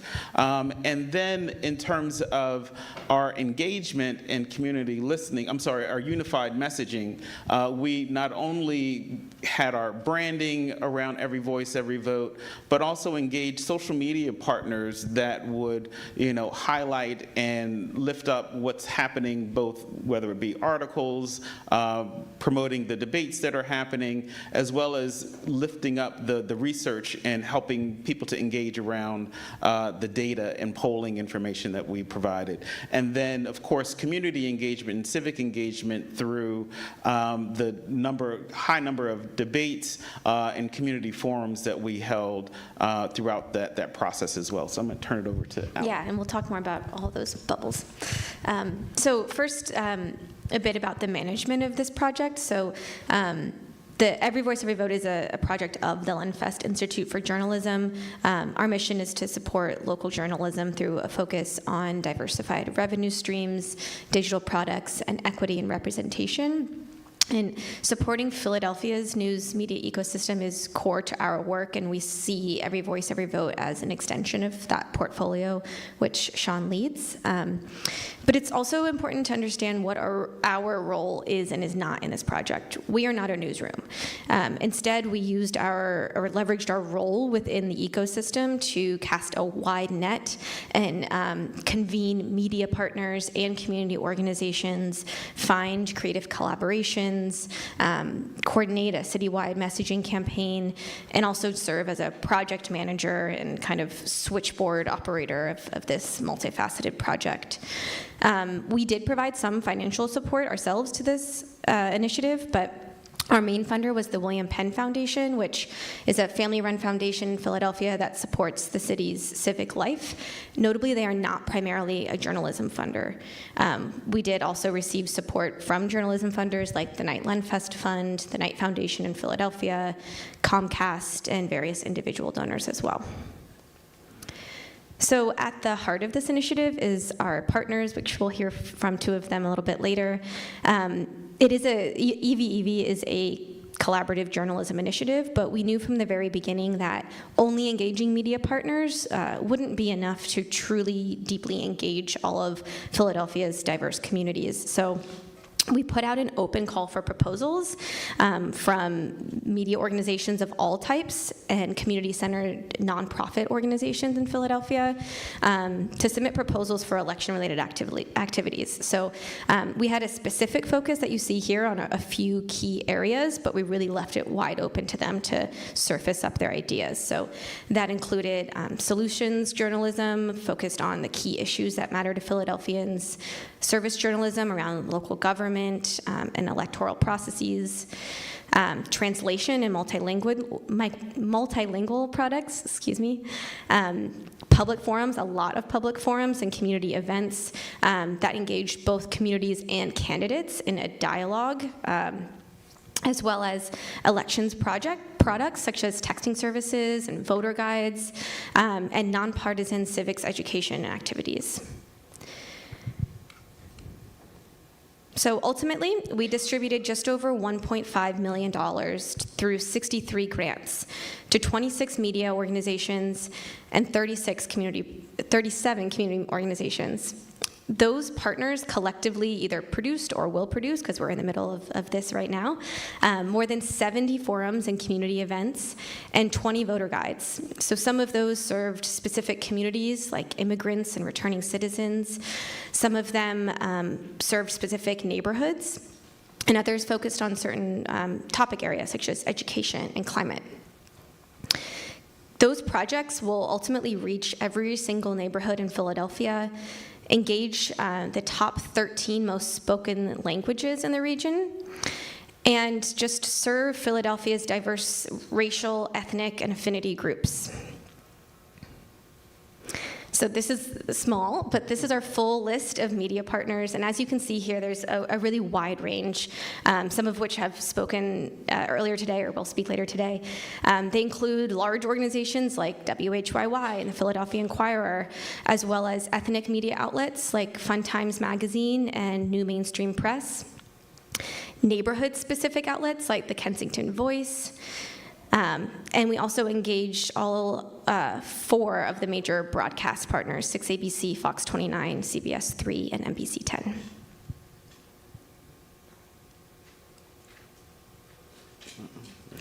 And here's our community partners, of which are even smaller, but they similarly reflect the diversity of Philadelphia. So they include CDCs and neighborhood associations, organizations that serve vulnerable populations like Project Home, citywide organizations that tackle major issues such as gun violence, and anchor institutions like the Committee of 70 that produce nonpartisan voter education materials. So I am now pleased to hand it over to one of our community partners. Angelique's going to tell us about PA Youth Vote.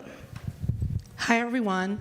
My name is Angelique Hinton. I am the executive director of one of the community partners, PA Youth Vote. I have the privilege of working with young people in Pennsylvania, but for this project specifically in Philadelphia. And what we do is work every day to make sure that they are civically engaged. I don't know how much you really understand what's going on as far as schools are concerned, but there's a lot of inequity when it comes to school funding. And as a result of that, many schools, like the ones we focus on, which are in BIPOC, underfunded school districts, are not getting civics, right? And so we often hear in the media, youth are apathetic or youth don't turn out, but the reality is they're not really being taught how government works and why they should be participating, how it is relevant to their day-to-day lives. And so we do that work every day. We work with young people to make sure they're civically engaged, they're voting, have resources, and they also understand how to use their voices constructively to hold leaders accountable and to advocate for changes they want to see. And so I was thrilled that we were able to participate in this project because we are a very grassroots organization, a smaller nonprofit. And so I believe collaboration is going to save this nation. And so being able to participate gave us an opportunity to really reach more young people than we could on our own. And so we do a lot of collaborative work, just all the time.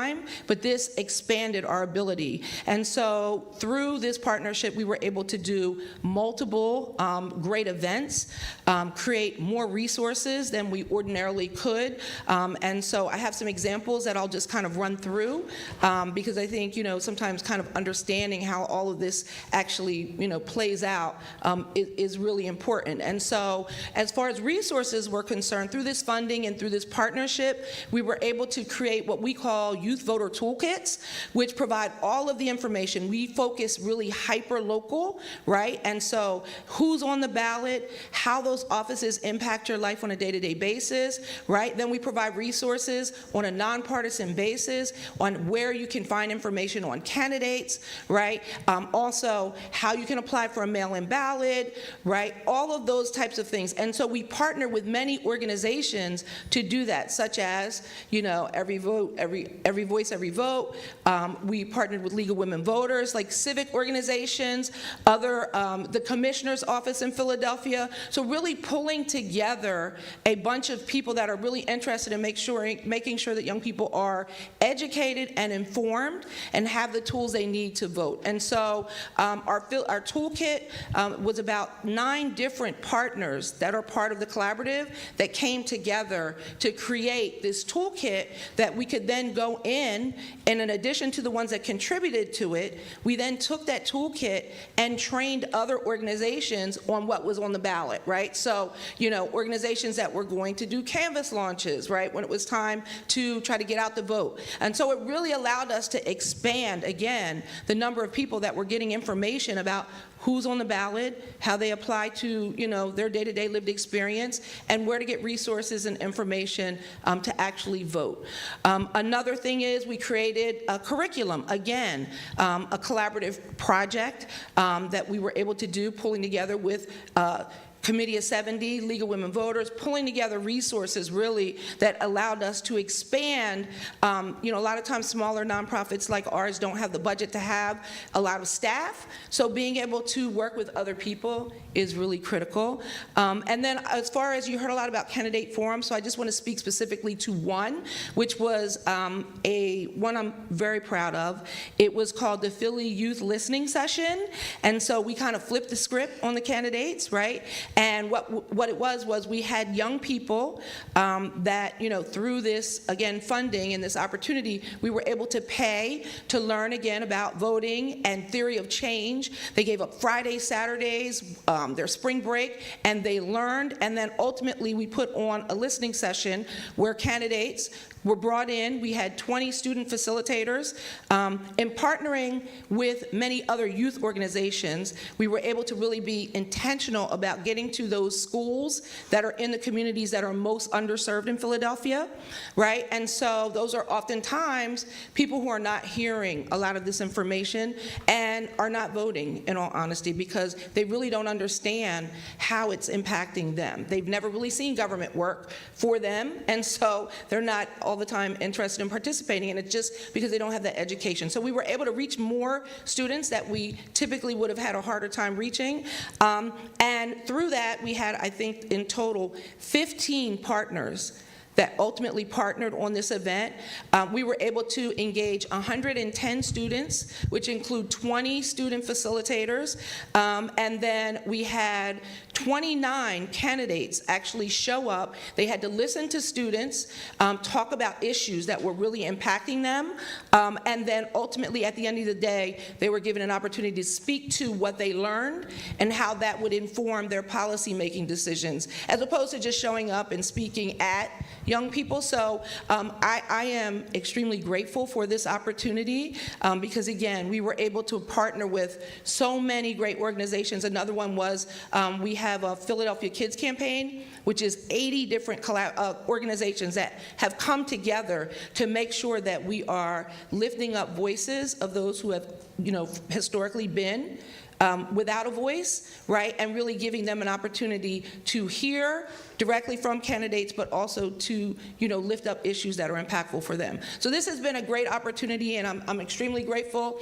and I would say, wherever you are, the work that you're doing, really finding ways to collaborate, right, is going to really be the best way to expand, the reach and expand the electorate to those that have, typically we haven't been meeting where they are. This gives you a great opportunity to do that. And so I'm extremely thankful for what we've been able to accomplish together.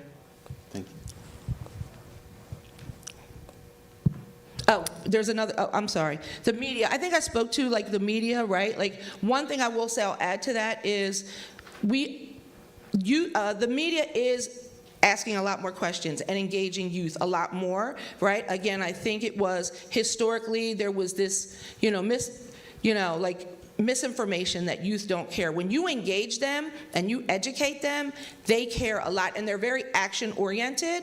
And so we have seen a lot of media reaching out to our organization to speak directly to the youth. What I'm interested in this next chapter is really how we can expand and have the youth actually contribute to the media more, right? How can we, through podcasting, through maybe even having a local radio show where they're discussing issues that really are impactful to them, that will then expand our reach to more youth and get them to, again, participate more in this process. I know we hear all the time, democracy is at risk. It is. But we have to really think about how we're engaging and really expanding, who we're talking to if we really want to get more people to participate. I'm sorry. Oh, no problem. Thank you, Angelique. Hi, my name is Ashanti Martin. I am the general manager of WRD Radio in Philadelphia. We are the only independently Black-owned, Black talk media radio station in the Commonwealth of Pennsylvania, and one of only 4 in the nation. We're celebrating our 20th anniversary this year. And one important thing to know about us is that WRD is very much we actively encourage our listeners and our audience to vote. So that is one area that we are biased. We're biased toward voter participation. And in fact, we believe that we played an important role in voter turnout in 2020, which, as you may know, Philadelphia and Pennsylvania was very much a hotbed of election activity. And so that's some context for WRD and our participation in this initiative. We've lost the slides. Oh, man. Put so much work into them, but fortunately, yes, I've got my notes. Old school, too.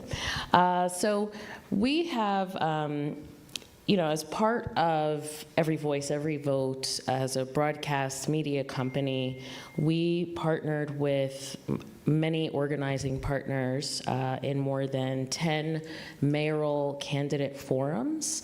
So these topics ranged from the environment, arts and culture, and of course, issues that are important to Philadelphia's Black community. We worked with many of the media and oh, thank you. Thank goodness. All right. So yes, we are independently owned. We have a very highly engaged audience, and our audience places a lot of trust in us. They really, in a lot of ways, our audience feels like word belongs to them, which is terrific. So yes, as a result of the Every Voice, Every Vote initiative, we have experienced an unprecedented level of collaboration with media and community groups across Philadelphia. I'm in my first year as general manager here at WRD, and what I can say is that this collaboration really kind of catapulted my ability to get to know other media organizations and other community partners in the city. So I really feel like it put on turbocharge a key mission of my role at WRD, which is to form partnerships. So yes, we did. You can skip to the next slide. Thank you. We collaborated at about 10 forums, and this is only in the primary season. So this is going from election day of 2022 up till May 16th, which was the date of our primary. We collaborated with, as you can see, 9 partners in the Every Voice, Every Vote coalition. You can skip forward, thank you.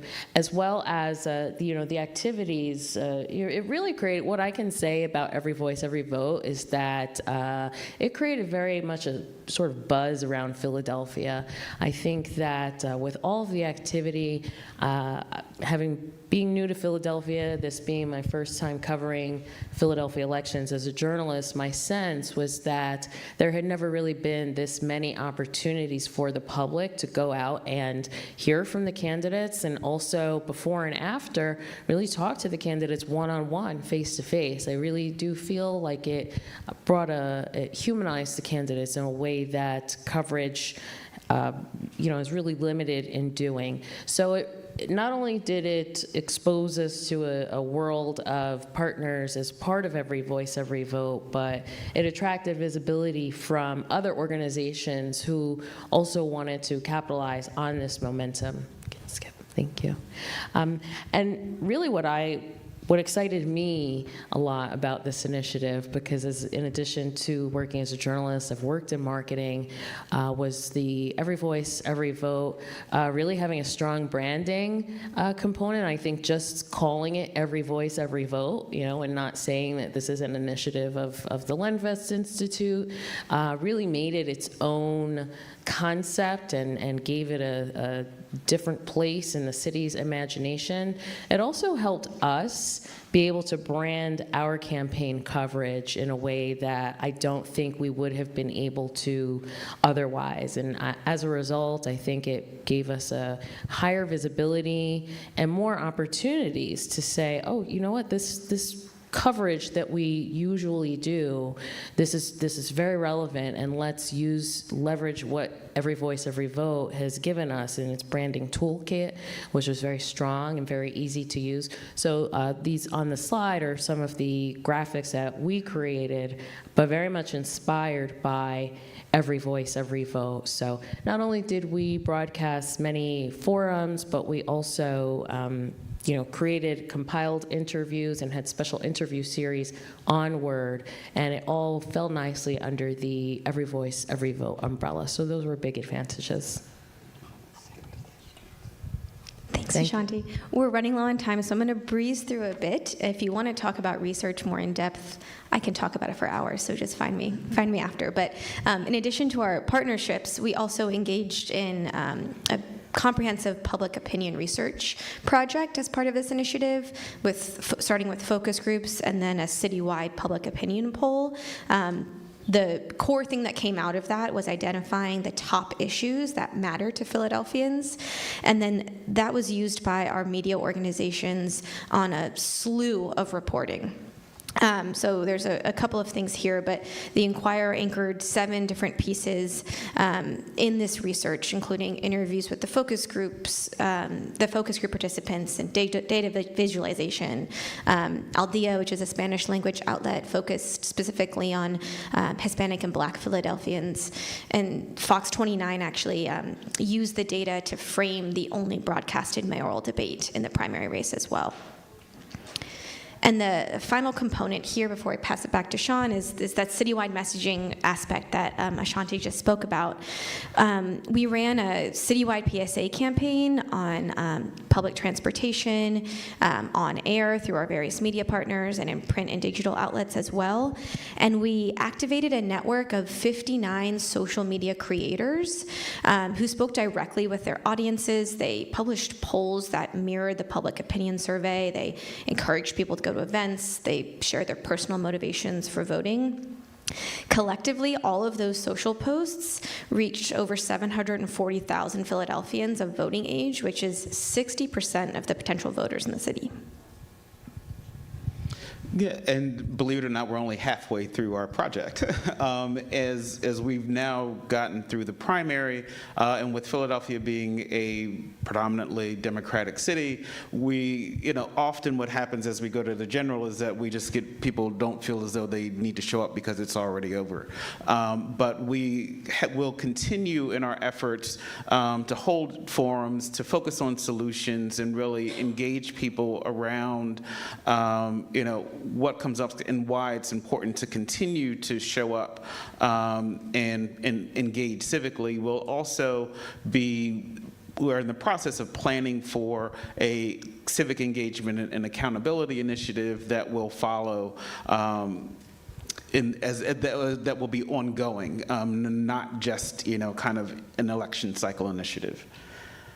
And some of the key takeaways at this point, one is just around infrastructure and the way in which we were able to really catalyze the involvement and engagement and collaboration among our partners, centering the community voice, and making sure that we were not following the notion of kind of the horse race, but really, and also ensuring that it's nonpartisan, and that we're really focusing on the issues and solutions. But we've only got about 2 minutes left, and so I do want to make sure that we leave a little bit of room for questions if there are any in the audience.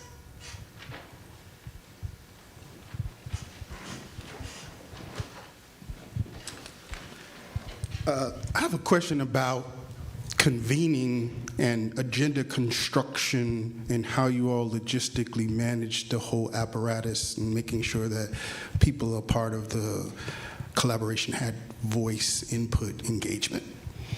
So one of the things that was very unique about the role that LenFest played is that we were very much the catalysts and coordinators, right? And so we did not, the forums were put together by our partners.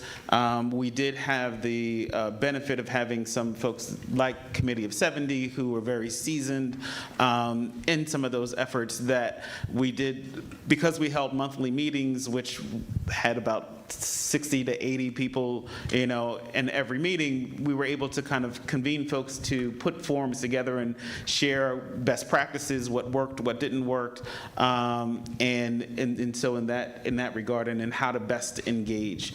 But our role was really focused on coordination. We had consultants that were a community engagement consultant as well as an editorial consultant that helped to, be a support for our partners, but really left and made sure that we pushed the actual work of the convenings and things like in the information sessions to our partners. We were also really intentional not to create forced collaborations amongst our partners, so creating the space for them to naturally partner with each other, some of which did more of that than others, and that was okay with us.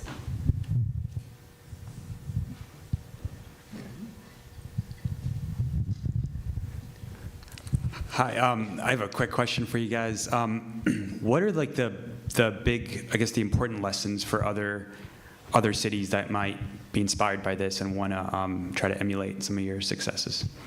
Yeah, thanks for that question. We have had lots of interest in the structure that we did with Every Voice, Every Vote. And I think one of the key things is having that strong management structure where we were able to put an infrastructure together in terms of an aggregate site for folks to republish their information, the grounding in research and focus on solutions, nonpartisan emphasis in the work as well, and we're continuing to learn.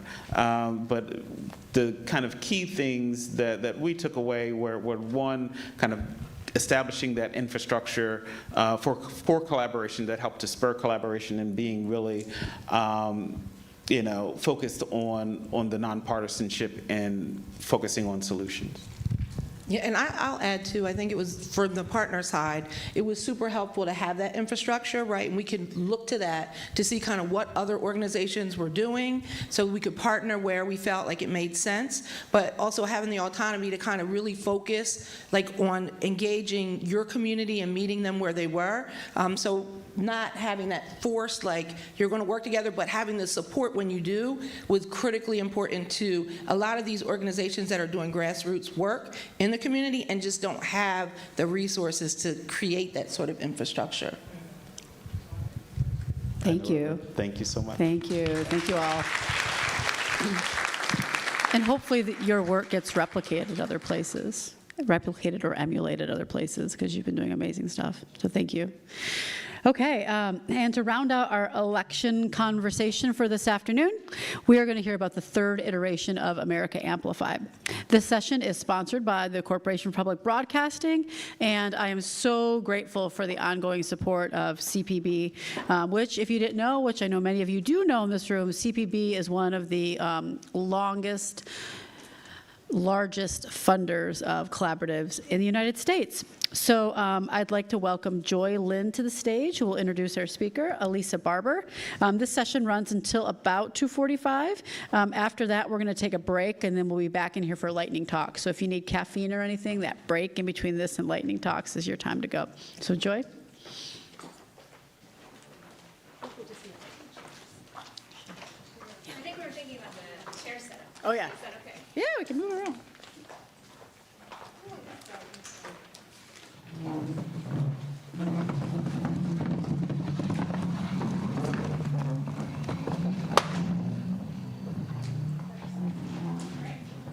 Okay, thanks Stephanie and your team for bringing us all together.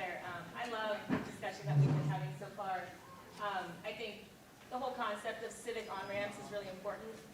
Democracies and news organizations, community organizations play such an important role in bringing people along in understanding they just don't live in a place with neighbors. They live in a place where they have a vested interest in taking care of each other. So I make it a point to attend the Collaborative Journalism Summit every year, and it's been wonderful to see the momentum that has grown around collaboration thanks to the collective work of many folks in this room and, of course, the leadership of the Center for Cooperative Media. My name is Joy Lynn.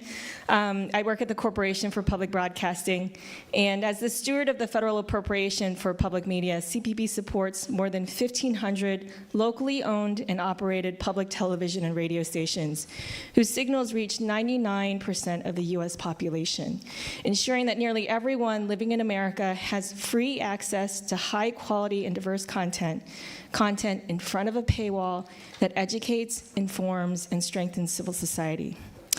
Public media represents the largest nonprofit news system in the U.S. with over 4,000 journalists based at local stations.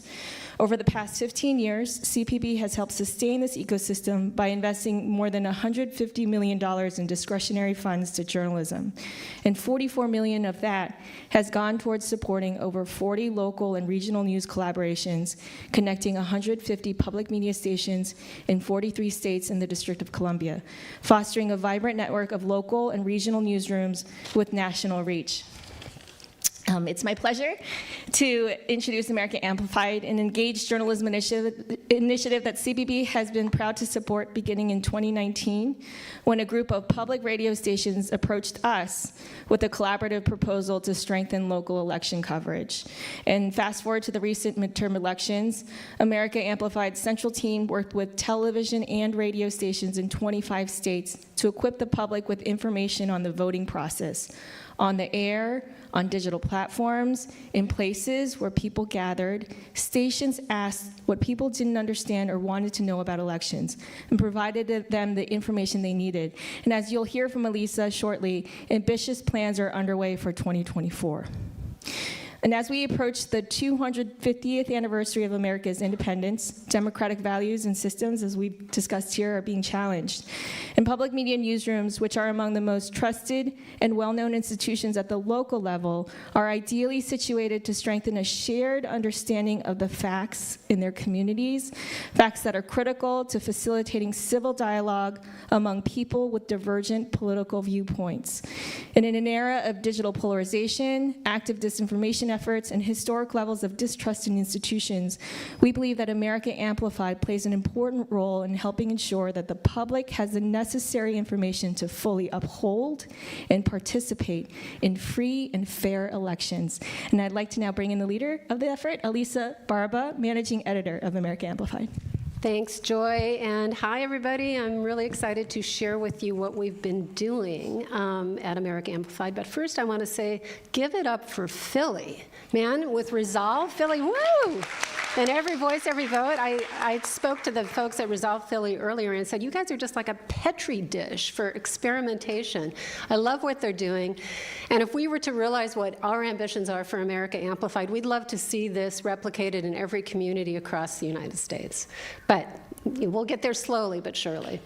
So America Amplified for 2024, where our host station is WFYI. When we're working through CPB, we have to have a host station that we work through. So WFYI in Indianapolis is our host station. So our ambition is to work with public media stations across the country in 2023 and 2024 to engage audiences and communities about the election and the voting process. And now what does this mean for you guys? Because most of you are not involved in public media. The key to this is going to be partnerships with other news organizations and with community groups, just like we heard about in this last project. So please reach out to me at the end of this or at some point in the next few months and ask how you can be involved, because we want you to be involved. So I'm going to give you a little bit of history. Well, this is the community engagement cycle that I think many people have been talking about. Identify the gaps in your coverage, who you're not talking to, report on those stories, report with those communities, and then re-engage. It's all about building trust and building relationships and reporting with your communities instead of on your communities, right? So that's kind of a basic premise that America Amplified is about community engagement journalism in public media. So we also created a community engagement playbook that you can find on americaamplified.org with, if people in your newsroom don't really know what community engagement is, haven't engaged in that process, there's a lot of resources there that you can look at. It's divided into different categories if you're a newsroom leader, if you're a reporter or producer, if you're the CEO of a newsroom. So please check that out. So 2019, 2020, we were, as Joy mentioned, we were working with large collaborations within the public media landscape to try to better understand where the America electorate was in the lead up to the 2020 election, to engage and understand those communities. Then we had the pandemic. A lot of our plans were upended, as were yours, but we ended up learning a lot about virtual engagement, I think, as many of you did. And then in 2021 and 2022, we worked with a bunch of small and medium-sized stations across the country who had their own different strategies on how to engage audiences. So we employed a lot of different methods. Just a few examples here. texting clubs from every beat reporter at WITF in Pennsylvania, a storytelling workshop in Asheville, North Carolina. In Maine, they have a nightly news broadcast in a number of different languages to reach immigrant communities. And then, of course, some Spanish language experimentation at a small station in northern Illinois. These are just a few examples of some of the things we did in 2021 and what stations did with our support. And then we got to the midterms. You know, there's all this anxiety about the state of democracy. And with the support of CPB, we launched a midterm election project, again, to try to make sure that audiences and communities had the information they needed to participate in the election. So we expanded the number of stations we were working with, 25 states, 30 stations in all. I'm moving quickly through this so that, because I think we've talked about a lot of this over the course of today. We provided all of these stations with a Hearken embed, something that they can put on their websites and they can use on social media, basically saying, what questions do you have about participating in the midterm elections? We were looking for questions about the mechanics of voting. Where can I vote? How do I apply for an absentee ballot? How do I find out if my ballot has been received? I just moved recently, what do I do? And we received over 600 questions and answered those. The back end of this, and this is kind of where a massive 25-station, 30-station collaboration works. This is the back end of the Hearken EMS, Engagement Management System. So questions would come into us, we'd get a Slack alert that a question had come into New Hampshire Public Radio. We could view it on this platform, we could research the answer, check it with an editorial lead at that station, and then send it directly back to the questioner. We also had Spanish language embeds, and we had a text integration as well, so people could text their questions in. A lot of our work at America Amplified was helping stations get the word out that stations were answering questions. We did a lot of social media stuff, and stations got very creative. So KJZZ in Phoenix, for instance, printed out postcards and posters and put them up at community colleges all across the city and got tons of questions that way. At Michigan Public Radio, they had a TikTok and Instagram series where the county clerk would come in and answer the questions in person. Very popular. We also created FAQs for stations to publish online and to do little broadcast bits about this, and social media assets as well to share with them. So similar to what every voice, every vote was saying in terms of sharing these assets and sharing this co-branding along the line, because many of these stations have very little bandwidth to do this kind of stuff themselves, so we're trying to increase capacity and give them the tools to do this. So 2024 is already here, it seems like, and we are launching a new initiative where this time we hope to reach audiences in all 50 states. We have a staff of 3 right now, so how we'll do this, we don't know. It's going to have to get bigger. Again, as everybody says, we're trying to get beyond the political horse race, recognizing the polarization in the country and the lack of trust in media. So we are really focusing on engaged elections coverage for our stations. So not only does it help to build trust, but also it really has been proven to go a long way to bring viewers and listeners and readers to your websites. We saw a lot of our stations saw their metrics go way up when they had these kinds of articles on their website and when they did this kind of thing online. So it was really very popular among the stations that we worked with last year. So this time we're starting really early. For the midterm election project, we started maybe May or June before the midterms, and we were able to supply the stations with these tools and these strategies, but it was a scramble. As we all know, newsrooms tend to not focus on the election until like mid-October. This time we're starting as early as we can to focus on a community that you want to reach, map out the stakeholders, who are the important people there, form partnerships with people like you, with newsrooms like the ones you represent, do the call-outs, and distribute that call-outs among the partnerships that you've created, as well as your own website and on air. Gather and answer the questions, and then distribute the FAQs, and then rinse and repeat. Do it again. This is what we're going to be offering: stations, intensive training, ongoing mentoring, access to the Harken embed, funds for a bunch of engagement activities, social media assets, impact tracking, and access to a public media election information app. I'll talk a little bit about all of these. I'm really going fast. I hope I'm not going too fast. So intensive training, we're going to start off with a 6-session boot camp. If any of you participated in Election SOS last year, it was a really, really intensive training from a group of organizations.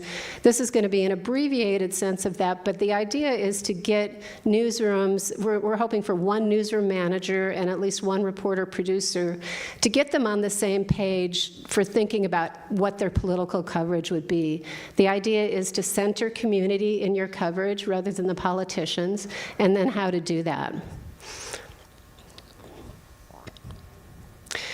As we did in 2021 and 2022, if we're going to be working with 50 stations potentially, we're going to have to divide them into cohorts. And we're going to divide them into cohorts on a number of different levels. It may be the size of the station and the bandwidth that they have to do this kind of thing. It may be what audience are they targeting. Are they targeting a Spanish language speaking audience? Are they targeting rural audiences? It may be based on the level of experience they have with these kinds of engagement strategies. And we will have a trainer working with each of these cohorts, working with stations individually, and then bringing them together in a group at least once a month to kind of share best practices, do more learning, and learn from each other. So that will be over the course of 2024. Again, we'll be sharing with them a Harken embed. Everybody knows what Harken is, right? Good idea, okay. I think early in the election year, they will be able to use this Harken embed to learn more about the communities that they're trying to reach. And then as we get closer to the election, we will have a uniform prompt, probably along the lines of what questions do you have about participating in the upcoming election. Last year in the midterm project, we wanted to capture questions about the mechanics of voting, but over half of the questions that came in, predictably enough, were about candidates and issues and judges. So we're going to be really working very hard behind the scenes to have answers to as many of those questions as we possibly can across all 50 states. We have an engagement fund where we will be able to help stations pay for translations, pay for in-person activities, pay for additional staff time, texting services. It will be, a case-by-case basis. What do you need? What can we help you with? We will have a social media strategy and a calendar. Again, I was inspired by Every Voice, Every Vote about how they did this with a branding kit as well as with social media influencers. The degree to which we can bring people in like that in every community and really get the word out there will be fantastic. What has worked for us in the past, and I think will be in play once again, is kind of tiers of engagement. For the most basic level, you're going to post it on your website and you're going to put it on social. And then on the second level, maybe you're going to do on-air, promotions. You're going to be amplifying it wherever you can. And then on the third level, you're going to be going out and tabling, holding live in-person events. You're going to be doing whatever you can to get the word out. Stations, public media stations, have all different levels of capacity, ranging from a three-person newsroom to WNYC or KPCC in LA, where there's huge. So we kind of have to customize it depending upon station capacity. And that's, again, where partners come in. We're using some AI, frankly, to develop a public media election information portal. Isn't it a great name? Where these questions will automatically come into this portal from the Harkin embeds from across the country, and we will have scraped basic election information from Secretary of State's websites for the most part. We will be editing the answers. Real humans will be looking at them. But we're hoping that this will create an easier and more efficient way of getting at some of the really basic questions that we know will come in from across the country. And this, on the left, you can see kind of where the information is pulled. We see the original source, and then we can edit it directly into that database and into that app. And then the answers will go back to the stations will approve them, and then they'll go to the questioner, and then we will be able to create FAQs out of these. Finally, we will be developing an impact tracking system. I think we talked about this in some of the earlier sessions. We'll be creating just the simplest Google metrics, Google Analytics that stations will be training them how to track this kind of stuff. And we'll also be bringing in some qualitative tracking as well. First of all, what outcome did you want to achieve? Did you get there? Why or why not? As many qualitative impacts that we can possibly track. All of this to convince station management, convince journalists, convince funders that this kind of human engagement in the news process, is the way we need to go and creates the kind of political coverage that really meets communities' information needs. We have 26 minutes left for questions if you have any. Yeah. Please go ahead. Hi, how are you? I would love to hear a little bit more about your strategy for rural communities. If most of the questions that you get are about the candidates, one of the things we find in small races, particularly anything with fewer than 7,000 eligible voters, is that that information is just not available online often, just literally not there. Even the registrars aren't posting in a timely way. How do you deal with that, and how do you work with, and these are the newsrooms with the least capacity to do the groundwork. Yeah, how do you work on that? LA and New York, frankly, no problem. They're all right. Yeah, right? yeah, no, I agree with you. Though people in LA and New York still have questions about the judges, for instance. That's one thing that we found across the country is that people were saying, how do I judge the judges? And so that's one thing we'll be looking at. I don't have a really good answer to that question. I think that what we will do is reach out to small rural newsrooms like yours, hoping that you will be finding some of those answers. We will have a team of researchers as well that will be digging into this stuff, and it may be a lot of phone calls, a lot of research, and frankly, there will be some questions that we won't be able to answer. Especially if we're trying to do a nationwide project like this. I did want to jump in, though. We were just talking about this earlier. I attended a gathering earlier today of rural public media stations, and one of them was a station serving. I told you it was New Mexico, but the rural part of New Mexico, Las Cruces, down on the border. And they actually benefit hugely from the New Mexico collaboration. That station, the general manager said they just had one reporter, but that service is so vital. There are parts of the state where their only actually content service is public television and public radio. No other signals reach them. And in that case, the station actually has recognized the tremendous service that they need to provide. He was saying that in the most recent elections, they actually had 25 candidate forums, because this would be one of the few opportunities that the community would have in engaging the audience. So, you can think, I think what's amazing is there's so many people here that have information to provide, and there are stations that are serving communities that really need that information. So I actually can't encourage you enough to consider a partnership where it makes sense with a public media station because of the reach that they do have to underserved communities. And I just want to give a shout out to KRWG, because it's a cool station, and they need capacity, so please directly fund them. Yay! Hi, I'm Danny Stusser with The Jolt, which is the Journal of Olympia, Lacey, and Tumwater. We operate in the shadow of 2 public radio stations, and we've learned that public radio is a buzzword that excludes community media, which is another buzzword, which defines 3 kinds of television, public access, education, and government. Does your program include the PEG stations, public education, and government? I think, what So do they do once a year? They might pay attention to something going on in our county. There's a problem. There's rural and there's urban, but I don't know how big it is, but there are a lot of cities that surround big markets that are ignored by public television, by public radio, and certainly by the newspapers. And we're here trying to figure out how to fix this. I think you raise a really important point, right? Like, public broadcasting reaches 99% of Americans, but their ability to serve is limited because they too have limited resources, and that's why CBB has been so invested in collaborative resources. I will say, though, that I emphasize when I talk about public media as an ecosystem that each station is independently owned and operated.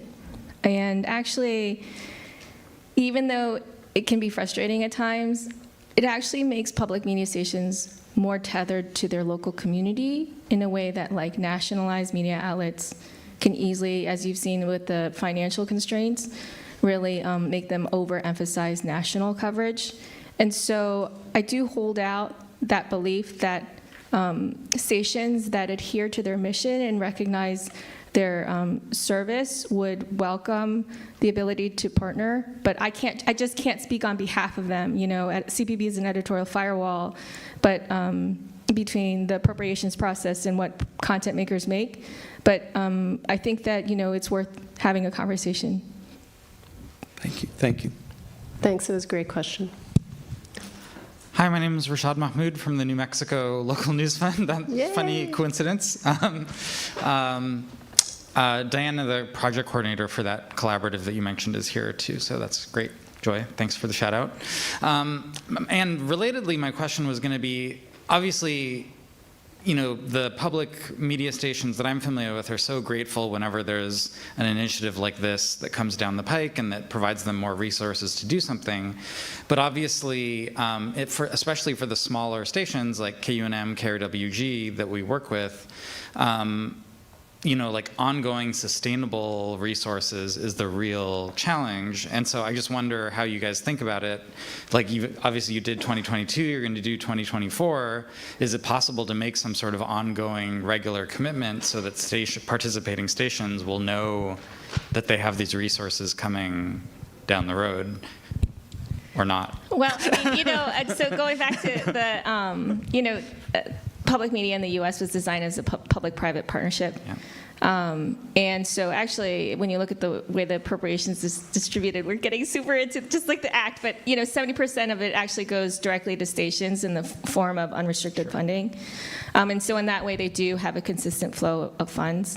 You raise a really interesting, really important challenge that I think is really not discussed enough. We talk a lot about news deserts, but the overlay on rural communities is quite significant. And actually, I'm not the first-hand source for this because I heard it at the session this morning.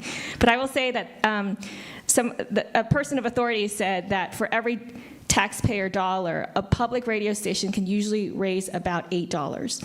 But for rural stations, it's actually only like $2.50. And that's because, it's directly correlated with the populations they serve. Yeah. And so especially in rural communities, right, like public media stations have some resources that other content makers don't have. And we are always trying to encourage some real thoughtfulness around what efficiencies can be achieved through collaborations, and where public media stations can also offer opportunities to scale. And it's a different solution in every part of the country. But I think that the way you talk about the challenge of serving information needs in rural communities is something that public media stations are very well aware of, that we're very well aware of, and we're trying to figure out together. So we should discuss more. Yeah. Thanks so much. Thank you. Hi, I'm Michael Stoll with the San Francisco Public Press. We're a 14-year-old independent nonprofit. Started on the web, launched a print edition, suspended the print edition during the pandemic, but also started up a low-power FM radio station. Part of the LPFM program is a couple of hundred stations around the country that the FCC has licensed in blank spots in the spectrum. I'm wondering if you have worked with LPFMs, if you'd consider it, and thereby also working with other organizations based in the communities that have been doing journalism and using that to do creative things with audio. My approach is that we want to encourage the stations that we work with to work with whomever in their community is reaching the audiences that they want to reach. So I would say absolutely yes, if that is an option in their community. We would not discourage any kind of partnerships, I think, with those kinds of organizations that are providing information to their communities. So I would say yes. I don't know if there's a reason to say no.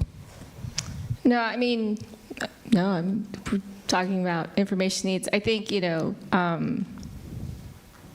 right, there's a difference between community service grant qualified stations and, any news organization that would want to try and partner with a public media station involved in this effort. Okay, so that's the NPR member station. Is that the only? Is that the qualification? No, we have like a bunch of qualifications for stations that qualify for community service grants. There's a whole process for it. Yeah, I'm not the authority on that, but I could direct you to where those qualifications exist. Thank you. Hi, I'm Brian with Piece by Piece Strategies. I saw sort of it more towards the beginning of the presentation, you talked about connecting newsrooms through different cohorts depending on like what they're reporting on. I'm curious if y'all did that in 2022 or if there were any sort of emerging trends or emerging needs that you started to realize sort of exist beyond the immediate funding needs of some of these local organizations and newsrooms.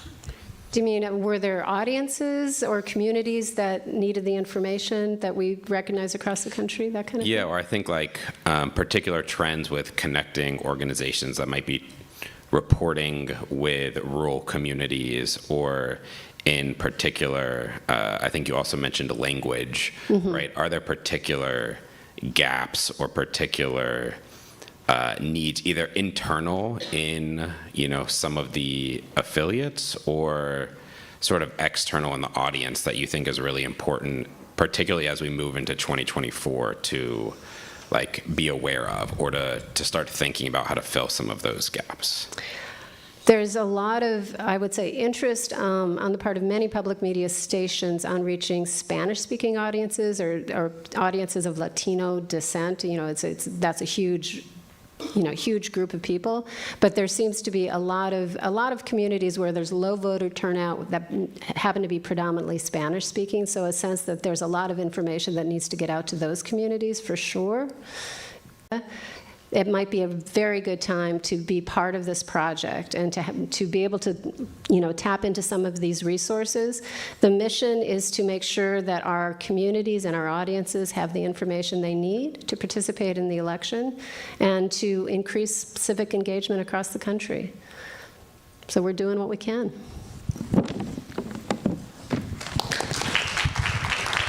Thank you, Joy. Thank you, Elisa. Thank you so much. All right, so we have some breathing time, some caffeine time, some stretch your legs time. Just a few more things before everybody goes. We will be back in here at 3:15 for lightning talks. So lightning talks are one of the most popular things every year. We've got a group of 6 really awesome people who are ready to knock your socks off with stories about their projects. So we're going to be back here at 3:15. Before I let you go, someone lost sunglasses. The collaborative managers dinner last night. I have them up here. Yes, Nissa, awesome. Then if anyone did not sign up for a group dinner tonight and you still want to do some networking, let one of us know at registration, Denise or I or Cassandra or Oni, and we'll get you hooked up with a group dinner. The board outside, that's the future of journalism that's a collaborative visioning board. So what that is we want you, if you're so inclined, to think about what is the future of journalism. Grab something from the magazines, write something, do whatever you like. That's a vision board that we're putting together collaboratively about the future of journalism.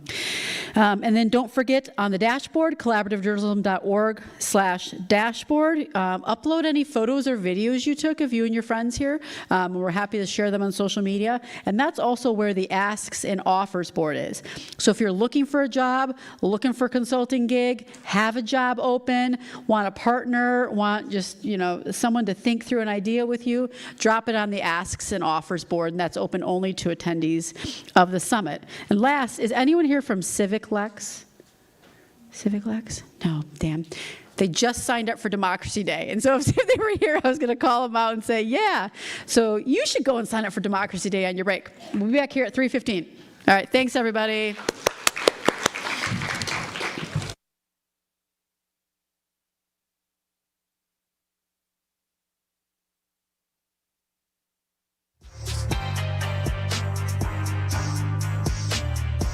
Table every single day.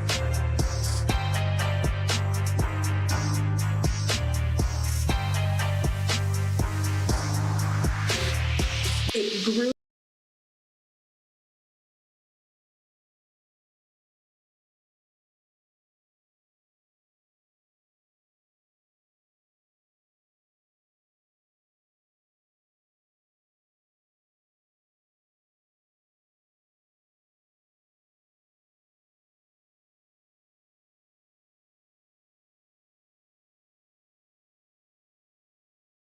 Just double down on it.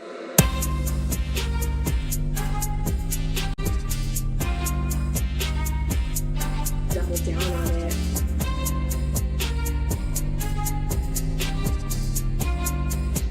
Double down on it. Every single day.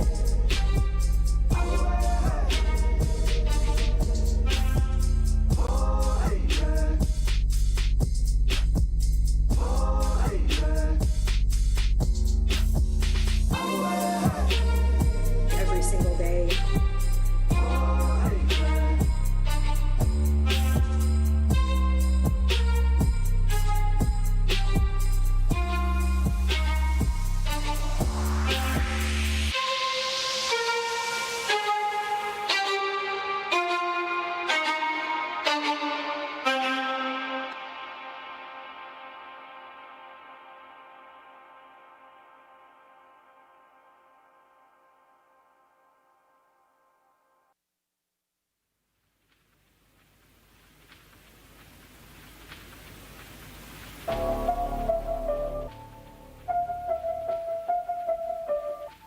Hey everyone, I'm Candace Fortman with the extreme honor of being Executive Director of Outlier Media here in Detroit, Michigan. So I'm gonna get real right. There is no outlier without partnership. Our entire motto is partnership based. We are fortunate to be able to work with almost every newsroom in Detroit and many newsrooms across the country. And that in and of itself gives me joy. That the center of our power does not exist only in our newsroom, but it exists in newsrooms across the city, across the state, and across this country. We are starting to put together the feet and grounding of Outlier. This is a village newsroom. This newsroom belongs to no one but the people it serves.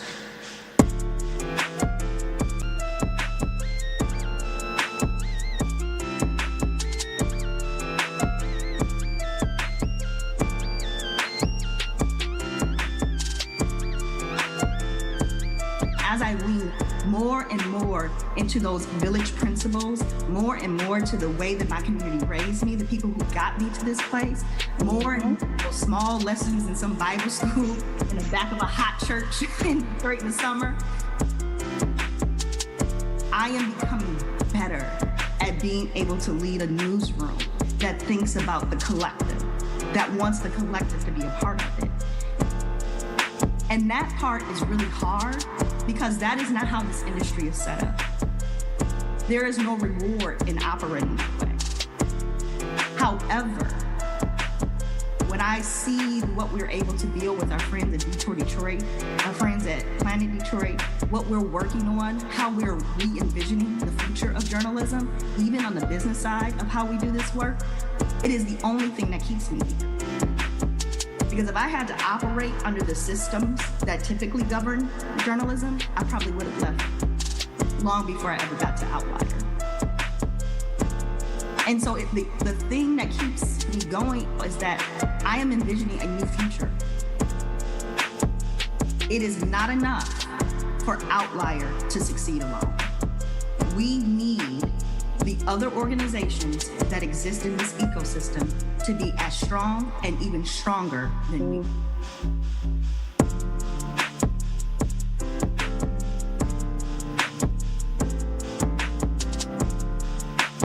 I know we're getting some amens and hey from people who tuning in around this.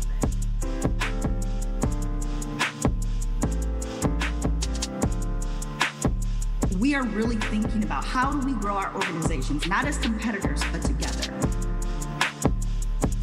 And more importantly, we are all preparing for a future where there aren't two daily papers operating in Detroit. In order for us to be ready for our communities to still have information and news as a service, we have to get stronger, and the only way we can get stronger is together.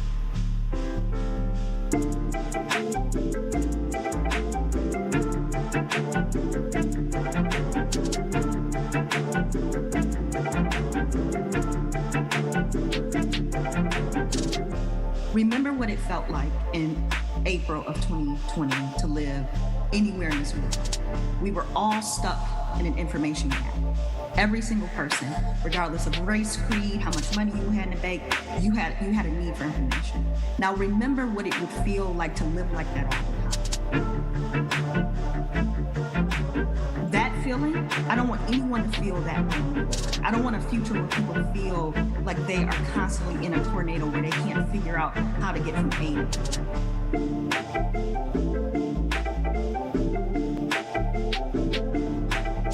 That is the future I am trying to solve for every single day. And I think it is the future that requires us to center people and to build for and with people as if we honor their presence and their intelligence. You have to be willing to lose. And I know that's hard, but I promise you that if you stick to your guns, the ones that are aligned with what you are trying to accomplish will emerge, and you will get greater support than you ever could if you bow down to people who are unwilling to match you mission to mission.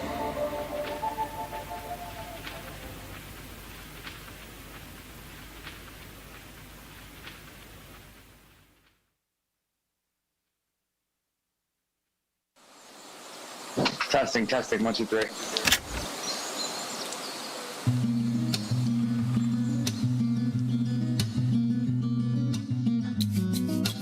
You do local because that's where you can actually make change.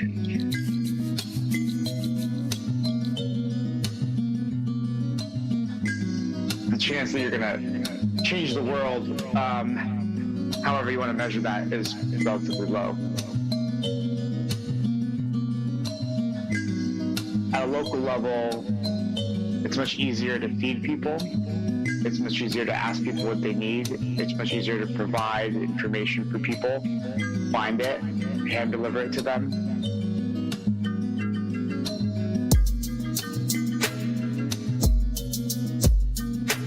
I talk about local news and information through ecological terms because I do see all of the stakeholder groups as interconnected and reliant on one another.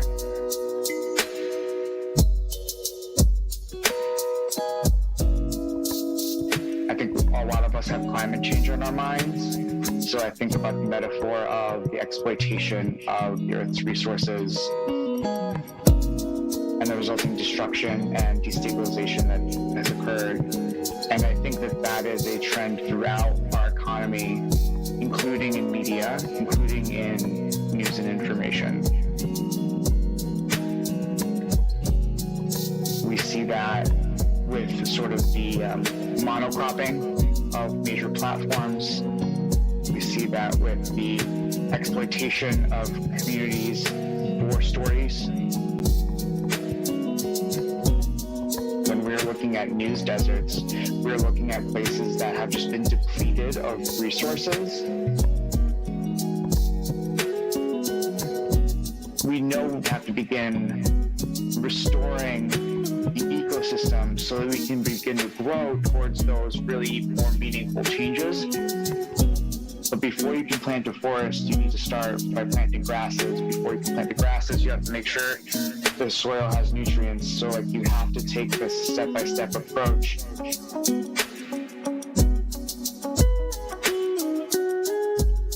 It's about aerating that soil.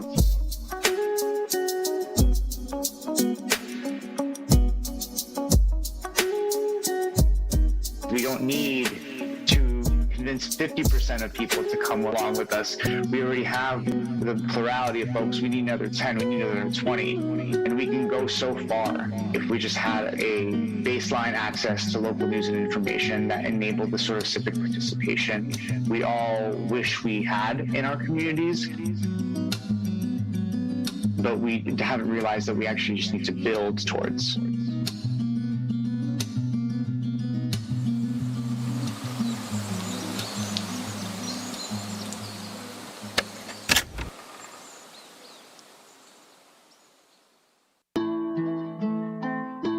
The more telescopes involved, the sharper the image. They band together for the sake of truth, to bear witness together, and to get a sharper image of the crisis that will shape not only our lives today, but the lives of generations to come. Collaboration can be a powerful equalizer in the media ecosystem. So maybe this is a good moment to pause and appreciate what a radical proposition collaboration is in the context of journalism.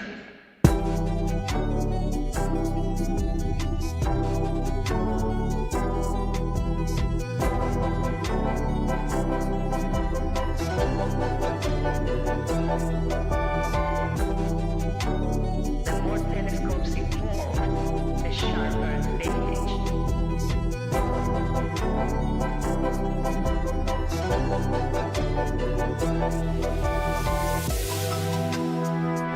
What a radical proposition collaboration is in the context of journalism.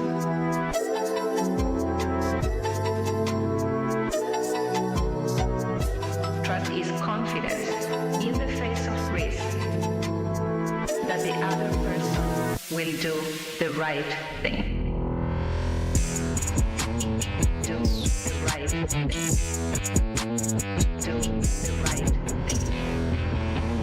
Do the right thing. Do the right thing. Do the right thing. Do the right thing. Do the right thing.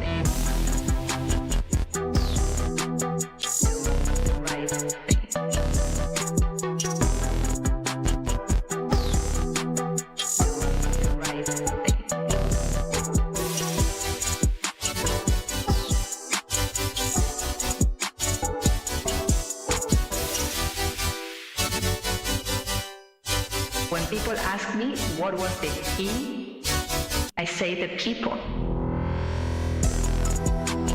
Do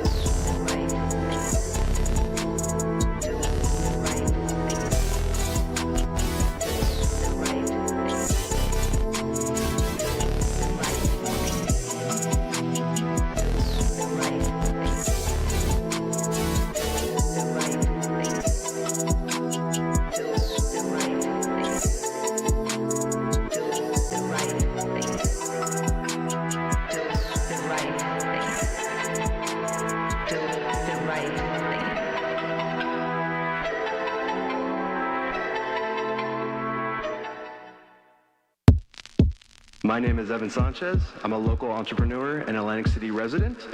I'm here with Ali Nunzi and Mike Rispoli to talk about stories of Atlantic City.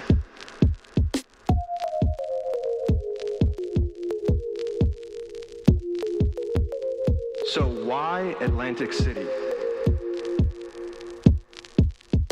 Atlantic City has suffered from what Chimamanda Ngozi Adichie calls the danger of a single story. When people think of Atlantic City, they all too often think of just one story: casinos. And while the casinos are a part of our story, it's far too narrow and has led to a limited understanding of our city both locally and beyond.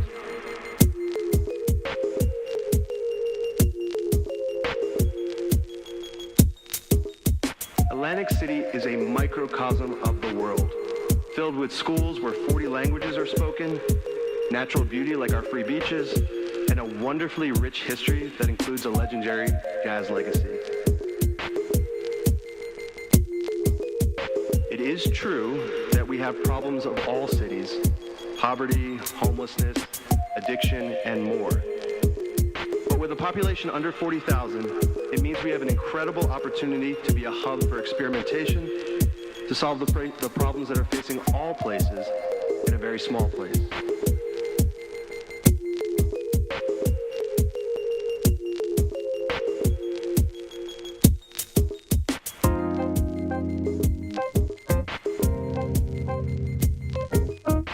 Many of us felt that our stories, the real ones, the messy ones, the important ones, weren't being amplified.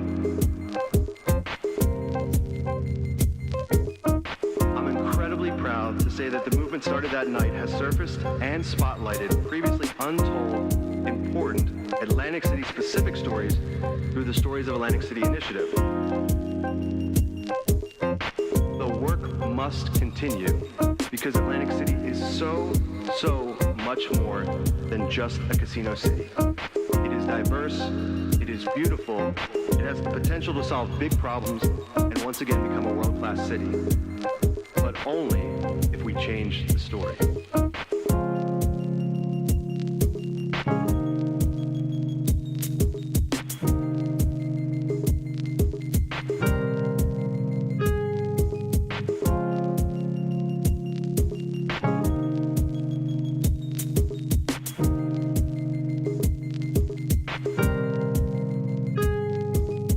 One thing that we want you to understand is what was missing. I'm sure if your newsroom asked you to take time out and foster caring, genuine relationships with people of the community, you would probably have a challenging time finding a few extra minutes, even in your most well-intended day. That's where people like myself, the non-journalists, come in. It's crucial that we encourage you to identify key partners that already have established trusting relationships with people in the community. People know me, people know my team, and people know that they can trust us.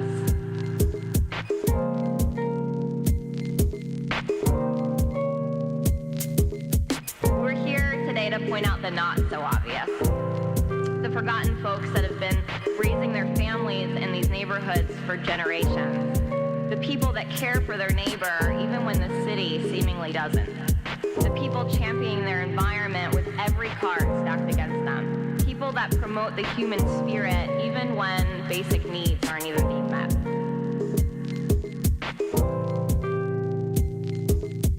It takes a depth of courage, humility, and vulnerability, not only to see, but to listen for what's really going on, beyond the obvious, beyond the biases that you may have about your own community. What we learned when we leaned in a bit more in our own city is that people take care of other people.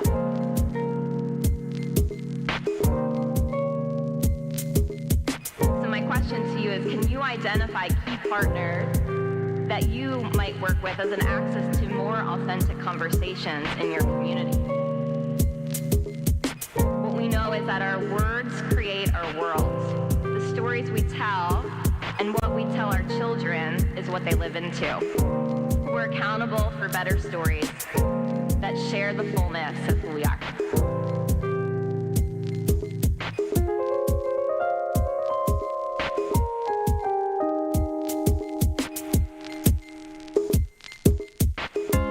It looks really different than what a lot of collaborations in journalism look like. This was something that was led by the community and not the newsroom.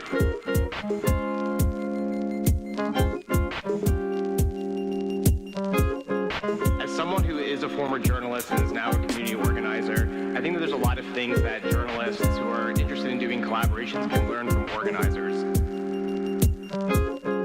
Your success is your community's success, and if you want to be successful, you need to work with people and get as many stakeholders invested in collective success and justice. Even if you're a journalist, even if you find it challenging and maybe a little uncomfortable, your future depends on collaborating with the community. And we need to stop thinking about the community as a liability. Instead, your community is your greatest asset.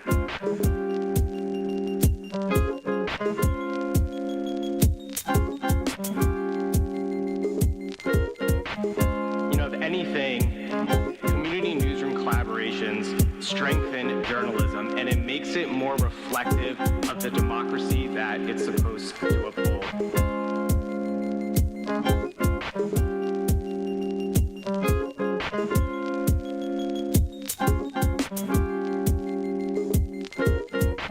If you're tired of hearing your audience criticize your work, call the community in and activate them. If you're tired of feeling overworked, that you don't have enough time to find all those rich stories out there, call the community in and activate them. If you're tired of feeling that the public just doesn't understand the value of journalism and what you do, call the community in and activate them.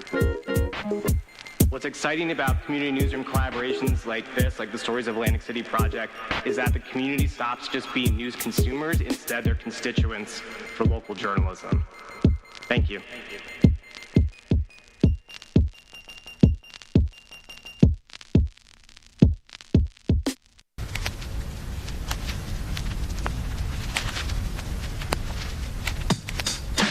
I'd like to welcome my partner in crime up to the stage, Heather Bryant.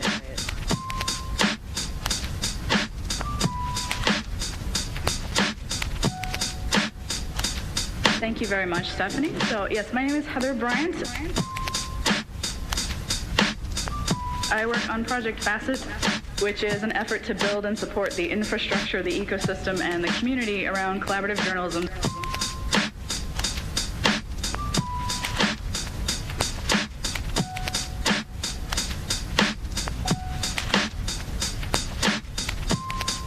If we think about the life cycle of different journalistic practices, think about the phases from first appearance to complete integration.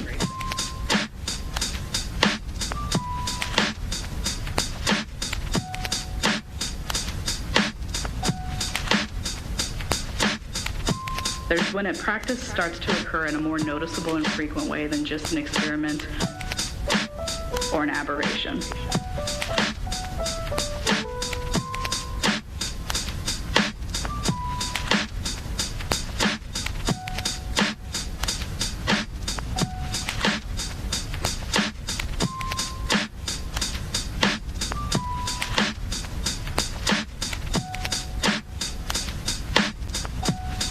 And then there's the assessment phase.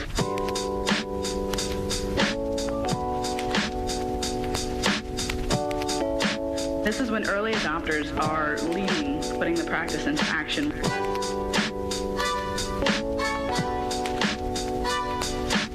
While a significant percentage of non-adopters are monitoring and assessing the usefulness of the practice.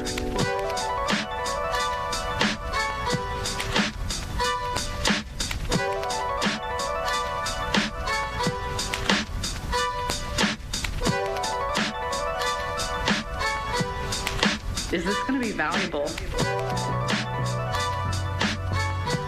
Does this work?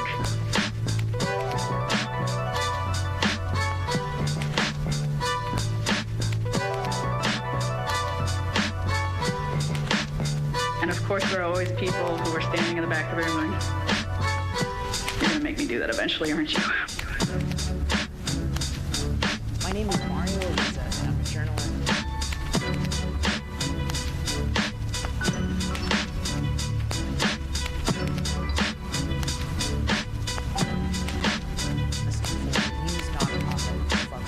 I co-wrote and co-investigated these, exposing how the largest American company in Florida. The next two phases overlap somewhat, but there is a distinction. Writing some legislation and handing it to politics. There's the adoption phase, when widespread adoption starts to take place. And the form of the practice is largely consistent across adopters because they're pattern matching and they're following the lead of each other.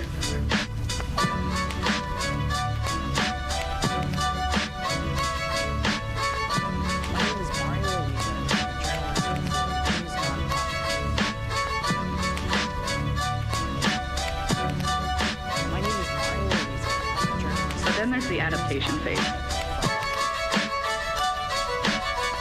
And this is when the experienced practitioners and the new actors with new approaches and new forms of the practice are breaking the patterns and finding new things that can be done and new ways of solving problems using that practice.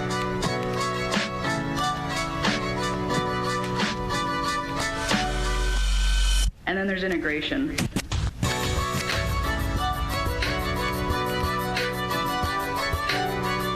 Successful version of the adaptive practice becomes integrated into our process.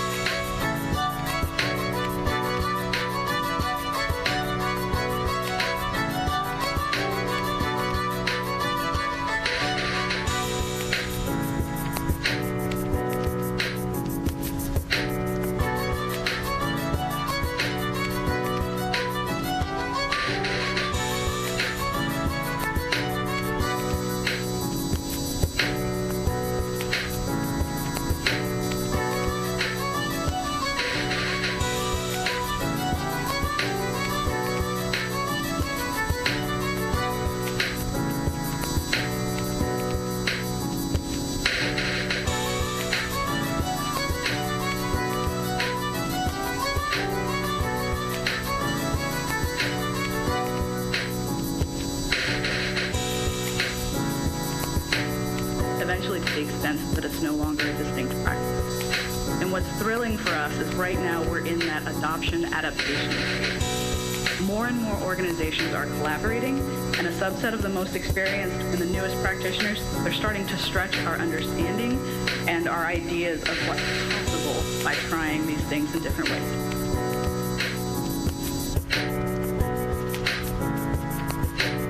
They're pushing us to be better.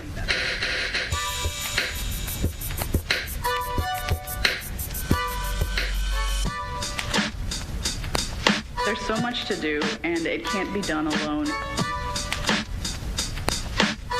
It's complicated, it's time-consuming, and it's fraught. There is no final battle that we're going to be able to fight where all of this suddenly gets easier. The world isn't getting simpler, the stories aren't getting simpler. But working collaboratively is becoming more and more common and more important than ever. And that is the difference between staying in the fight and being rendered completely incapacitated. So collaboration, true collaboration, effective, ethical, inclusive, equitable collaboration, it's an act of courage and an act of hope by journalists and newsrooms who know that the work to be done is the work that matters. And it will be done by those who are courageous and brave and bold enough to face their mistakes and try to build a better way of doing this work together. And by those who trust in the incredible work that we can do when we do it in partnership. And we're very fortunate because so many of the people speaking today are doing exactly that, and we get to hear about it. Let's do it.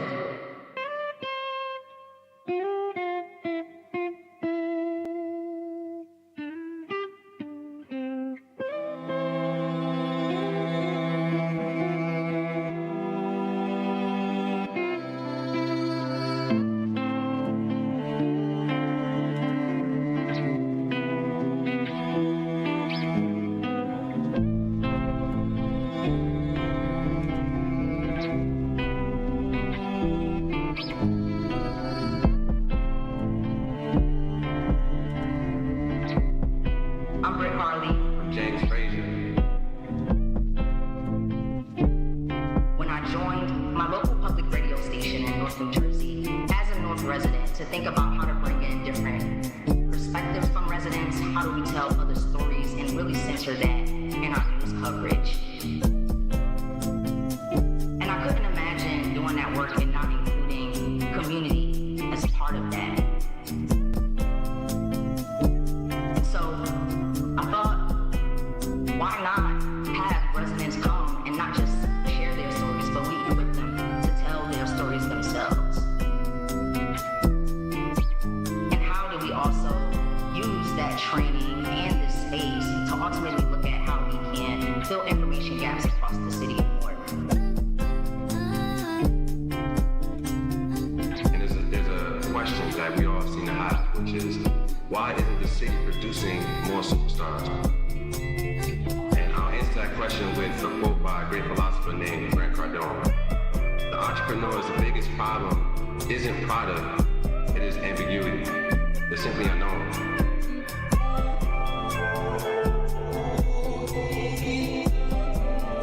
It is ambiguity.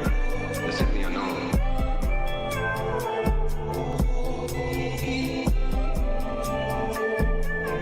They're simply unknown.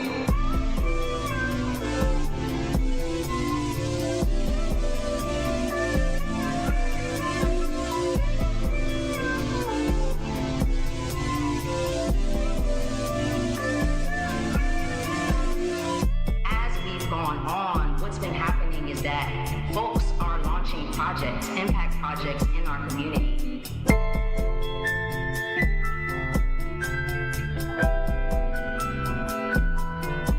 Let's do it.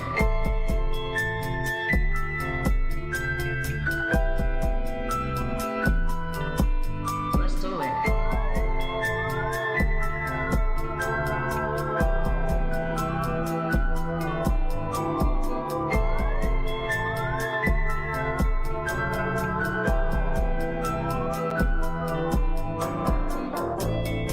The entrepreneur's biggest problem isn't product, it is ambiguity.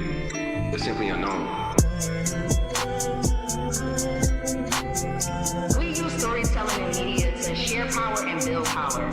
We not only just look at information gaps across our city, but we also think about communities that we usually don't hear from.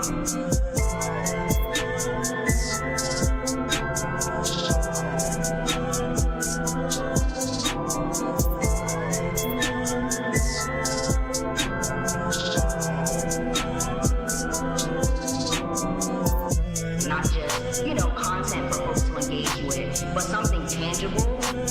We had to build our own space. Let's do it.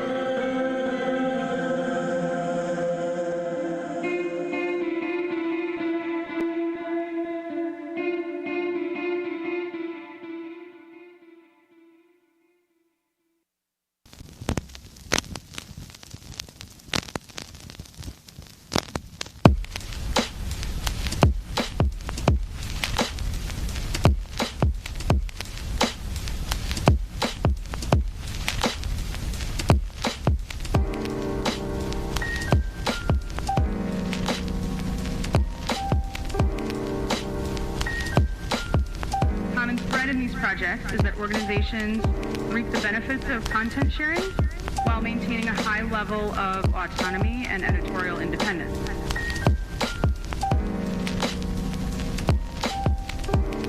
The local, ongoing, and separate collaboration that we looked at in the report is between Charlottesville Tomorrow and the Daily Progress, both in Charlottesville, Virginia.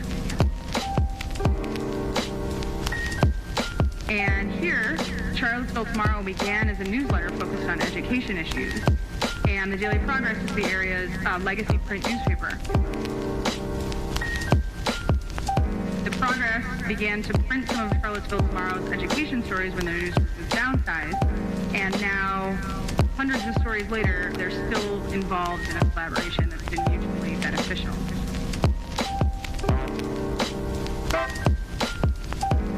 Autonomy and editorial independence. Autonomy and editorial independence.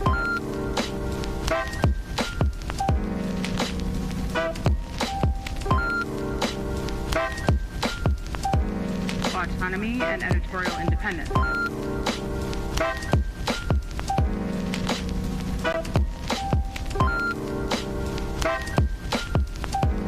Autonomy and editorial independence.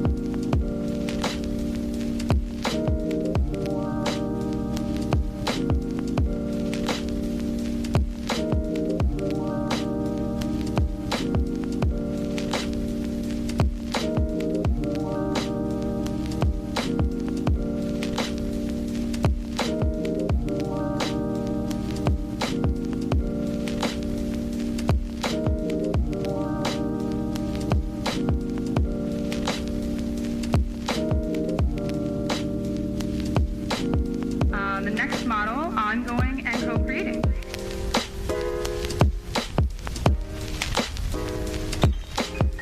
Again, ongoing project.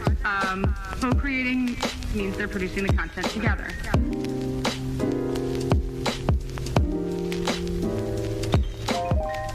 Usually these types of collaborations have regular editorial meetings or calls.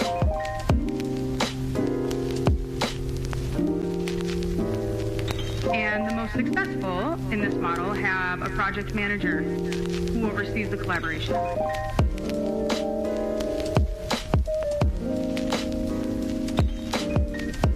Where all of the partners may have been sending a reporter, now just one reporter goes and reports back with the whole collaboration. This model also allows reporters to gain insights from other geographical locations or topic areas that they wouldn't have had access to working alone.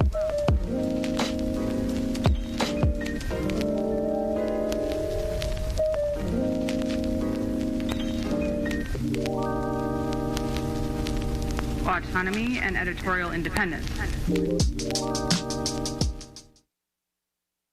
Whew. I'm still cleaning my glasses, Joe. Like bright lights. All right. So as everyone comes back in and gets settled, I'm going to tell you just a little bit about Lightning Talks while our first Lightning Talk speaker approaches the stage. So we have done Lightning Talk as the Collaborative Journalism Summit every year for the last 7 years, and they are consistently the thing that you all rank as your favorite part of the summit, even though it produces massive anxiety in some of our presenters, because it is a timed Lightning Talk. This year we're doing 5 to 7 minutes. A couple of presentations have slightly longer than 7. And there is a clock for the Lightning Talk speakers right in front here. You have this countdown that'll be right in front of you. If you are starting to go long, I will get closer and closer and closer to you until I nudge you right off of the microphone. And we've got 6 really amazing speakers. And so what's going to happen is they're going to come up, boom, boom, boom, right in the row. These are some really, really important, interesting projects. And I encourage you to grab these speakers afterward and learn more. When we're done, we'll wrap up at 4. One note for tomorrow about lunches, in case I lose anybody between now and 4, is that in the morning when you come, you will pick up your lunch voucher at the front before lunch sometime. So I had a couple people ask, well, what about tomorrow? No worries, you're just going to pick it up in the morning. Tonight, if you're doing a group dinner, do a group dinner. You should have that email and your information in your inbox. If you did not sign up for a group dinner, we hope you have an amazing night. We'll be back here tomorrow at 9 a.m. So let's get going. Oni, are you ready? Yes. Let's do this. Oni Advincula from the center.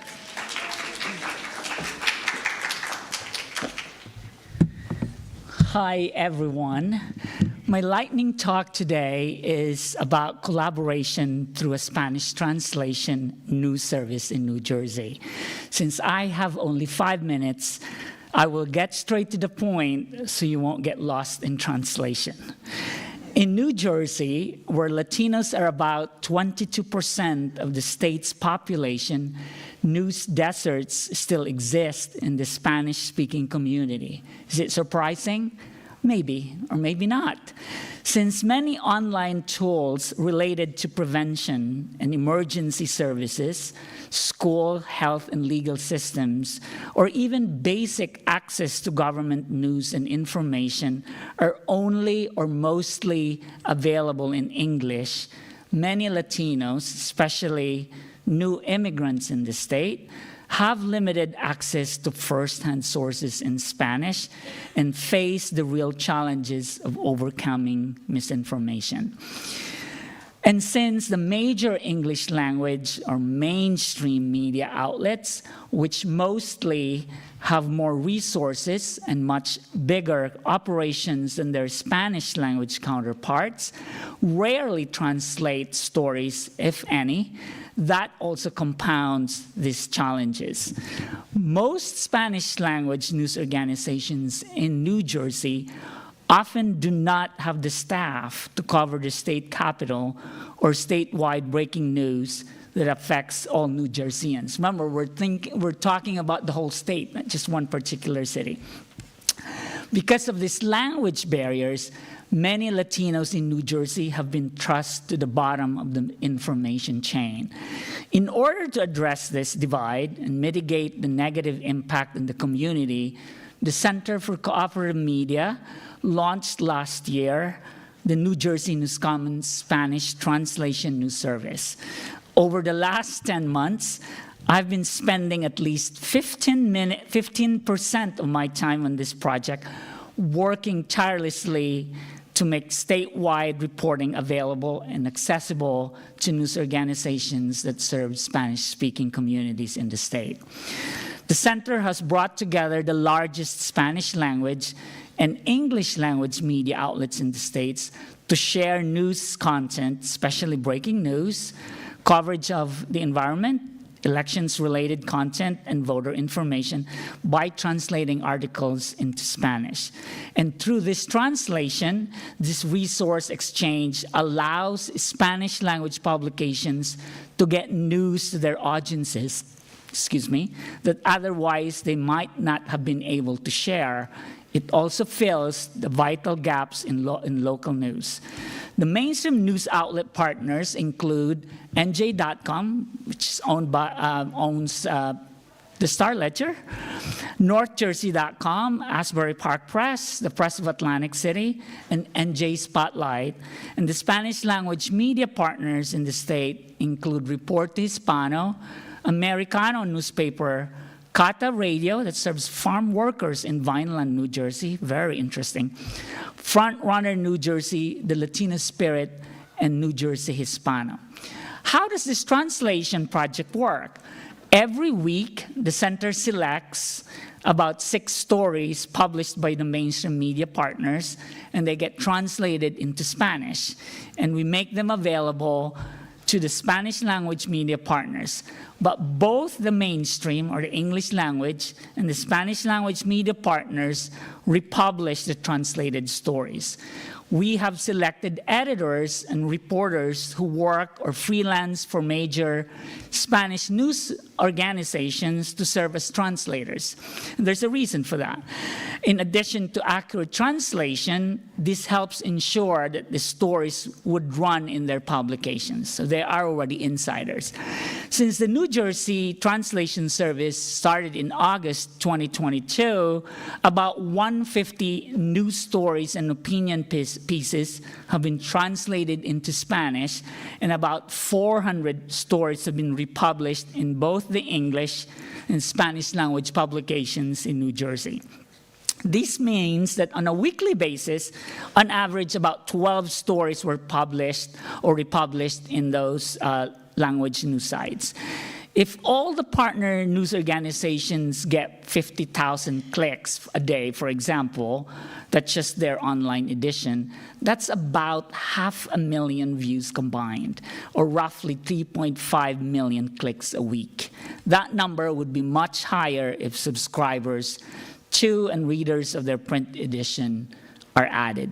So ranging from breaking news to investigative reporting, and from local neighborhoods and remote communities to the state capital and coastal areas of the state, these translated stories focus on issues that matter to more than 2 million Latinos in the state. And an estimated 73% of them speak or read Spanish at home, including but not limited to immigration, education, health, LGBTQ, politics, government, and the environment issues. So the number of partners increased over time, so that means it's a big hit. When the project first started, there were only 3 English and 4 Spanish language partners. As of May 2023, partners now consist of 5 and 6 English and Spanish language news organizations, respectively. Recently, 3 more English language publications and radio stations, including WNYC and New Jersey Monitor, have expressed interest in joining the project. So in general, this project has created partnerships among news organizations who had not worked together closely before. 2 of the English language publications have begun running Spanish language content, which they had never done before. I only have 20 seconds.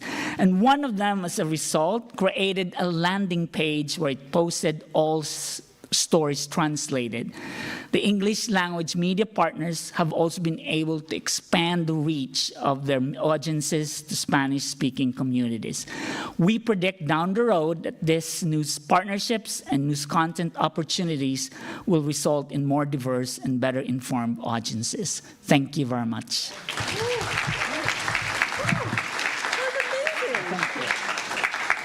Damn, Oni hit it almost at exactly 0.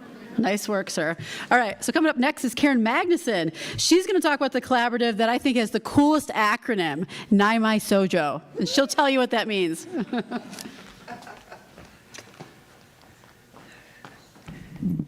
Naimai Sojo means the New York and Michigan Solutions Journalism Collaborative. And a shout out to all of my buddies at the Solutions Journalism Network who are here today.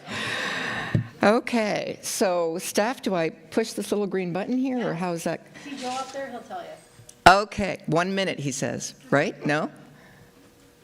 Press it again. Press it? There you go. You see your confidence monitor in front of you, Karen? It's right there. Got it. Okay, thanks.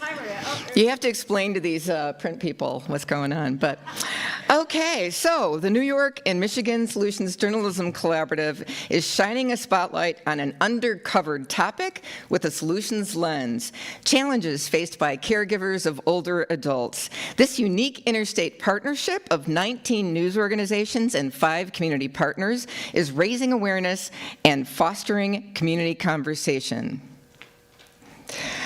During the collaborative's first year in 2021, members used interviews, virtual forums, and national research to identify story ideas, but they still wondered, are we tackling the most important problems for local caregivers? Are we uncovering the most relevant solutions? Family caregivers are often tough to reach because they're so darn busy. There are language and cultural barriers. Some don't consume legacy media. Imagine that. Others lack access to broadband at home. Many don't even self-identify as caregivers. They see it as a given that they would take care of a friend or a loved one and are unaware of caregiving services. So the collaborative pursued additional funding to dig deeper into these questions and hired 3 part-time support staff: an emerging audience editor, a data coordinator, and a project editor. The collaborative engaged thousands of caregivers and others interested in caregiving through the research interviews and 10 engagement initiatives. And those initiatives included 4 in-person events, 3 virtual forums, a scientific poll, and an experiment with WhatsApp to reach Spanish-speaking caregivers. One of the most effective tools, however, is something that we highly recommend for all collaboratives, and that's a panel of advisors composed of people on the front lines of the issue that you're covering. The collaborative formed a 10-member council to critique coverage and propose story ideas. Council members received links to stories to review before each meeting. Discussions revolved around whether the stories were relevant and what could be done to make them even more helpful. The collaborative learned a lot from the experience and offers these 3 tips. Oh, I think I need to go. There we go. Thank you. The first tip is make sure that people in your advisory group represent the people hardest hit by the topic that you're covering. Women of color are disproportionately affected by caregiving challenges. The Caregiving Advisory Council had 8 women and 2 men, 5 members Black, African American, 3 Latinas, 1 American of Chinese descent, and 1 Caucasian. Second, be sensitive about how much time you're asking people to devote to advisory council meetings. Our collaborative decided to keep most meetings to an hour via Zoom about once a month. Council service was limited to 8 months. Third, consider offering an honorarium for their time. Members of the council were paid $100 for each virtual or in-person gathering. Meetings were well attended, but if somebody had to cancel because of an emergency, they had the option of following up with a facilitator. Council members, next slide. There we go. Whoops. Back one, please. Thank you. Council members shared important insights on emerging needs during the pandemic. Among other things, caregivers talked about growing challenges to their mental health and finances. The feedback prompted the collaborative to conduct this scientific poll of 1,000 local caregivers to learn more. The collaborative also partnered with a journalism collaborative focused on covering mental health. Together, they produced a special project about the mental health of caregivers. Shout out to Southwest Michigan Journalism Collaborative. Next, here we go. To next slide, here we go. I don't know what I am having, there we go. Council members provided helpful feedback for an online caregiver resource guide. The amount of information in the prototype was overwhelming, they said, and their ideas prompted changes in curation and navigation. They also contributed to the collaborative's thinking behind a coverage style guide to help journalists avoid ageist language. Research commissioned by the Solutions Journalism Network shows that the collaborative also built more trust between journalists and the people they aspired to serve. Surveys conducted at the beginning and end of council service showed greater engagement with collaborative content, with more members sharing collaborative stories with friends or family. More council members changed a personal behavior or belief as a result of the experience. For example, half said they expected to stay in touch with local journalists after their council term ended. These 2 quotes capture the spirit of how they felt. I was honored to know that our views were respected and hopefully will make a difference. And the experience was very helpful and motivating, looking to move forward even more with being informed and evolved. The research also includes suggestions for how to improve future engagement efforts, including conducting a survey of reporters to measure attitudinal change. Researcher Carolyn Porter concluded that when combined with other engagement tools, a community council can serve as a critical person-to-person connection to help ground journalism in serving the needs of a targeted audience. And then here's where to go for more information. Please check out the New York and Michigan Solutions Journalism Collaborative at naimasojo.com. But also, here's a short link to the research.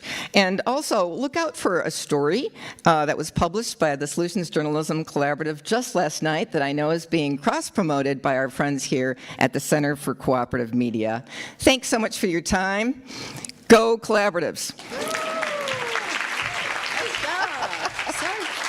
That clicker is kind of confusing. That's okay. It's probably user error. I don't know. Yeah. Awesome. Thank you, Karen. Karen finished at 6 minutes, just so you know. And also, I just want to remind everyone, too, that the science fair out there, the Collaboration Science Fair, has poster boards from all of our speakers.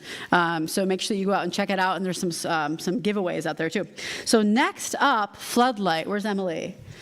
Emily, yes, come on up. Tell us about Floodlight's model of collaborative climate accountability investigations. Thank you. You're welcome.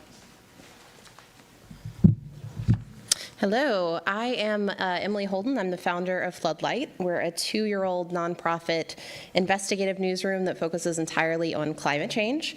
And we partner with local and national outlets to do that. So I'm going to do something a little adventurous here in terms of AV and attempt to play a video to just tell you a little bit about our work first. My name is Mario Ariza, and I'm a journalist for the news nonprofit Floodlight.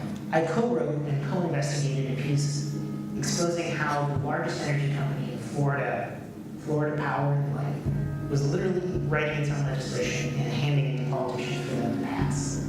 Florida's governor vetoed a law that critics say would have killed the rooftop industry in the state. This isn't a one-off event. In city halls and state houses across the United States, lobbyists for polluters have been spreading disinformation to try to stop any and all climate action. But here at Floodlight, our mission is to expose the powerful that are stalling climate action. So we're using a new model of journalism. Instead of competing with other journalists for a story, we're collaborating with them, and we're co-publishing with local and national news outlets. We've worked with journalism outfits like the Florida Times Union, the Orlando Sentinel, the Guardian, and National Public Radio. Our journalism is objective, fact-based, and nonpartisan. We back everything up with the facts, and we do it together.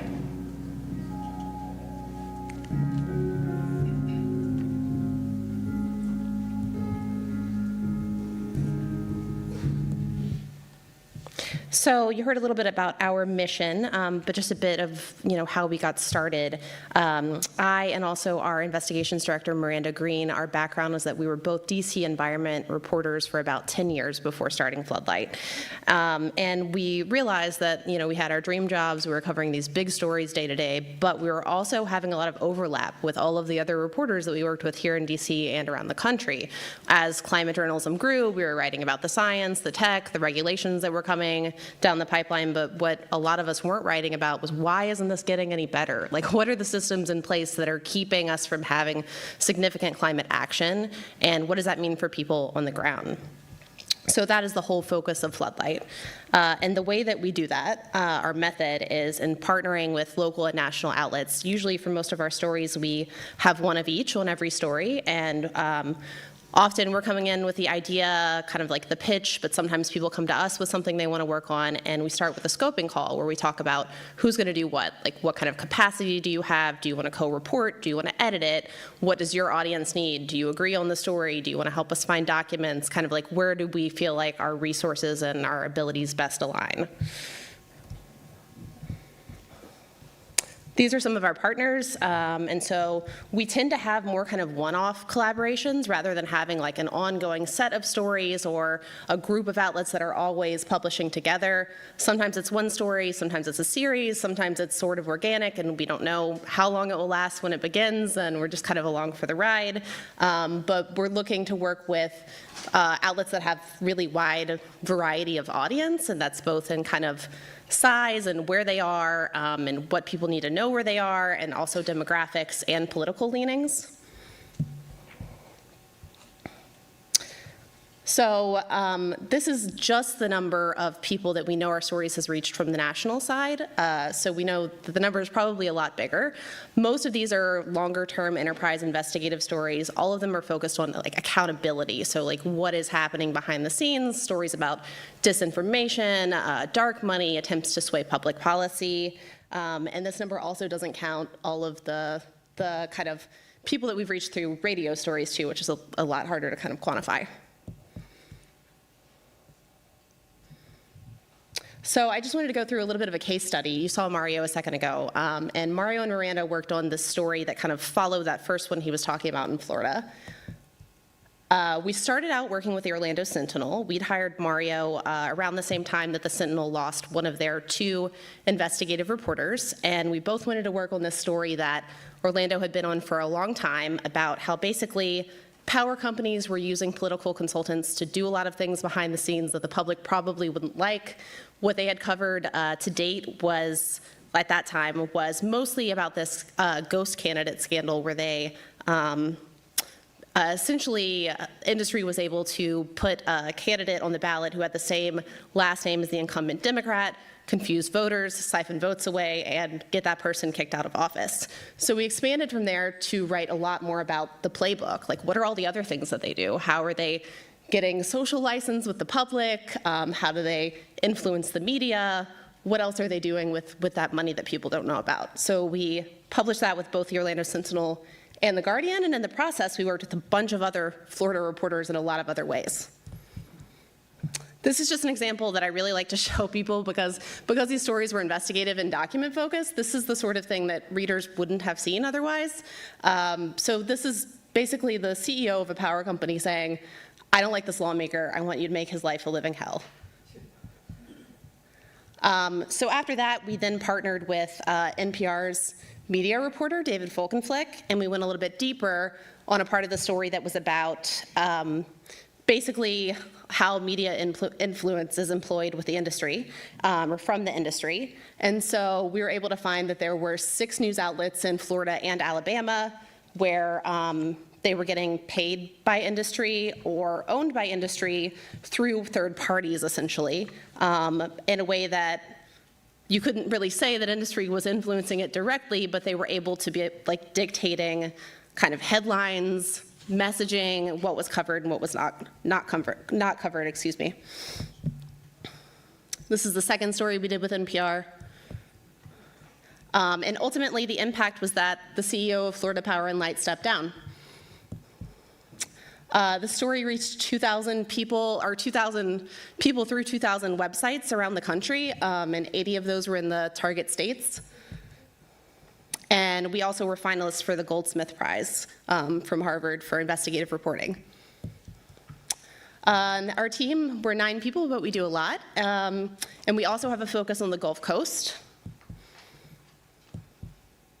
And our vision is really that this could be so much more than just our own content. It's not just that we want to help people understand what's happening behind the scenes and why that should matter to you where you are.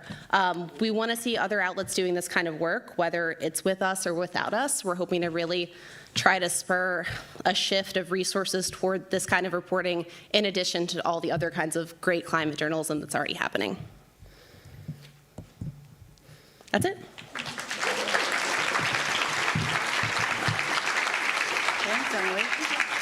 Perfect timing. I love that slide about the CEO that stepped down because of your work. Nice job. Right? Yeah. All right. So next up, Lauren Gustus, where are you? There you are. All right.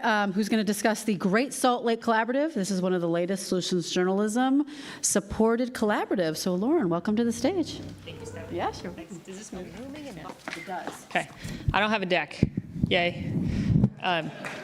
I do have 2 videos. Anyone here from TV? Good. Okay. The first video is just a very short summary of what the Great Salt Lake Collaborative is, and it features some TV personalities who are a little dramatic. So just say that. Thank you.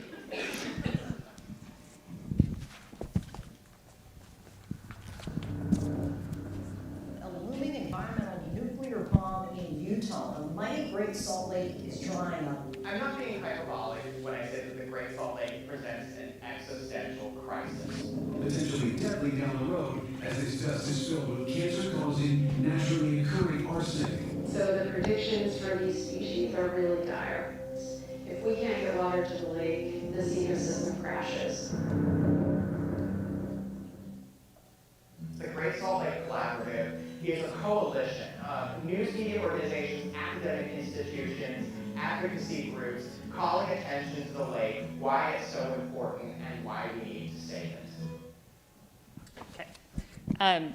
So I was asked to share a little bit of background about how we could bring so many folks together with such enthusiasm and such passion around this topic. And there are over 20 news organizations, over 20 organizations, over 17 news organizations, or 17 to be more precise because we are reporters, that are focused on the Great Salt Lake in Utah. And we put the group together without a topic. We started to convene a conversation amongst news organizations, and we didn't know where we wanted to go. And I think that was really important. I want to credit Solutions Journalism Network for convening the conversation and helping us to get liftoff on this project. But they didn't pressure us, and they didn't say, hey, what's your idea? Where are you going? So we had some time to incubate, and we moved through a number of ideas, a number of wicked problems, if you will, and the group together settled on the Great Salt Lake. So everyone in the collaborative had an opportunity to weigh in. Some people left. Some people didn't stay because they didn't like the topic we picked. That was fine, right? Because we knew we had folks who were committed. So I would say in terms of one of the things that was critical for us is bring people in, make sure they're part of the process. Can they help you decide versus you going with that idea straight away? Second thing that was really helpful, I mentioned Solutions Journalism Network, was not only the seed funding, but the structure that they put around the formation of the collaborative. They demanded that we do certain trainings. They demanded that we set things up in a certain capacity. They did not demand that we do the journalism in any way, shape, or form, right? But they asked us to think about how we were going to do it and what our outcomes were, and that was super helpful. And then the last thing I would say that led to our early success, and I'll get into impact in just a second, was a single individual, a person, Heather May. She is here today. She's our project manager. Heather, thank you. And she's a catalyst. You know, you have those people who just don't stop. Heather is one of them, right? And as you know, in a collaborative, you're often herding cats and they're not your cats, right? And so Heather does not hesitate to pull us all together and say, this is what you need, this is where we need to go, this is the decision we need to make. And that's fundamental, at least for us, right? Because we all report to different folks and have different missions. So I want to share just another video, one more, a little less TV in it, but it'll give you a sense of what we're looking at with respect to the Great Salt Lake and how we set about making impact, and then I'll cover that impact. We just sent a team of reporters from my news organization, the Deseret News, from our friendly competitor, the Salt Lake Tribune, and also Fox 13, and together they went to California to collect interviews and video and images and to bring home this story of what struggling saline lakes in California were experiencing, the impact it had on those communities, and solutions that they're trying to find and implement there in California. And the story map that we used was stunning.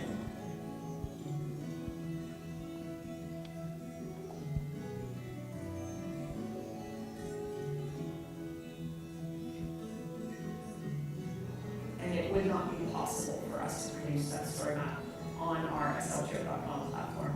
And so I think that the goals we have of working collaboratively can hopefully reach further into our community than if we try to tackle this individually. Without the collaborative, our news directors and reporters and videographers would not have had the opportunity to do that. But it's a different shift in how we do journalism, and I'm kind of getting into it. Another great thing that the collaborative does is we get out in the community. We did a lot of festivals in the summer and sat down and we talked with people about the Great Salt Lake. Pop quiz, if you could tell me what that animal is. Yay, brine shrimp, yeah. So in the year since we were formed, or the year and a half since we were formed, the Utah State Legislature has allocated $1 billion in funding for the lake. They have set up a system such that we can improve irrigation on farms and how we measure how much water we're using in Utah. A tremendous amount of our water goes to ag. They've created a trust so that we can buy water rights that can then go into the Great Salt Lake.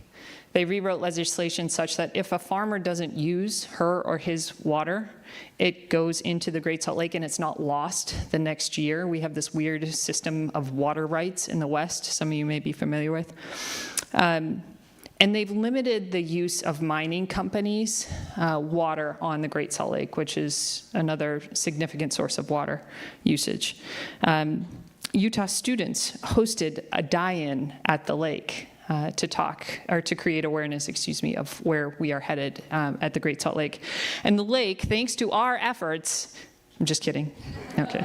The lake is up 5 feet from where it was at its historic low last year, which is great news. You can clap, we're happy.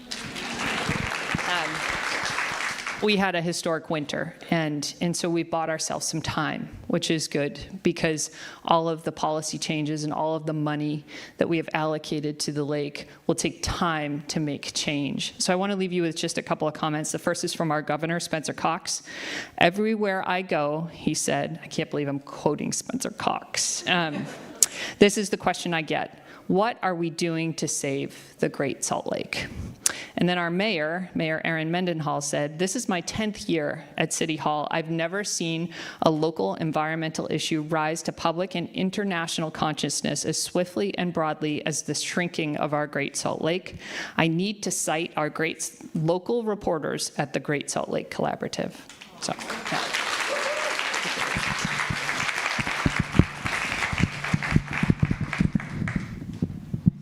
Thanks. Yeah. Yes, it should be fine. Yeah.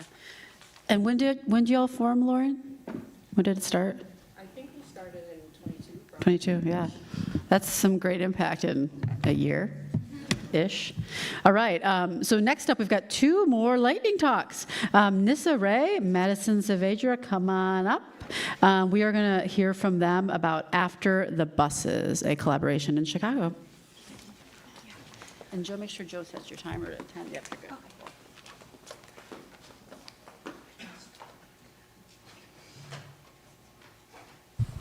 Thank you, Stephanie. I'm Nissa Ree, the executive director of Borderless Magazine, a multilingual nonprofit news outlet in Chicago that covers immigrants and immigration.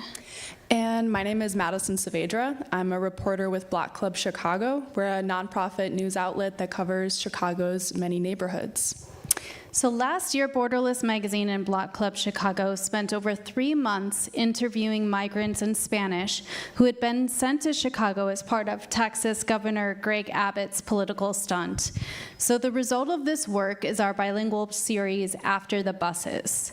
So before our project was published in December, all Chicagoans likely knew about this crisis is that in August, people started arriving in Chicago on buses.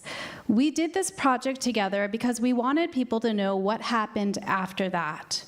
Our goal was to humanize what has been a very dehumanizing situation where people are more often talked about en masse rather than as individual humans who have made life-threatening journeys to get here. And we wanted to share how this unique collaboration worked and what we'd do differently if we did it again. So in total, across our two organizations, 17 people worked on this project. So we wrote 9 articles featuring about a dozen people who had arrived to Chicago. We had 6 reporters, including myself, 2 of which were also photojournalists. And then an additional 2 photographers. We had a photo editor, 2 editors from Borderless Magazine, and 3 editors from Black Club Chicago, and then 3 engagement people who helped us out with newsletters and social media and our post-publication engagement. It started out as a very organic collaboration, I would say. For those who don't know too much about the context of this project, folks from Texas were being bused to Chicago, and you can see on this photo is a bunch of us reporters outside the bus station. So that's how this collaboration started. We and a bunch of other reporters were hanging out outside this bus station waiting for people to arrive, and we're working on the same project, essentially. So it kind of made sense to partner up and do something together. It was my editor who had the idea. We had a Zoom call with both our teams, and that was way back in early September, and it grew from there. So Borderless and Black Club had worked together before, but never on something this big. So we occasionally republished each other's stories, and Borderless had run INN's story translation project. So if you were at CGS last year, I talked about that, which Black Club used to translate its stories into Spanish. But when Stephanie Lule, the editor at Black Club, suggested this partnership, we were really excited. So our news outlets are very different, but we knew our combined superpowers could make us a great team. Borderless has a niche in the Chicago news market. We have a lot of experience reporting on and with immigrants, and we understand how to interview people in vulnerable situations. We have check-ins built in throughout our story workflow to keep our sources and reporters safe. And We also had an existing network of sources we could tap and a pool of reporters and photojournalists who spoke Spanish we could work with. And finally, we publish everything in English and Spanish already, and we have a system in place for putting out high-quality Spanish stories quickly.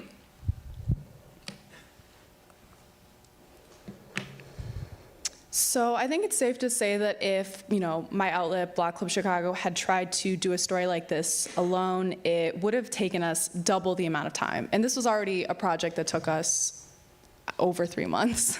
So it would have taken even longer, or it never would have happened. Like Borderless, Block Club also has a few Spanish-speaking reporters who really made it possible to report on a story like this. People, took time away from our daily news coverage, which is, a daily turnaround. Like, we had to kind of put that on pause to push this across the finish line over, several weeks and several months. We also have a bigger staff. We have multiple editors who were able to help shepherd this project along. And I also think one of our strengths is having dedicated engagement people. So we have a newsletter manager who really helped to create amazing newsletters that came out in the days and weeks following this project being published, as well as a social media editor who helped us make great graphics that, got people reading and talking about our story, across all social media platforms. And then lastly, working with Borderless made a lot of sense because, like Nissa mentioned, we have pretty distinct audiences. So we were able to just reach way more people than either of us could have alone, and help introduce readers who weren't familiar with our outlets, to our outlets. So having this partnership really helped keep us accountable, considering Block Club, like I mentioned, we're more of a daily news outlet. So having somebody to report to and check in with on a weekly basis was really crucial to keeping at it over, like I keep saying, weeks and months. It was my first time working on a project like this over a really long period of time, so it was helpful to have partners. Knowing each other's superpowers made overcoming the challenges of this project easier, and boy, were there a lot of challenges. So here are 4 lessons I want to pass on to you from our project. So first, carefully choose the timing of your collaboration. So our biggest challenge was by far the timing. We had almost no notice that the buses were going to come in August, and when they kept coming in September, we decided to work on this project together, and we were determined to publish by early December to avoid the holiday craziness. And as you may know, the last few months of the year are really challenging at nonprofits. We had to balance this large project with year-end fundraising, people taking time off for the holidays. And we did the best with the cards we were dealt and did publish in early December. But if I could choose the timing, I would choose a less busy time of year.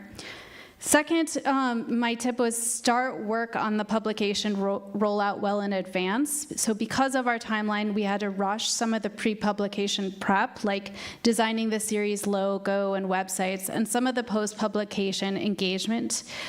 We had hoped other outlets would republish the series besides our own, but because it was the year end, everyone was just too busy to take that on. Third, have a separate budget for the collaboration. I think a lot of people have talked about fundraising today, or have an emergency pool you can tap into. We didn't have any funding for this work. We knew that the need for this reporting was now, and it was either start now or start never. And there wasn't time for us to wait a month or 6 months to get a grant to fund the reporting. We needed to serve our audiences today. So this meant, thank you. This meant that some of the reporting our newsrooms had planned for last year got pushed into this year. And we were all working long, long hours, nights and weekends to get this series across the finish line. I remember being on the phone with Stephanie Luley right before the night before it went out at like 2 a.m. doing last-minute copy editing. So it was really a work of love. Last one, be patient and talk it out. So working with a new newsroom means running into issues around workflows, writing styles, and more. But we really took the time to talk things out, outlining clearly the types of stories we wanted, including structure and length. We met weekly over video video, and the reporters and photographers met occasionally at our borderless co-working space. And whenever someone ran into difficulty, like learning their source was admitted to a hospital for a drug overdose, we problem solved and we came up with ideas for explainers and resources that we could provide to help the migrants before our series published. And these were all very traumatic stories to report on, and I was thankful we had each other to lean on and be in community with. So I think it's safe to say that we enjoyed working with each other because we are working on yet another project. It's still in like the super early planning stages, but Nissa and I are working on a larger, more investigative story looking into the city's response to this crisis. So successful collaboration. And we really got such a great response from our readers and our sources after the buses that we just felt like the reporting had to continue. There were so many more stories to tell. So here's just a glimpse of what we heard from people, 3 different examples of impact, but then I also have some impact quotes from our sources themselves. So these are the folks who we met up with over weeks and months and like really cultivated good relationships with. One said, "Friend, thank you very much. Excellent. It made me cry." Another, "Holy bleep. I'm so grateful for this. I'm looking at the story and I'm so thankful for this. And I'm very grateful that the photos are excellent too." So we really felt like this reporting built great rapport between us reporters and the growing immigrant community in Chicago. So that's all we have. Please feel free to come up to us if you have any questions. And our contact info is up on the slide via Twitter. And also be sure to check out our poster board outside. We spent a lot of time on it. Yeah. I love also the fact, like that photo with the reporters at the beginning together, all there to cover the same project, and that since you'd also worked together before, it was like kind of natural to like, why are we all going to do this, try to do the same thing? Let's do this together and make it more impactful, I think is so important. So kudos to y'all. Thank you. Okay, so last up, I'd like to welcome, I'm honored to welcome Yukari Kane up to talk about the Prison Journalism Project. And while Yukari is coming up on stage, I just want to make a note for Kate Howard, Sarah Gamard, and Emily Lytle. Check your email. You are in group dinner at Proper 21K. And with that, Yukari, the stage is yours. Thank you so much. Thank you. Hi, everyone. I'm Yukari Kane, and I'm the CEO and editor-in-chief of Prison Journalism Project. And we work with incarcerated writers. We train them in the tools of journalism, and we publish their stories on our own and in collaboration with other journalists and newsrooms. Just to explain a little bit about more about what we do, the impact we're trying to make, and the difference we're trying to make, I wanted to show you a video. We like to put our writers first, and so.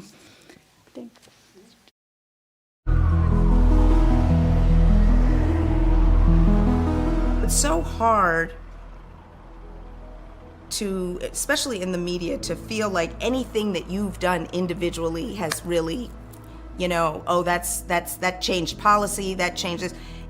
And that's the value, I think, of Broken Philly, is it's a network effect. And so we're not seeing reductions in violence. We're not seeing like the statistical things that are changing, but I do think narratives are changing.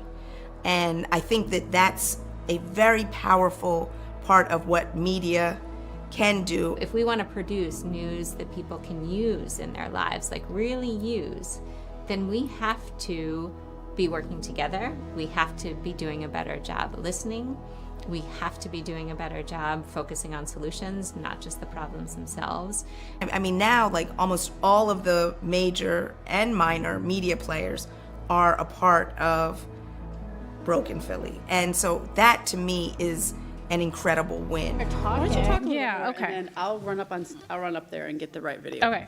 So we got our start about 3 years ago. Me and my co-founder, Shaheen Pasha, are longtime journalists, and we also teach at universities. She's an assistant professor at Penn State, and I've taught at Medill and UC Berkeley. And we got our start right after the pandemic started, and everybody was talking about it as a historical moment. There were some scary reports coming out of prisons where we've both taught, and there were outbreaks, and we were just not getting stories about what was going on inside. And we thought, let's let's put up a publication on Medium and see what happens. And so, fast forward 3 years. We're a fully fledged training outfit and publication, prisonjournalismproject.org. We've published over 1,600 stories from, I think right now it's more than 600 writers across 190 prisons in 35 states. We have your video ready. Do we? Okay, perfect. Okay. And I'll let the video roll. I think I'm a prime example of how decent folks can still end up in prison for a horrendous crime. I put myself in some bad situations, and the worst case scenario came true. I mean, prison is full of good people who deserve a second chance. I mean, I've always been vocal and outspoken, and seeing what I see through the lens of my incarceration, being a journalist just kind of rose to the surface. Being a journalist has really just changed my experience for prison life. It's given me sort of this obligation, this responsibility to everyone around me, and also to people outside. I just want more and more people to read my stuff and be impacted by it. I want their eyes and ears to get open to the truth about mass incarceration. Hopefully I can inspire conversations so that the people that can affect policy have a lot more things to consider when they make these arbitrary decisions that affect us.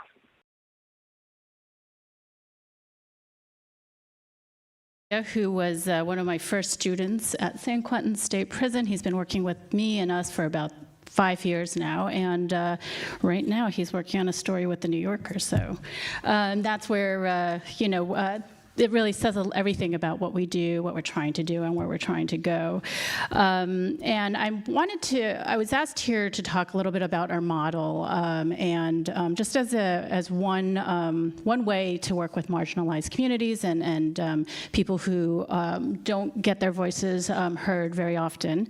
As I mentioned, we have a model that's a combination of training and then we work with them to publish the story. Over the past year, we've really worked on one of the things that is really important, we thought, in working with our writers inside is just making sure that we have all the policies and processes and protocols down to think about their emotional, legal, and physical safety. And so we've spent the past year really honing that down. In terms of editing the stories, for example, we think of ourselves as editor coaches. We try to really go out of our way to explain why we do things. We take care with our language, being mindful that our writers are people who have a lot of trauma and have been rejected their entire lives. And so even little things like in memos where we say, we can't accept this story because, or in order for us to publish this, we need A, B, and C, we might change the wording and say, your story would really be more powerful if we can get this stuff. We stopped sending out rejection letters because, again, our writers are people who've been rejected their entire lives and they don't need another rejection from us, and we want them to keep working and training. In terms of our communications, we do most of our communications through postal and e-coms, prison communication systems that are private, that are electronic, and we have somebody who works that. We're very careful with the way we send in content, thinking about what state they are. We've done all the research looking into their legal rights in each state. Every state has a different set of laws. We share them on our website, by the way, how that we can communicate with them, and then being also sensitive to where they are geography-wise. And so we're much more more careful with a writer in the South, for example, and we're even more careful if it's a woman in the South, because there's usually one prison, and it would be much easier to find them. And so time runs out quickly. There's much more to say about this. I am going to be on an INN panel talking more about duty of care. But I just wanted to, where we're trying to go with all of this is just to bring out stories that wouldn't be told otherwise, sometimes in surprising ways.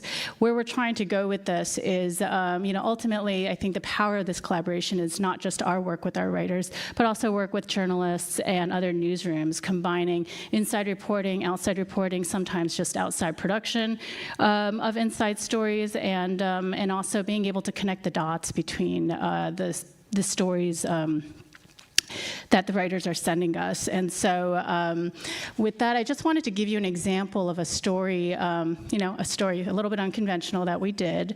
This was triggered by a diorama that was sent to us by a writer. It's kind of miraculous that it found its way to us, but Sarah Rogers, who's a creative director at Longreads now, I think, she used to be at CNN.com, worked with us to create this video that we thought, I thought it was it's one of my favorite stories, and we've had formerly incarcerated people cry watching this, so I just wanted to share that.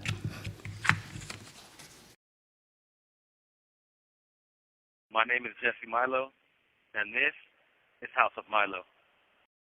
The cell I'm in now is just like the one I made for you. I'd like to show you around. Let's start with the lid on the top of the cell. When the lid is on, and you look in the closed front door towards the back of the cell, you can see how the light beams through the back window and drapes across the table and bed. This actually happens. Outside every back window are bright stadium lights. If you're on the bottom bed and you lay with your head by the toilet, the light will shine right in your face. Next, we go into the cell. You'll see a towel that used to be a shower towel, but now I use it to clean the floor. Add some water and some shampoo, and you've got a mop. See the white shower shoes? We wear them to prevent falling in the shower and from getting fungus. On the floor by the toilet, it says, sit down to pee so it don't splash.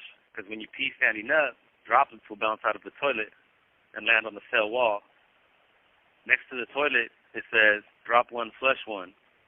This includes passing gas to alleviate the smell. The cell is very small, and there's not really much air. On top, you'll see it says, brown is beautiful. As a boy, my grandma used to call me racial names, and it still impacts me. My picture is also posted there. Those of us who have been sent to die here look at photos of ourselves kind of as a way to prove we exist. It's like saying, ha, I told you I was real, or I'm still alive. Below my picture is a Hostess Zinger pastry I used to love. On the table are letters. If I get mail, this is where I respond to them. My fan is nearby, too, to blow dry my boxers. Now let's go over to the bed. I sleep on the bottom. The mattresses are 3.5 inches thick, so they're not very comfortable.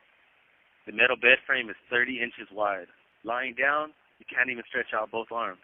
Some guys on the top bunk tie themselves to it by their wrists so they don't fall off. Sleeping alone sucked in the first decade, but now I'm used to it. On the top bunk, I wrote vacancy because I haven't had a cellie during the pandemic. On the bed is also a copy of the newspaper, PJP Inside, with the top story an allusion to a dream, Milo, set free. I covered the top pillow in a COVID-19 mask to represent the times. It says human on the end of the bed in case people forget. Above the doorway is something about the American Kennel Club. If you get the formula and apply it to the average man's size, you will see that dogs get, on average, way more room for a cage than humans do. The last bit is the writing on the wall above the bed. And I'll share my journey with you as fuel for your own. This call and your telephone number will be monitored and recorded.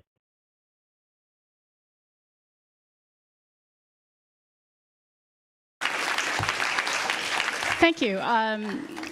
Please find me if you're interested in working with us as a newsroom, as a journalist. We have so many stories.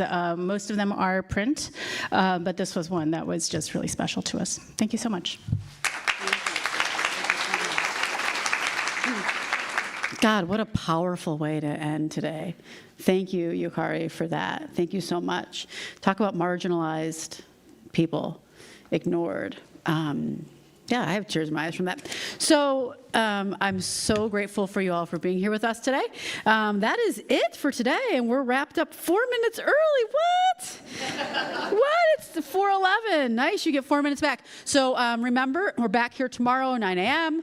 Come 8:30, pick up your food vouchers in the morning, breakfast on your own. We have a really amazing jam-packed day tomorrow. So have a good night. Enjoy DC. Go take a nap or eat dinner, and we'll see you back here later. Yay!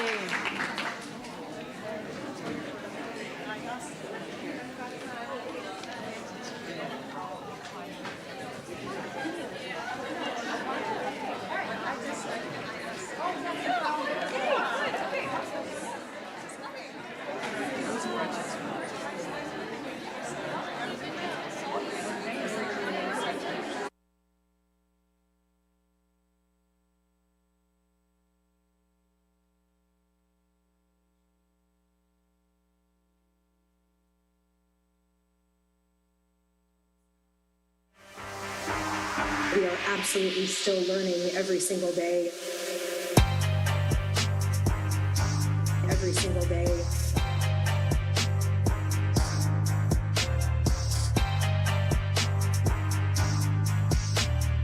Airtable. Every single day.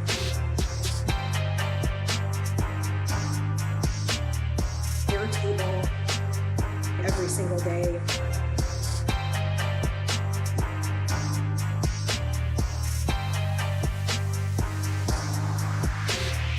It grew from this desire to, write the instruction manual while we were also building and flying the plane, making our learnings as useful to other people as possible. Whatever your commitment or investment in building structures and workflow and process is, just double down on it.